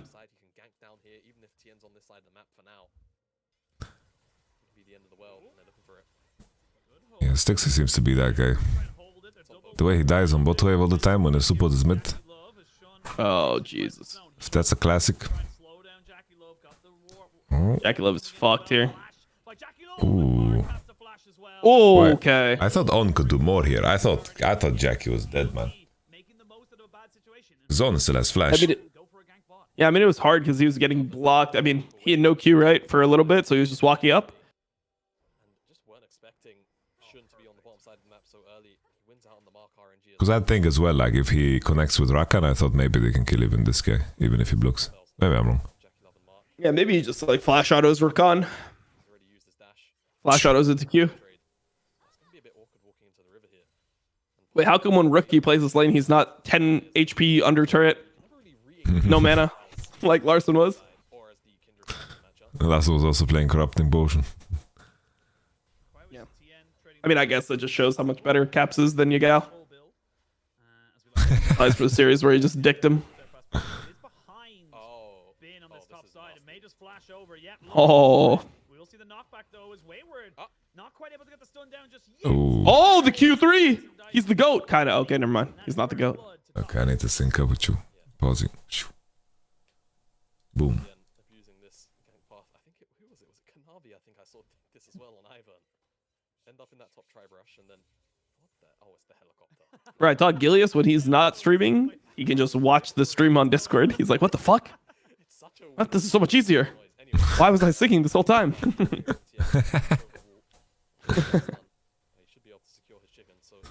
Yeah, Gilius is a genius in the making. He's something, bro. That guy is something. First blood is definitely doing a bit of work to keep him up in the same gold value. I think if you deliver a message to Gilius with a sense of decisiveness and authority, he believes in it. Yeah, no, for sure. He believes in most stuff. Like, he'll see an article that it's just like a fucking from like The Onion or some shit, and he'll just spread that shit as far as he can.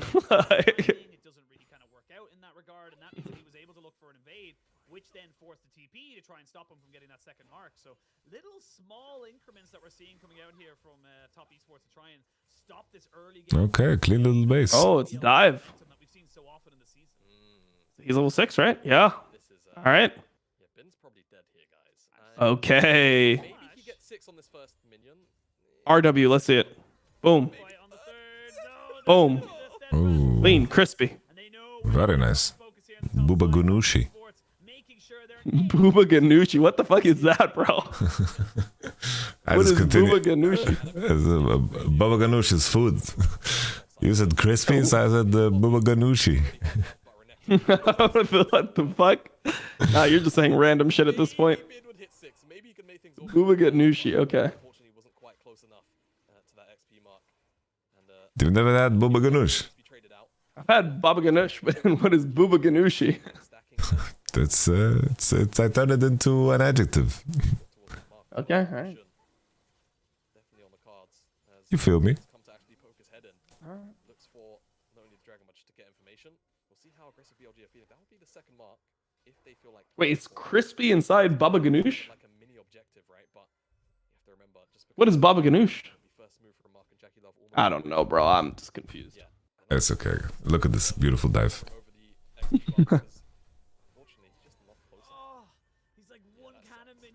Damn, Ocean just jizzed. Yeah, he was enjoying that one. 1 minion, bro. Really trade aggressively inside the wave alongside Wayward whilst knowing that TN was still on the top side. It's a bit of a catch-22. Fortunately, now Wayward sits with 2 kills and a whole bunch of plate gold as well. Are you a Kindred believer or Kindred denier? Or are you? I'm a Kindred believer if your name is Shun. Okay, Yeah. That was my third option. Yeah. I mean, I like Kindred in certain games. I don't really like Kindred into Poppy. I like Kindred if it's like, ooh, okay, wait, hold up. No ult. Oh. Yeah, he has ult in 1 second. Is he fighting it out? Oh. Bro, he's... Oh, shit. Ah. Wah. Oh no! He gets it though. No shoes. Oos. Okay. Big. Oh, finally for BLG, yeah, it's looking a bit dangerous there. Bin's timing is actually quite good because he was playing around the dominance, but he just couldn't quite find. Yeah, he just missed Q3. It is what it is. In the end, to actually finish it up, I'm not sure if he missed out on any crucial spells, like a Q or Hey, Rookie gets the plate. dumped everything he could into Wayward, but My goat. unfortunately the dominance came back up. But Shun there to clean up the mess that was the top side play. They see it. On top of the Herald, level 6 advantage. Actually, Bro, the whole fucking squad is here. A little bit scary. Mark is only level 5. Is On gonna hit 6 off this? He doesn't. Rookie the angle. Ooh, Tian. What? Whoa. We don't go on Elk. I guess Elk has cleanse. I thought you just burn Elk sums there, no? He has to burn both, I think. Yeah, I don't know. Okay. Calm down, Wayward. You have no ult. Relax, brother. Oh, this is poor from Top Esports. Yeah, they were late on the play. a little bit awkward from Tian as well. Like I think, like you mentioned, kind of using him as a taxi out. What do you think about this, Thornmail completion? I'm not a big fan. I don't like it either. Top lane can explain this to me, because it's like Bramble, like I can understand to some certain degree, but how can it be better than finishing just Iceborne? Doesn't like your potential just go through the roof? Yeah, I don't know. I mean, I just don't like building items where it forces like the enemy to like play a certain way for your item to get effectiveness. Like he needs to auto you here. Like if he goes in and he just EQs, or if like you, I mean, obviously if you land CC, that's good. Yeah. But if he's playing like and he just EQs, like you're not getting healing reduction. I don't know if like the matchup is that hard that you have to create that pattern for yourself. I'm not sure. Because like sure, it's like Thornmail does a lot of damage, but I feel like you become so much weaker in the game. But then again, everyone's buying it, so maybe there's something that I'm just missing. Yeah. Sanji did it the previous game too. Yeah, everyone's doing it. I talk about it all the time, but then like at some point I just stop talking about it because I feel like the stream is annoying if you just complain about like the same thing the entire time. You know? Yeah, I'm just curious to hear what maybe there's something I don't know. Maybe one's gonna say there's some tech or some shit. I don't know. Ask Wonder, bro. Maybe he'll know. Actually, never mind. He's just too hard stuck at TF. Don't ask him about builds, bro. He can't figure out what to build in a game where you can only build items. So. Bro, I got fucking 5th in my game. I saw you played a TF2? Yeah, a little TF2. I got jealous. I was watching played, T1. yeah, I got 3rd in mine. My fucking start was terrible though. Yeah, I had to lose streak. I feel like whenever I lose streak, it's just fucking play for survival points. Yeah, no, I mean I was lose streaking, but I mean you just have to like roll down earlier and just cap lower. It's like 4-1, just chase your Narcissus and I can 4 costs and pray. Yeah, there you go. It's a cheaper item than Gordrinker after all. So not the end of the world. And he's still going to be able to hold 1-1 against Wayward. In fact, I don't know how much I like the legends, honestly. specific spike, I think Cassandra is a bit stronger. Just because of how much damage Thornmail. Yeah, I mean I'm just not good enough to use like the whatever the old legend is. the old guy, the one that gives you the ancient tome, and then like you play like really interesting boards. Oh, is that just some random old dude? And whenever I saw that picture, I thought it was just some outdated picture of Ornn. Whenever I saw it on Tactics Tools or some shit, so that's a no. Ornn. The Ornn is the different one. Oh, big. Oh, nice. What? He doesn't go anywhere? Oh. Pause. Wait, the Tian's W just cancel the Azirar? Maybe. I thought what happened there was that he got like pushed at a bad angle into the wall, but maybe I'm wrong. Oh, it's Earth. Yeah, I don't know what Earth is, but apparently that's the one where the seal. Yeah. Okay. Yeah, Google. Oh, Jackie Love is just dead. And Rookie TP top, bro. Rookie TP top, and they tried to fucking force Drake insta. What? Yeah, really awkward there. And the thing is, because Rookie used the Emperor's Divide down here, he didn't have it up in the top lane, I think, to stop. I think for me, the biggest problem is I just don't have like really good understanding in TFT. Like I like can't really like accurately judge like when I win, when I lose. So I'm just stuck playing like meta comps because I'm just not good. Like I could tell, bro, I'm like so fucking dog shit compared to where I was when I was like in Challenger. Like I have no clue how to play most games out. Or like what stabilizes the board, or like when's like, yeah, when to roll down. I don't know, bro. Fucking trash. It's fine. As long as I be Wonder to Master, all is good. Okay, let's see now. Did he actually get the W? No. What the fuck? No, it was Poppy R, no? Poppy R on Azirult. Oh no. Yeah. That's tragedy. Because like if the Azirult just goes through, like Rakan connects, and I think they CC chain him, but Yeah, I mean, I guess it's almost a better result though, because this way you burn his ulti.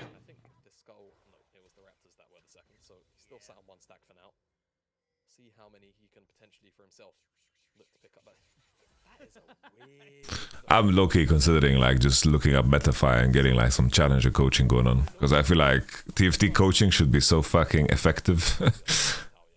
Yeah, I mean, just a lot of people like can't coach. Like they're just really bad at like the active coaching. Like normally when I see people that are coaching, it's like the same in League. They'll just tell you like what to do, but they don't teach you any like concepts or anything. They'll be like, yeah, like here you should grab this unit.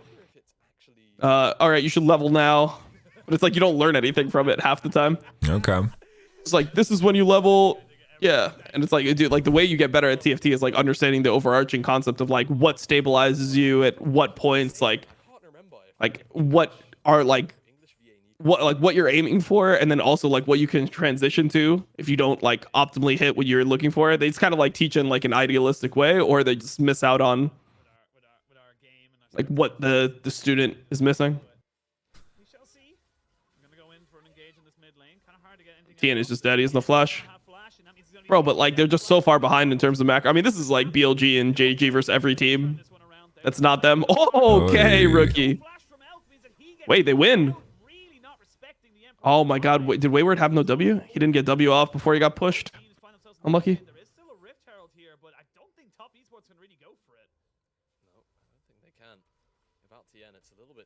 I'm gonna do the rounds, see if I can find that guy. Who? The coach, the TFT coach. That is just gonna open those doors that are potentially closed. Yeah.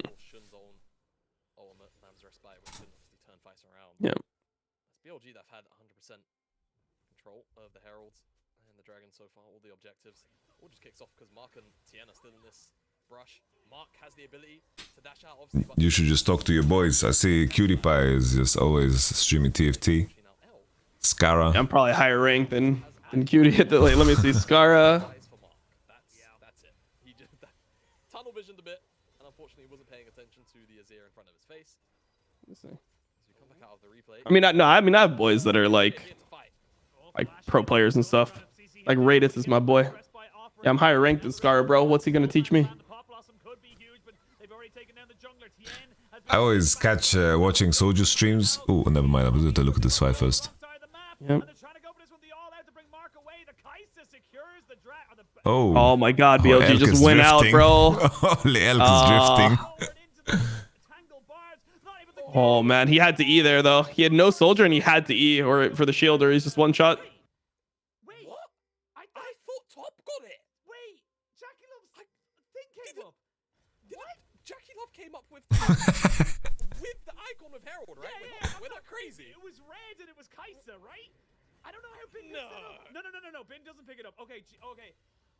We're wait, no, he did pick it up. Sorry, I'm an idiot. He dropped it straight away. How'd that happen? I need a replay. The casters are so confused.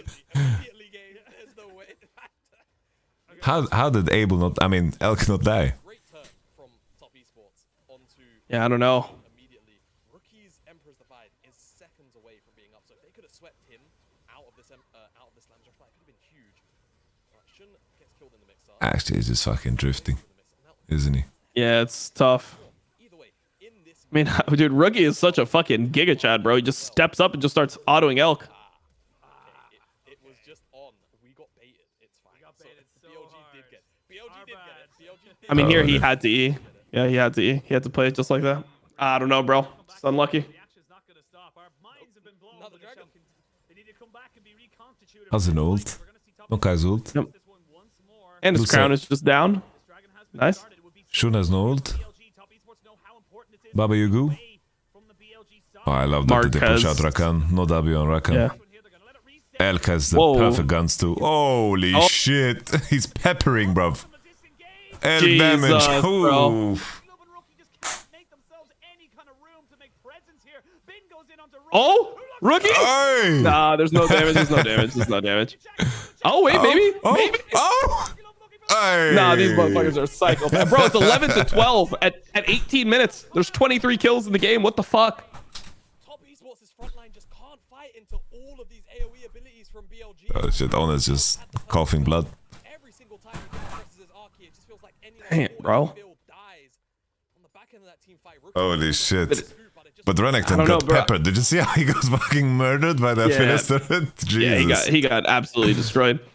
No, I mean, I was wondering like how good AP Kaisa is in games like this, because I feel like, I mean, if you're already having a Azir and you're lacking consistent damage, I feel like this AP Kaisa build is just worse. Like, because they're not really poking, bro. Like, look at what Jackulov is doing. Like, he hasn't hit one W, and then he just has to start autoing. Like, oh, bro, look at on Q the R. Oh, nah, he's just a goat, bro. Damn. I love that, man. Holy. Yeah. Holy, I got flashbacks here to our fight against EDG, actually. In our first game against EDG. Jackie Love played the ending of that fight really nice. Yeah, I'm with you. I feel like the Kraken build curves out a lot better, too. It's like when you hit Kraken, it's so much better than static. Because I don't think you necessarily miss out on not being able to push waves with Kaiser specifically. Yeah, no, I mean, I think it's fine. I mean, if you have enough AD to upgrade your Q, I mean, most of the time you're fine at pushing waves. I just think that the problem with this build is like you can't kill frontline until you're 3 items, and it's I mean, the game is like almost over by 3 items. I think also Navori is fucking giga broken. Yeah. But T1 is just getting 2-0 apparently. Yeah, no faker, no win.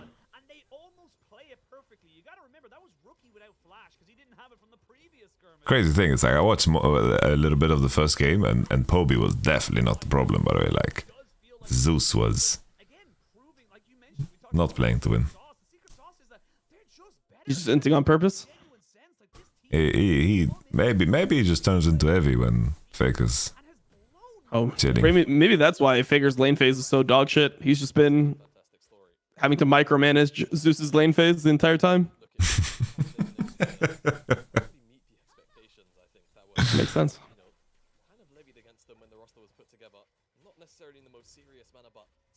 T1 pack? Oh. T1 losing, I'll be there no matter what. Except for today, I won't be there today. I'm way too tired to do a T1 VOD review. Gilly just goes live. Bruv. He doesn't go into the Like sack. that, bro. Just like that. During the series. He's on the grind. Ah, this Kindred is humongous dongus, mate. Yeah. I think all hopes are gone now. Wait, they're playing Gragas top on 13-12?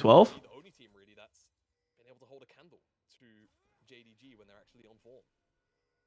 It's very, very high standards that they've met, and so far in this series, in this game 1, they've met very high standards as well.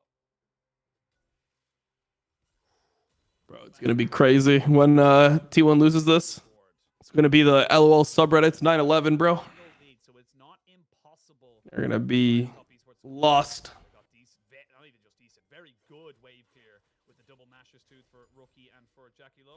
Oh my god, bro. Okay. Jesus. What a weird interaction that was. What the fuck? Just queued the E, bro. It is what it is. They look like they wanted to cue the wall.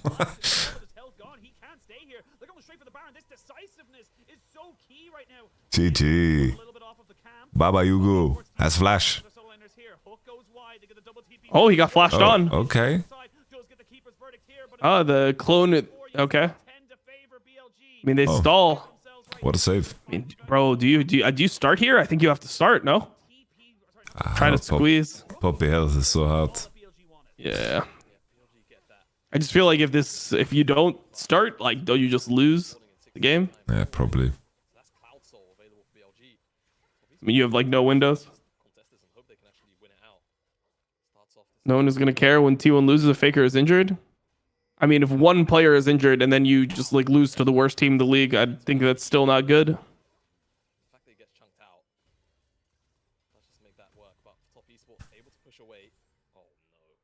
Like one of the worst teams. Obviously, they're not the worst.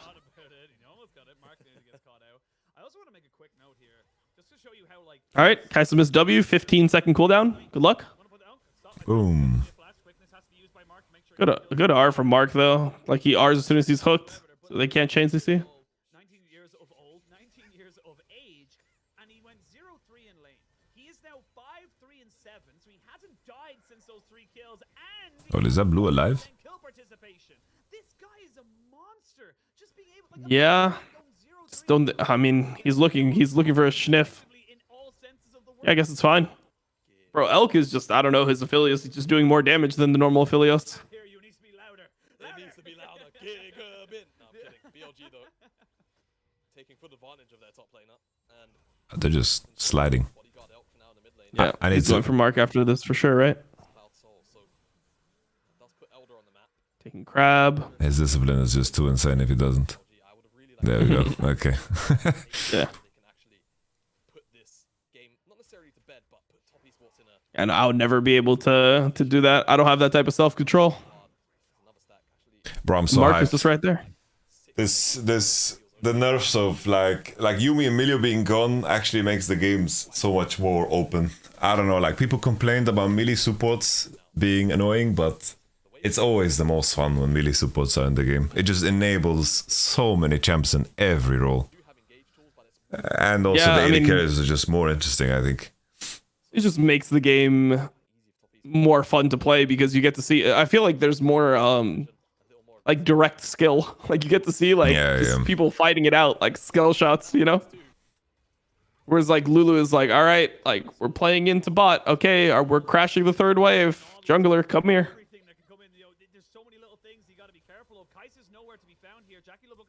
Okay. Ooh. He can maybe get mid turret here. Squeeze out mid turret, get an objective bounty, not bad.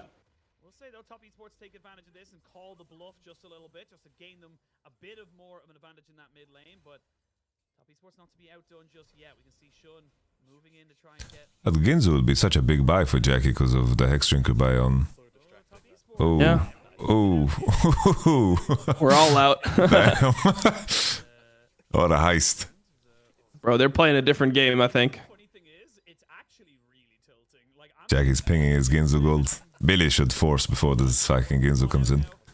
Yeah, they see it though. I mean, it's not that easy for them to start this. Alright. There comes Naughty. Oh no! On! X flash into the wall, into Q wall. Mark, why? Yeah, Mark just sent it. What? You had all the time in the world. They were chilling. Ah, it's fucked. Ooh.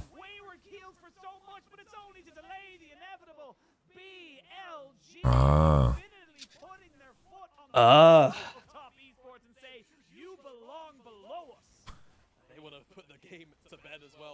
Well, kind of fucked. Also, bring back Ming. Like, just put him on some team, dude. Like, if I can look at the meta, man, he would run the region, man. Yeah. Nautilus meta, Ming is there no matter what. Nah, blood. Oh, Mark just missed everything. Holy fuck. It was such a bad timing, like, across the board. Yeah, for sure.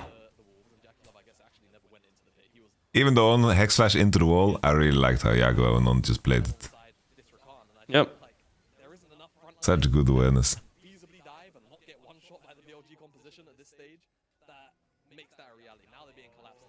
Oh, Rebozo. Yeah, it's over.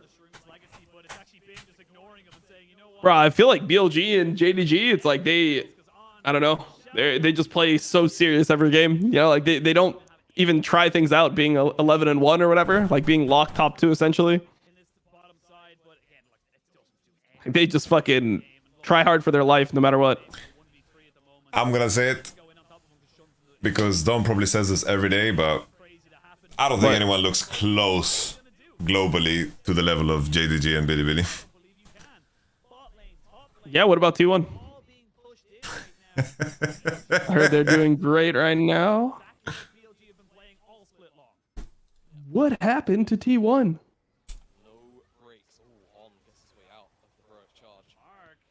Hector now.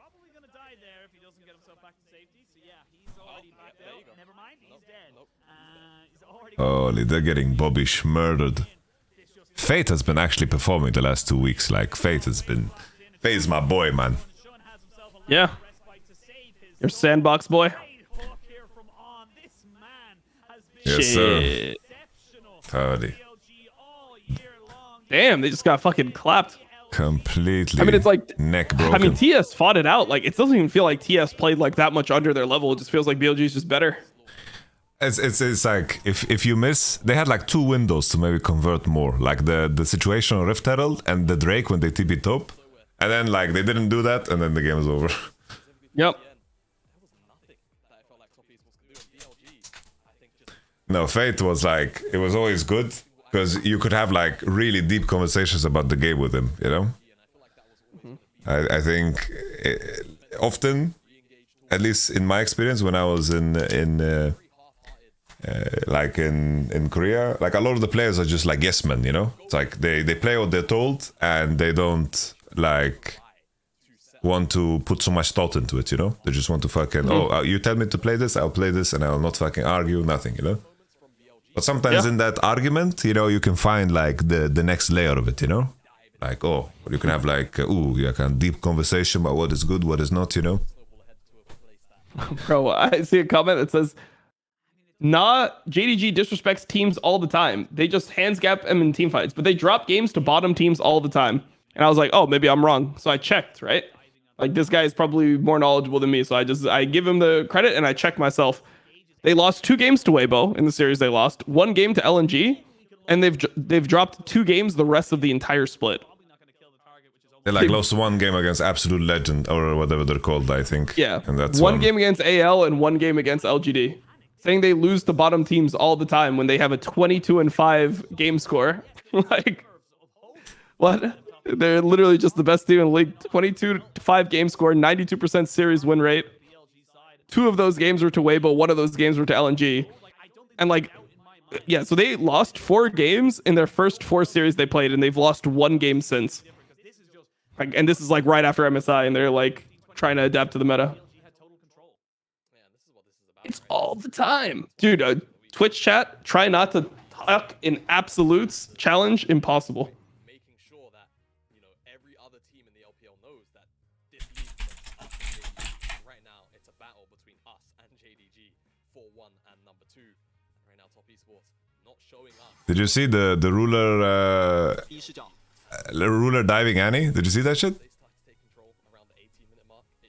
Yeah. So you saw it? Okay, then I don't like it. Yeah. You saw his pro view? No, I didn't see the pro view, but I saw the clip. There you Somebody go. That's the posted pro on view. Twitter, no? Yeah, that's the pro view.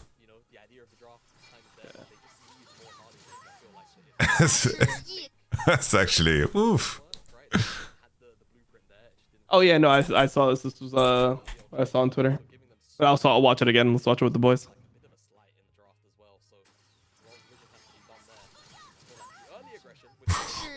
Oh, bro, what is this quality?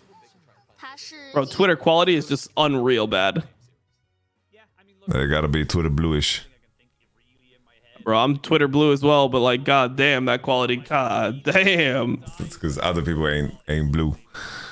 Yeah. Crazy. It looks so easy though, man. Sound dumb, but it's like I have nothing but praise for this team. I really do think that if you look at the trajectory of this roster, specifically the players that come into it, how they come together. Shun was on IG, looked decent, but always kind of like a middling jungler, not really kind of, you know, anything exceptional. On coming in as one of, you know, last split was the youngest. Now Show us, man. Bro, that's literally me showing you, bro. much players that kind of came together to make this, you know, almost That was the clip. weird medley of things. We always thought, yeah, top 8. Twitter forces you to buy Twitter Blue. I don't know. I just fucking bought it, bro. I don't mind. I use Twitter fucking 24/7 anyway. I use it literally every single day. So I'll pay $80 to have the ability to edit tweets and upload better clips or whatever.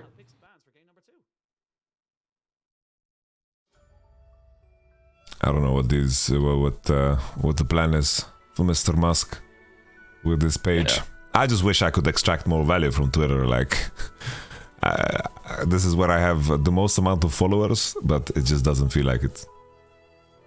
Yeah. Yeah, I don't know, bro. Twitter feels pretty dead. Like, just, I can see interaction just across everyone has gone down.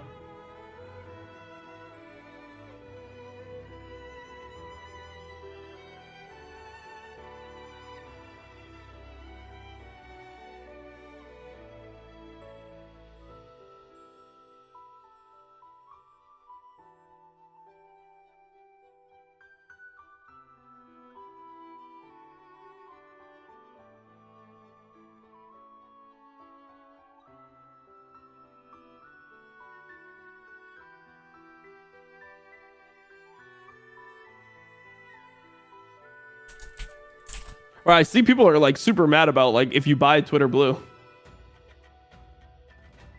It's like a thing. Bro, you paid for Twitter? What the fuck's wrong with you? It's like, yeah, bro, I don't know. I mean, I pay for shit that's a lot more useless to me than Twitter. I'll tell you that.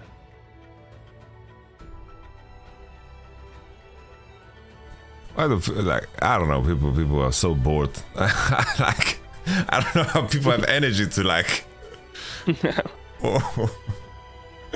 They are so bored. God damn, 0-2. 0-2, man. That's a cool coach name. His name is Gizmo, dude. Wait, Gizmo? Who's Gizmo? DRX's coach is called Gizmo. God damn. I like that.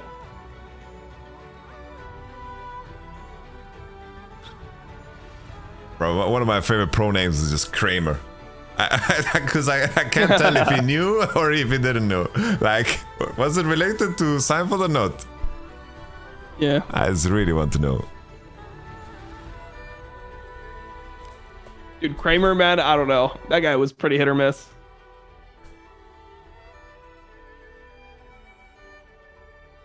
He definitely had his moments. I tweeted out resisting the urge to flame T1 since they didn't play with Faker today. And then I replied to that tweet in all caps and I said, but goddamn, they are dog shit. Damn. That's me, baby. That's mental. Ooh. Yo, T-Times, thank you very much for the 5 gifted subs. Bro, I couldn't resist the urge all the way. You got a little jazz hands dance because I have energy because of the coffee I just drank. The intrusive thoughts won, bro. Thank you very much. Appreciate it. All right, I'll be right back, Yamato. Go for it, baby. Okay, what do we do while we mate? I think we just listen to this. So my winnings for DRX, minus 1.5. Holy shit. Nice T-Times. We'll just pretend that the Halo theme is playing on the stream. Got to support the enemy.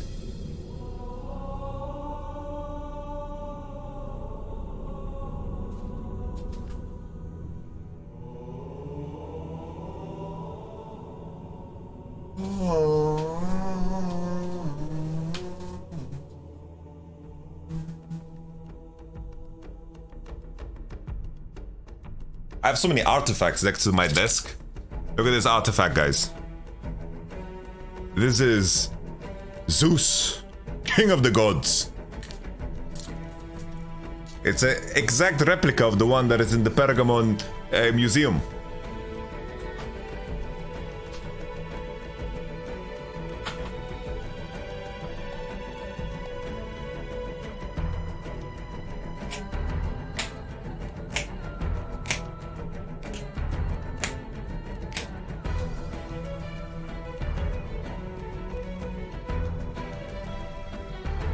Blood, I really want to open this. Should I open this? It's my LPL cards. From Wish? No, I bought it in Cyprus. It's handmade. From Wish. Shut the fuck up, man.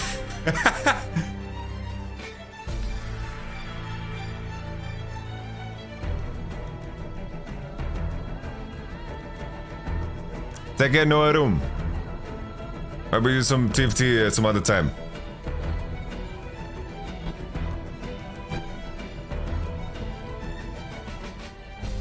Bro, I need to fix my scenes. I don't know.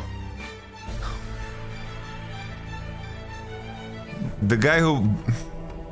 No, they make... Blood, I need to fix my scenes. I have such a fucking big problem. My problem is... I open Streamlabs on my laptop. And then my laptop Streamlabs overrid the Twitch. Like my Streamlabs settings here on my PC. Which is a mess. Like my Streamlabs just took settings from my laptop. And my laptop had no settings. Why didn't my laptop take the settings from the other place? How fucked is that, man? I really don't like that. Very unhappy about that.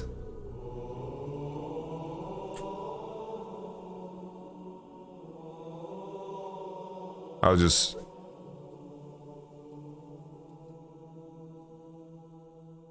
All right, we're back. Fucking do it. Sounds like you're about to freestyle. You got a hot hand. We're on 105 FM. Dom. I'm not freestyling on stream, bro. That's a clip for the ages. Dom. Tell him where you're from. Dom. Tell him where you're from. Bro. Your motto being the hype man, holy shit! I'll become like I'll become a rapper, and you can be just the guy on the stage, just like jumping up and down, just like repeating every like third word. I'd love that job. You know, I'd gas you up. Yeah, no, 100%. I feel like you'd get the like, dude, just because you've got the voice for it, you know.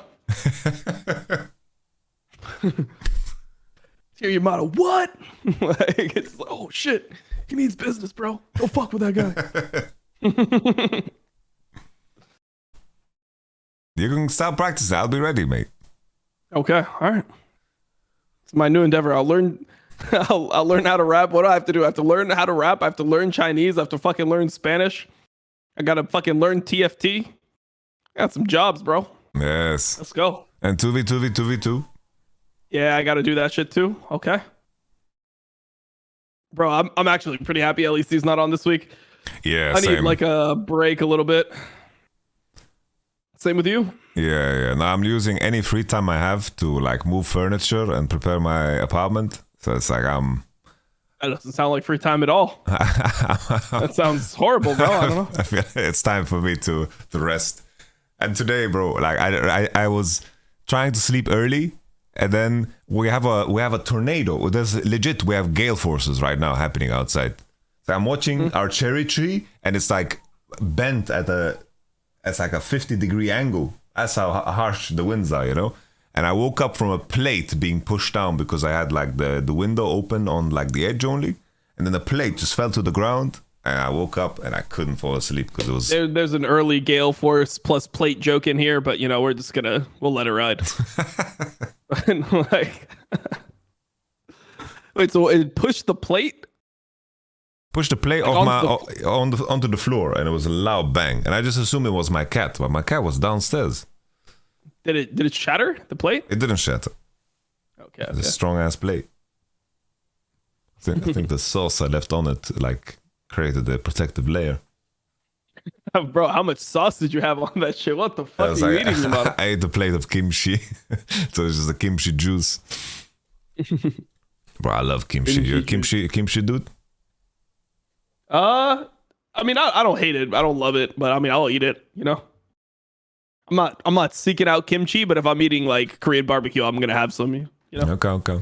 It's so healthy, man. I'm like that with most food though. Like I pretty much eat everything, bro. There's like no food that you'll put in front of me that I'm like, no, I don't eat that stuff. I'm like that, but there's one food I hate to eat. It's fucking zucchini, dude. Really, zucchini? That's such a weird, like that's such a non-offensive vegetable. Zucchini and aubergine, dude. These two things, like I think they came from a different planet, bruv. Yeah. Like zucchini, I can manage zucchini if it's like if I don't see it when I eat. Wait, you never had some like good like eggplant at like an Italian restaurant? Nah, mate. Aubergine. I think it's maybe my father just traumatized me too hard because he's like my mother travels to Poland to visit my grandma, and then my father cooks, and he's legit, you know, just fucking throw everything from the fridge into a pan. Damn. And then aubergine has some like voodoo ass fucking consistency about it when you chew into it. I mean, it's like a pretty meaty like vegetable. I feel like you can do some stuff like, I don't know, bro. I've went to Italian restaurants where they prepare it like an eggplant parmesan, kind of like the same as a chicken parm, but they just use eggplant instead, and it's pretty good, bro. Like, okay, fuck with it. Maybe I've just been eating shitty ass aubergine. Well, I'm American, bro. We fry that shit. We fry some eggplant. Fried eggplant. I can see that. That's maybe my entry bro, level. you fry most stuff. It's pretty good. Let me tell you. Holy, the accent came in. Let me tell ya. Let me tell you about frying. I don't know. Oh, Renekton ban. Living the American dream. Yeah. No, I'll eat anything. Like I don't like olives, but like I'll eat them. You know, like I wouldn't if olives were in a salad and I was like and I don't like olives, I'd still eat the salad. I like the green olives more. Green olives with like when they stuff them with like peppers or whatever the fuck that is, the red thing. What is that? Oh yeah, I know what you're talking about. Those are kind of nice. Yeah. Bro, actually there's one food that I fucking hated when I tried it. Papaya, bro. Have you ever ate straight papaya? It smells like puke. It actually smells like throw up to me. I don't know, I just can't. Apparently there's like an enzyme in it, which is the same that's in vomit, and that's like what it triggers in some people. I can't fucking deal with that shit, bro. Too crazy. All right, Nico again. They're just giving it over. All right. There's a Nico Wukong into Maokai. All right. Or do they just slam top? Just continue the K-Sante line? Or do they let Bin have some fun? Yes. Shun is always vibing, dude. Always. Yeah. His teeth are always out, man. Always smiling. Yeah, he's always smiling. He's always dude. The thing is, if you saw his fucking last year, he wasn't like that. Like, when he was on IG, he wasn't smiling that much. They just used to This guy's pray for enjoying times life. like these, man. Yeah. Good for him. Bro, I mean, that's a tough job, bro. But I think that's why a lot of these players on bottom teams still, like, they just care about their career so much. Like, even if they're on bottom teams, if they put out good performances, even at the end of the season, they could definitely move up. So it's like borderline. You get disowned if you like commit to this career line and you don't get anything out of it. Yeah. Like, I wonder how many like dark stories there are of like players pursuing something and just like not succeeding, and we just never hear of them. You know, maybe they're like stuck 600 LP, never get a shot in the LDL or some shit like this. You know. Yeah. No, for sure. Holy, they're keeping Ben honest. But then again, bro, I feel like you should be higher than that on the ladder. Like, you should be like minimum at least challenger before you pursue pro, in my opinion. Like, I think you could, if you really focus on league while you're doing your school, I think you should be able to challenger while still like maintaining grades and stuff, and then you make the transition if you're like feeling good about it then. Yeah.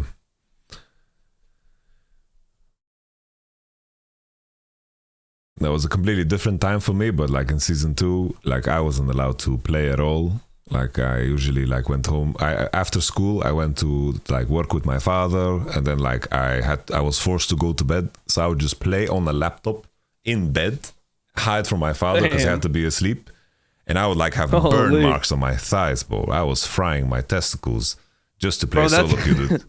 That's what Gilia said. Fucked his balls up. He said that's why he thinks he got twisted up balls. because he was doing the same thing. Why would the balls spin from heat? I don't know, bro. That's what he said. He thinks that his balls mutated and became like, and the Harlem Globetrotters just spawned inside of him. Like just the radioactive like energy just created fucking Harlem Globetrotters in his nutsack, mini ones. Mental. Yeah. I mean, the AP Kai'Sa looks better here for sure. I really like the tech in the previous series where they banned Alistar on 4 to set up Rel on 4, and then to just and then when those are out, you can just 5-pick support or just slam Nautilus. That shit was pretty neat. Yeah. Well, Yaya yesterday, he just played into that shit.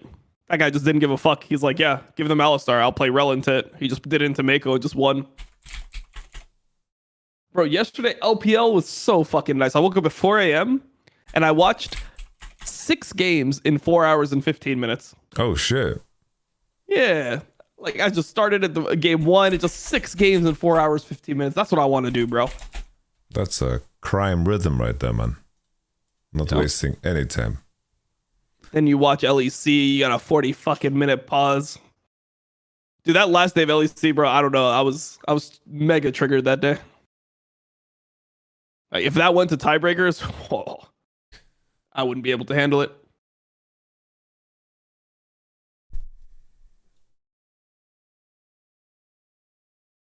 Why?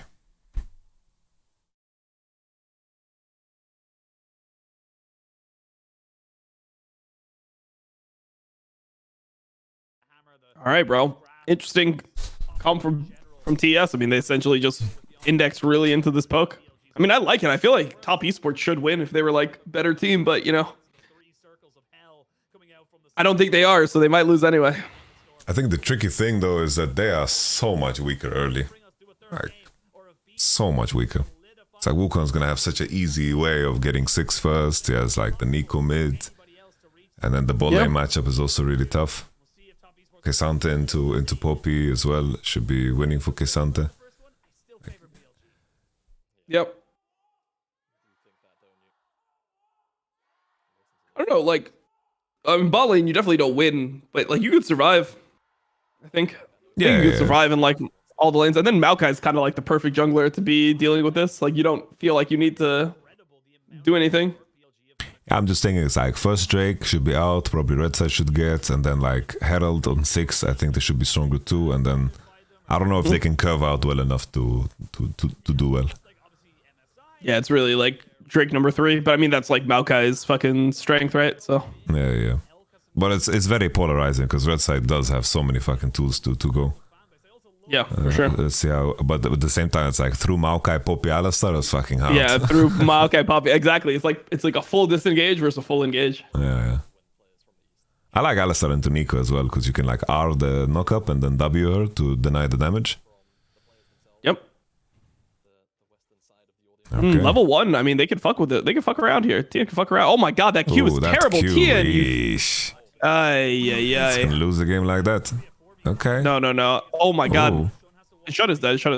Jackie Love has him. I mean, Wayward coming here like was really big, but Jesus, Tien. You don't just walk up and fucking Q like that, brother. That was too much, bro. Too much.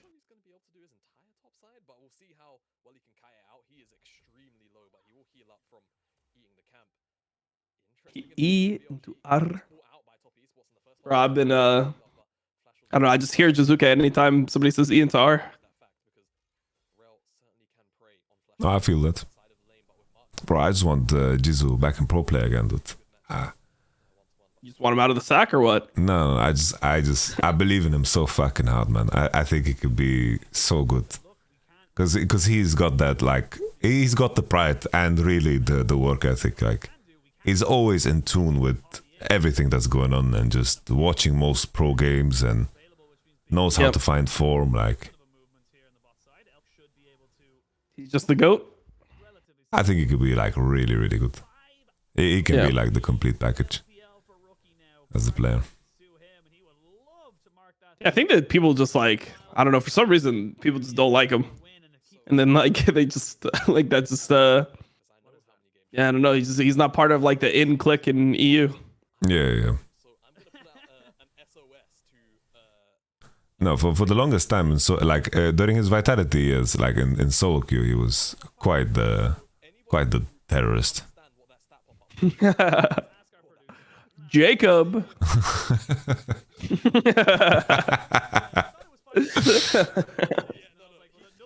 Oh shit, man.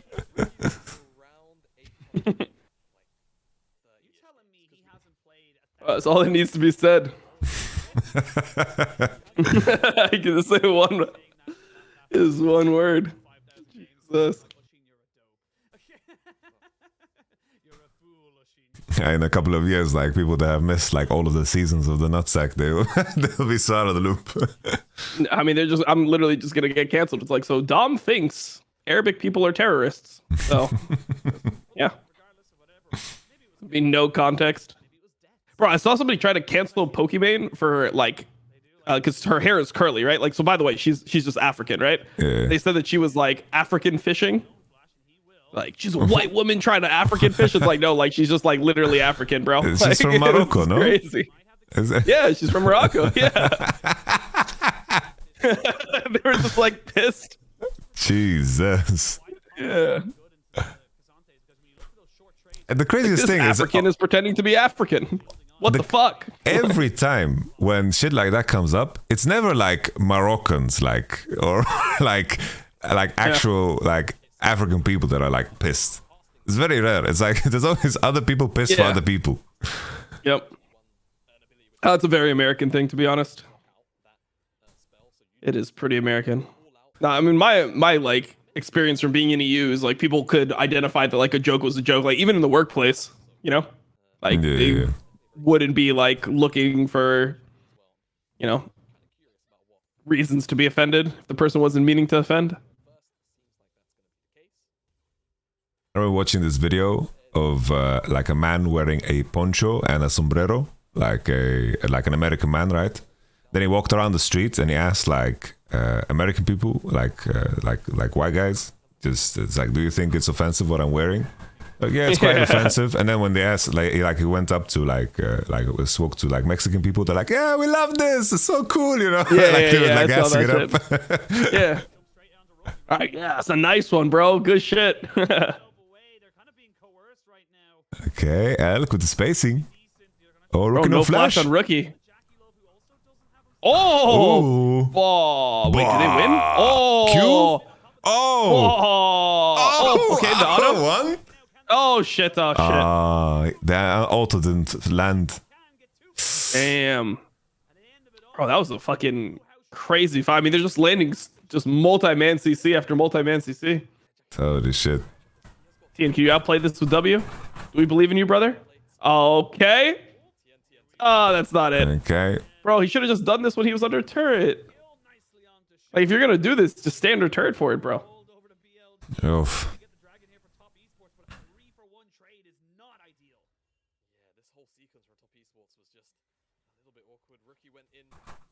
Two platings like that. Damn. That's a tsunami wave.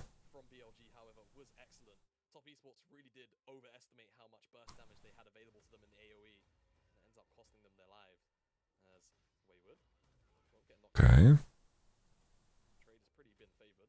Bro, Wayward sacrificed everything for this fucking game, bro. The Raptor level 1 shit, like he fucked himself for the team, and then he just watches them lose 4v4 afterwards. Oof. Yeah, I guess rookie shouldn't be. Well, I mean, I don't know. I guess it would be fine if rookie does that if everyone's like going up with him. But like Jackie Love was going on Elk at the same time. I really like how Elk played the situation though. That like he's forcing forward and making Arasa combo him to flash. Because he sees the fight, you know? Yeah. I like that a lot. Trading your flash for Alistar combo can just win you a team fight for sure. I think that's something that like people don't assess enough is like the immediate versus like the long term, because obviously like losing a flash is more important than losing a combo. But like for example, on a bigger scale, what I see a lot of teams do in LPL is they'll like position in a way to force an ult like 30 seconds before Drake, and the enemy will ult them, and they'll just flash the ult, and then it's like, oh, okay, well, now this guy just has no like recon ult or some shit, or this guy has no, you know, this guy has no major cooldown, and now we just win the fight guaranteed, even if I use no flash, or even if I use my flash. I think like the easiest example to like explain that to the homies is like if you're posturing for a Drake fight and you get caught in a small fight, you fucking flash, you don't ult out, because you just need one to keep the, because the window of power that you lose is so big. And if you narrow that down even more, Alistair combo down for flash can be game changing. No, I'm with you.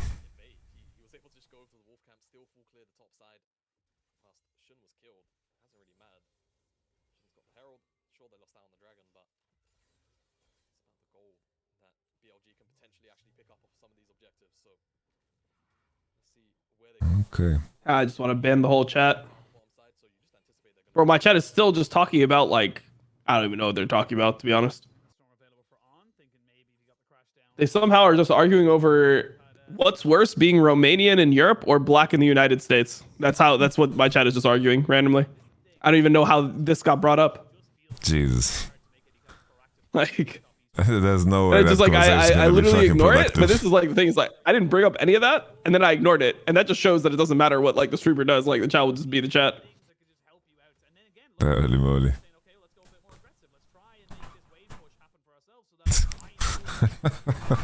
Like I didn't mention anything even close to that, and this is what the discussion that just spawned. Yeah. I would have never guessed that. Yeah. Yep. This is America.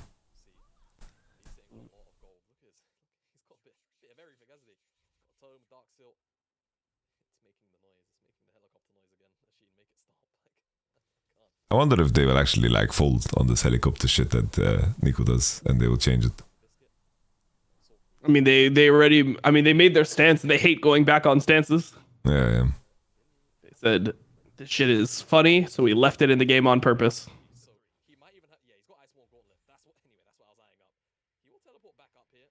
I don't know. I also feel like it's like anything that's funny, right? If it's overused, then it stops being funny. Mm-hmm. Like maybe the first time you saw it, you're like, haha, helicopter. And then now you're like, can somebody please fucking nerf it? Yes.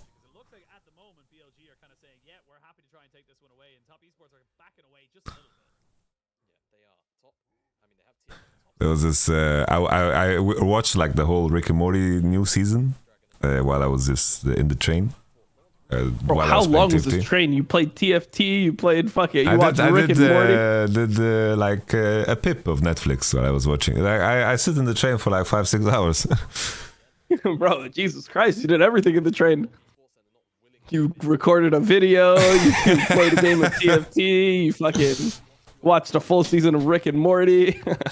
There was this one joke, like they're getting chased by the police, and they're like, freeze or we'll shoot everyone. And they're like in a public place.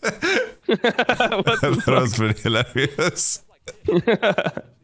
Oh, Jackie got hit. Oh, good cleanse, bro. What are these cleanses, by the way? Okay, big. This is huge. Oh, that's so good for them.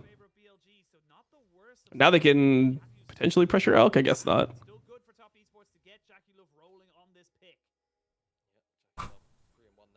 Okay, they're just base. They want to win. You know, I've never been in like a train for like a long period of time. Like I've been in like subways and like metro rails and stuff like that, but I've never taken a train from one city to another city. Oh, I mean, I guess technically I have. Never mind. I've been on like there's something called the Bright Line, but I've never went on like a 6-hour train ride. I've went on like a 45-minute one. Ooh, I love this from Yagugu, man. Yagugu? Bro, there's not a lot of mid laners. I've seen 3 mid laners that leverage this, man. Ever since they changed the minions, like, don't contest neutral waves, just sit in folk. It's so broken.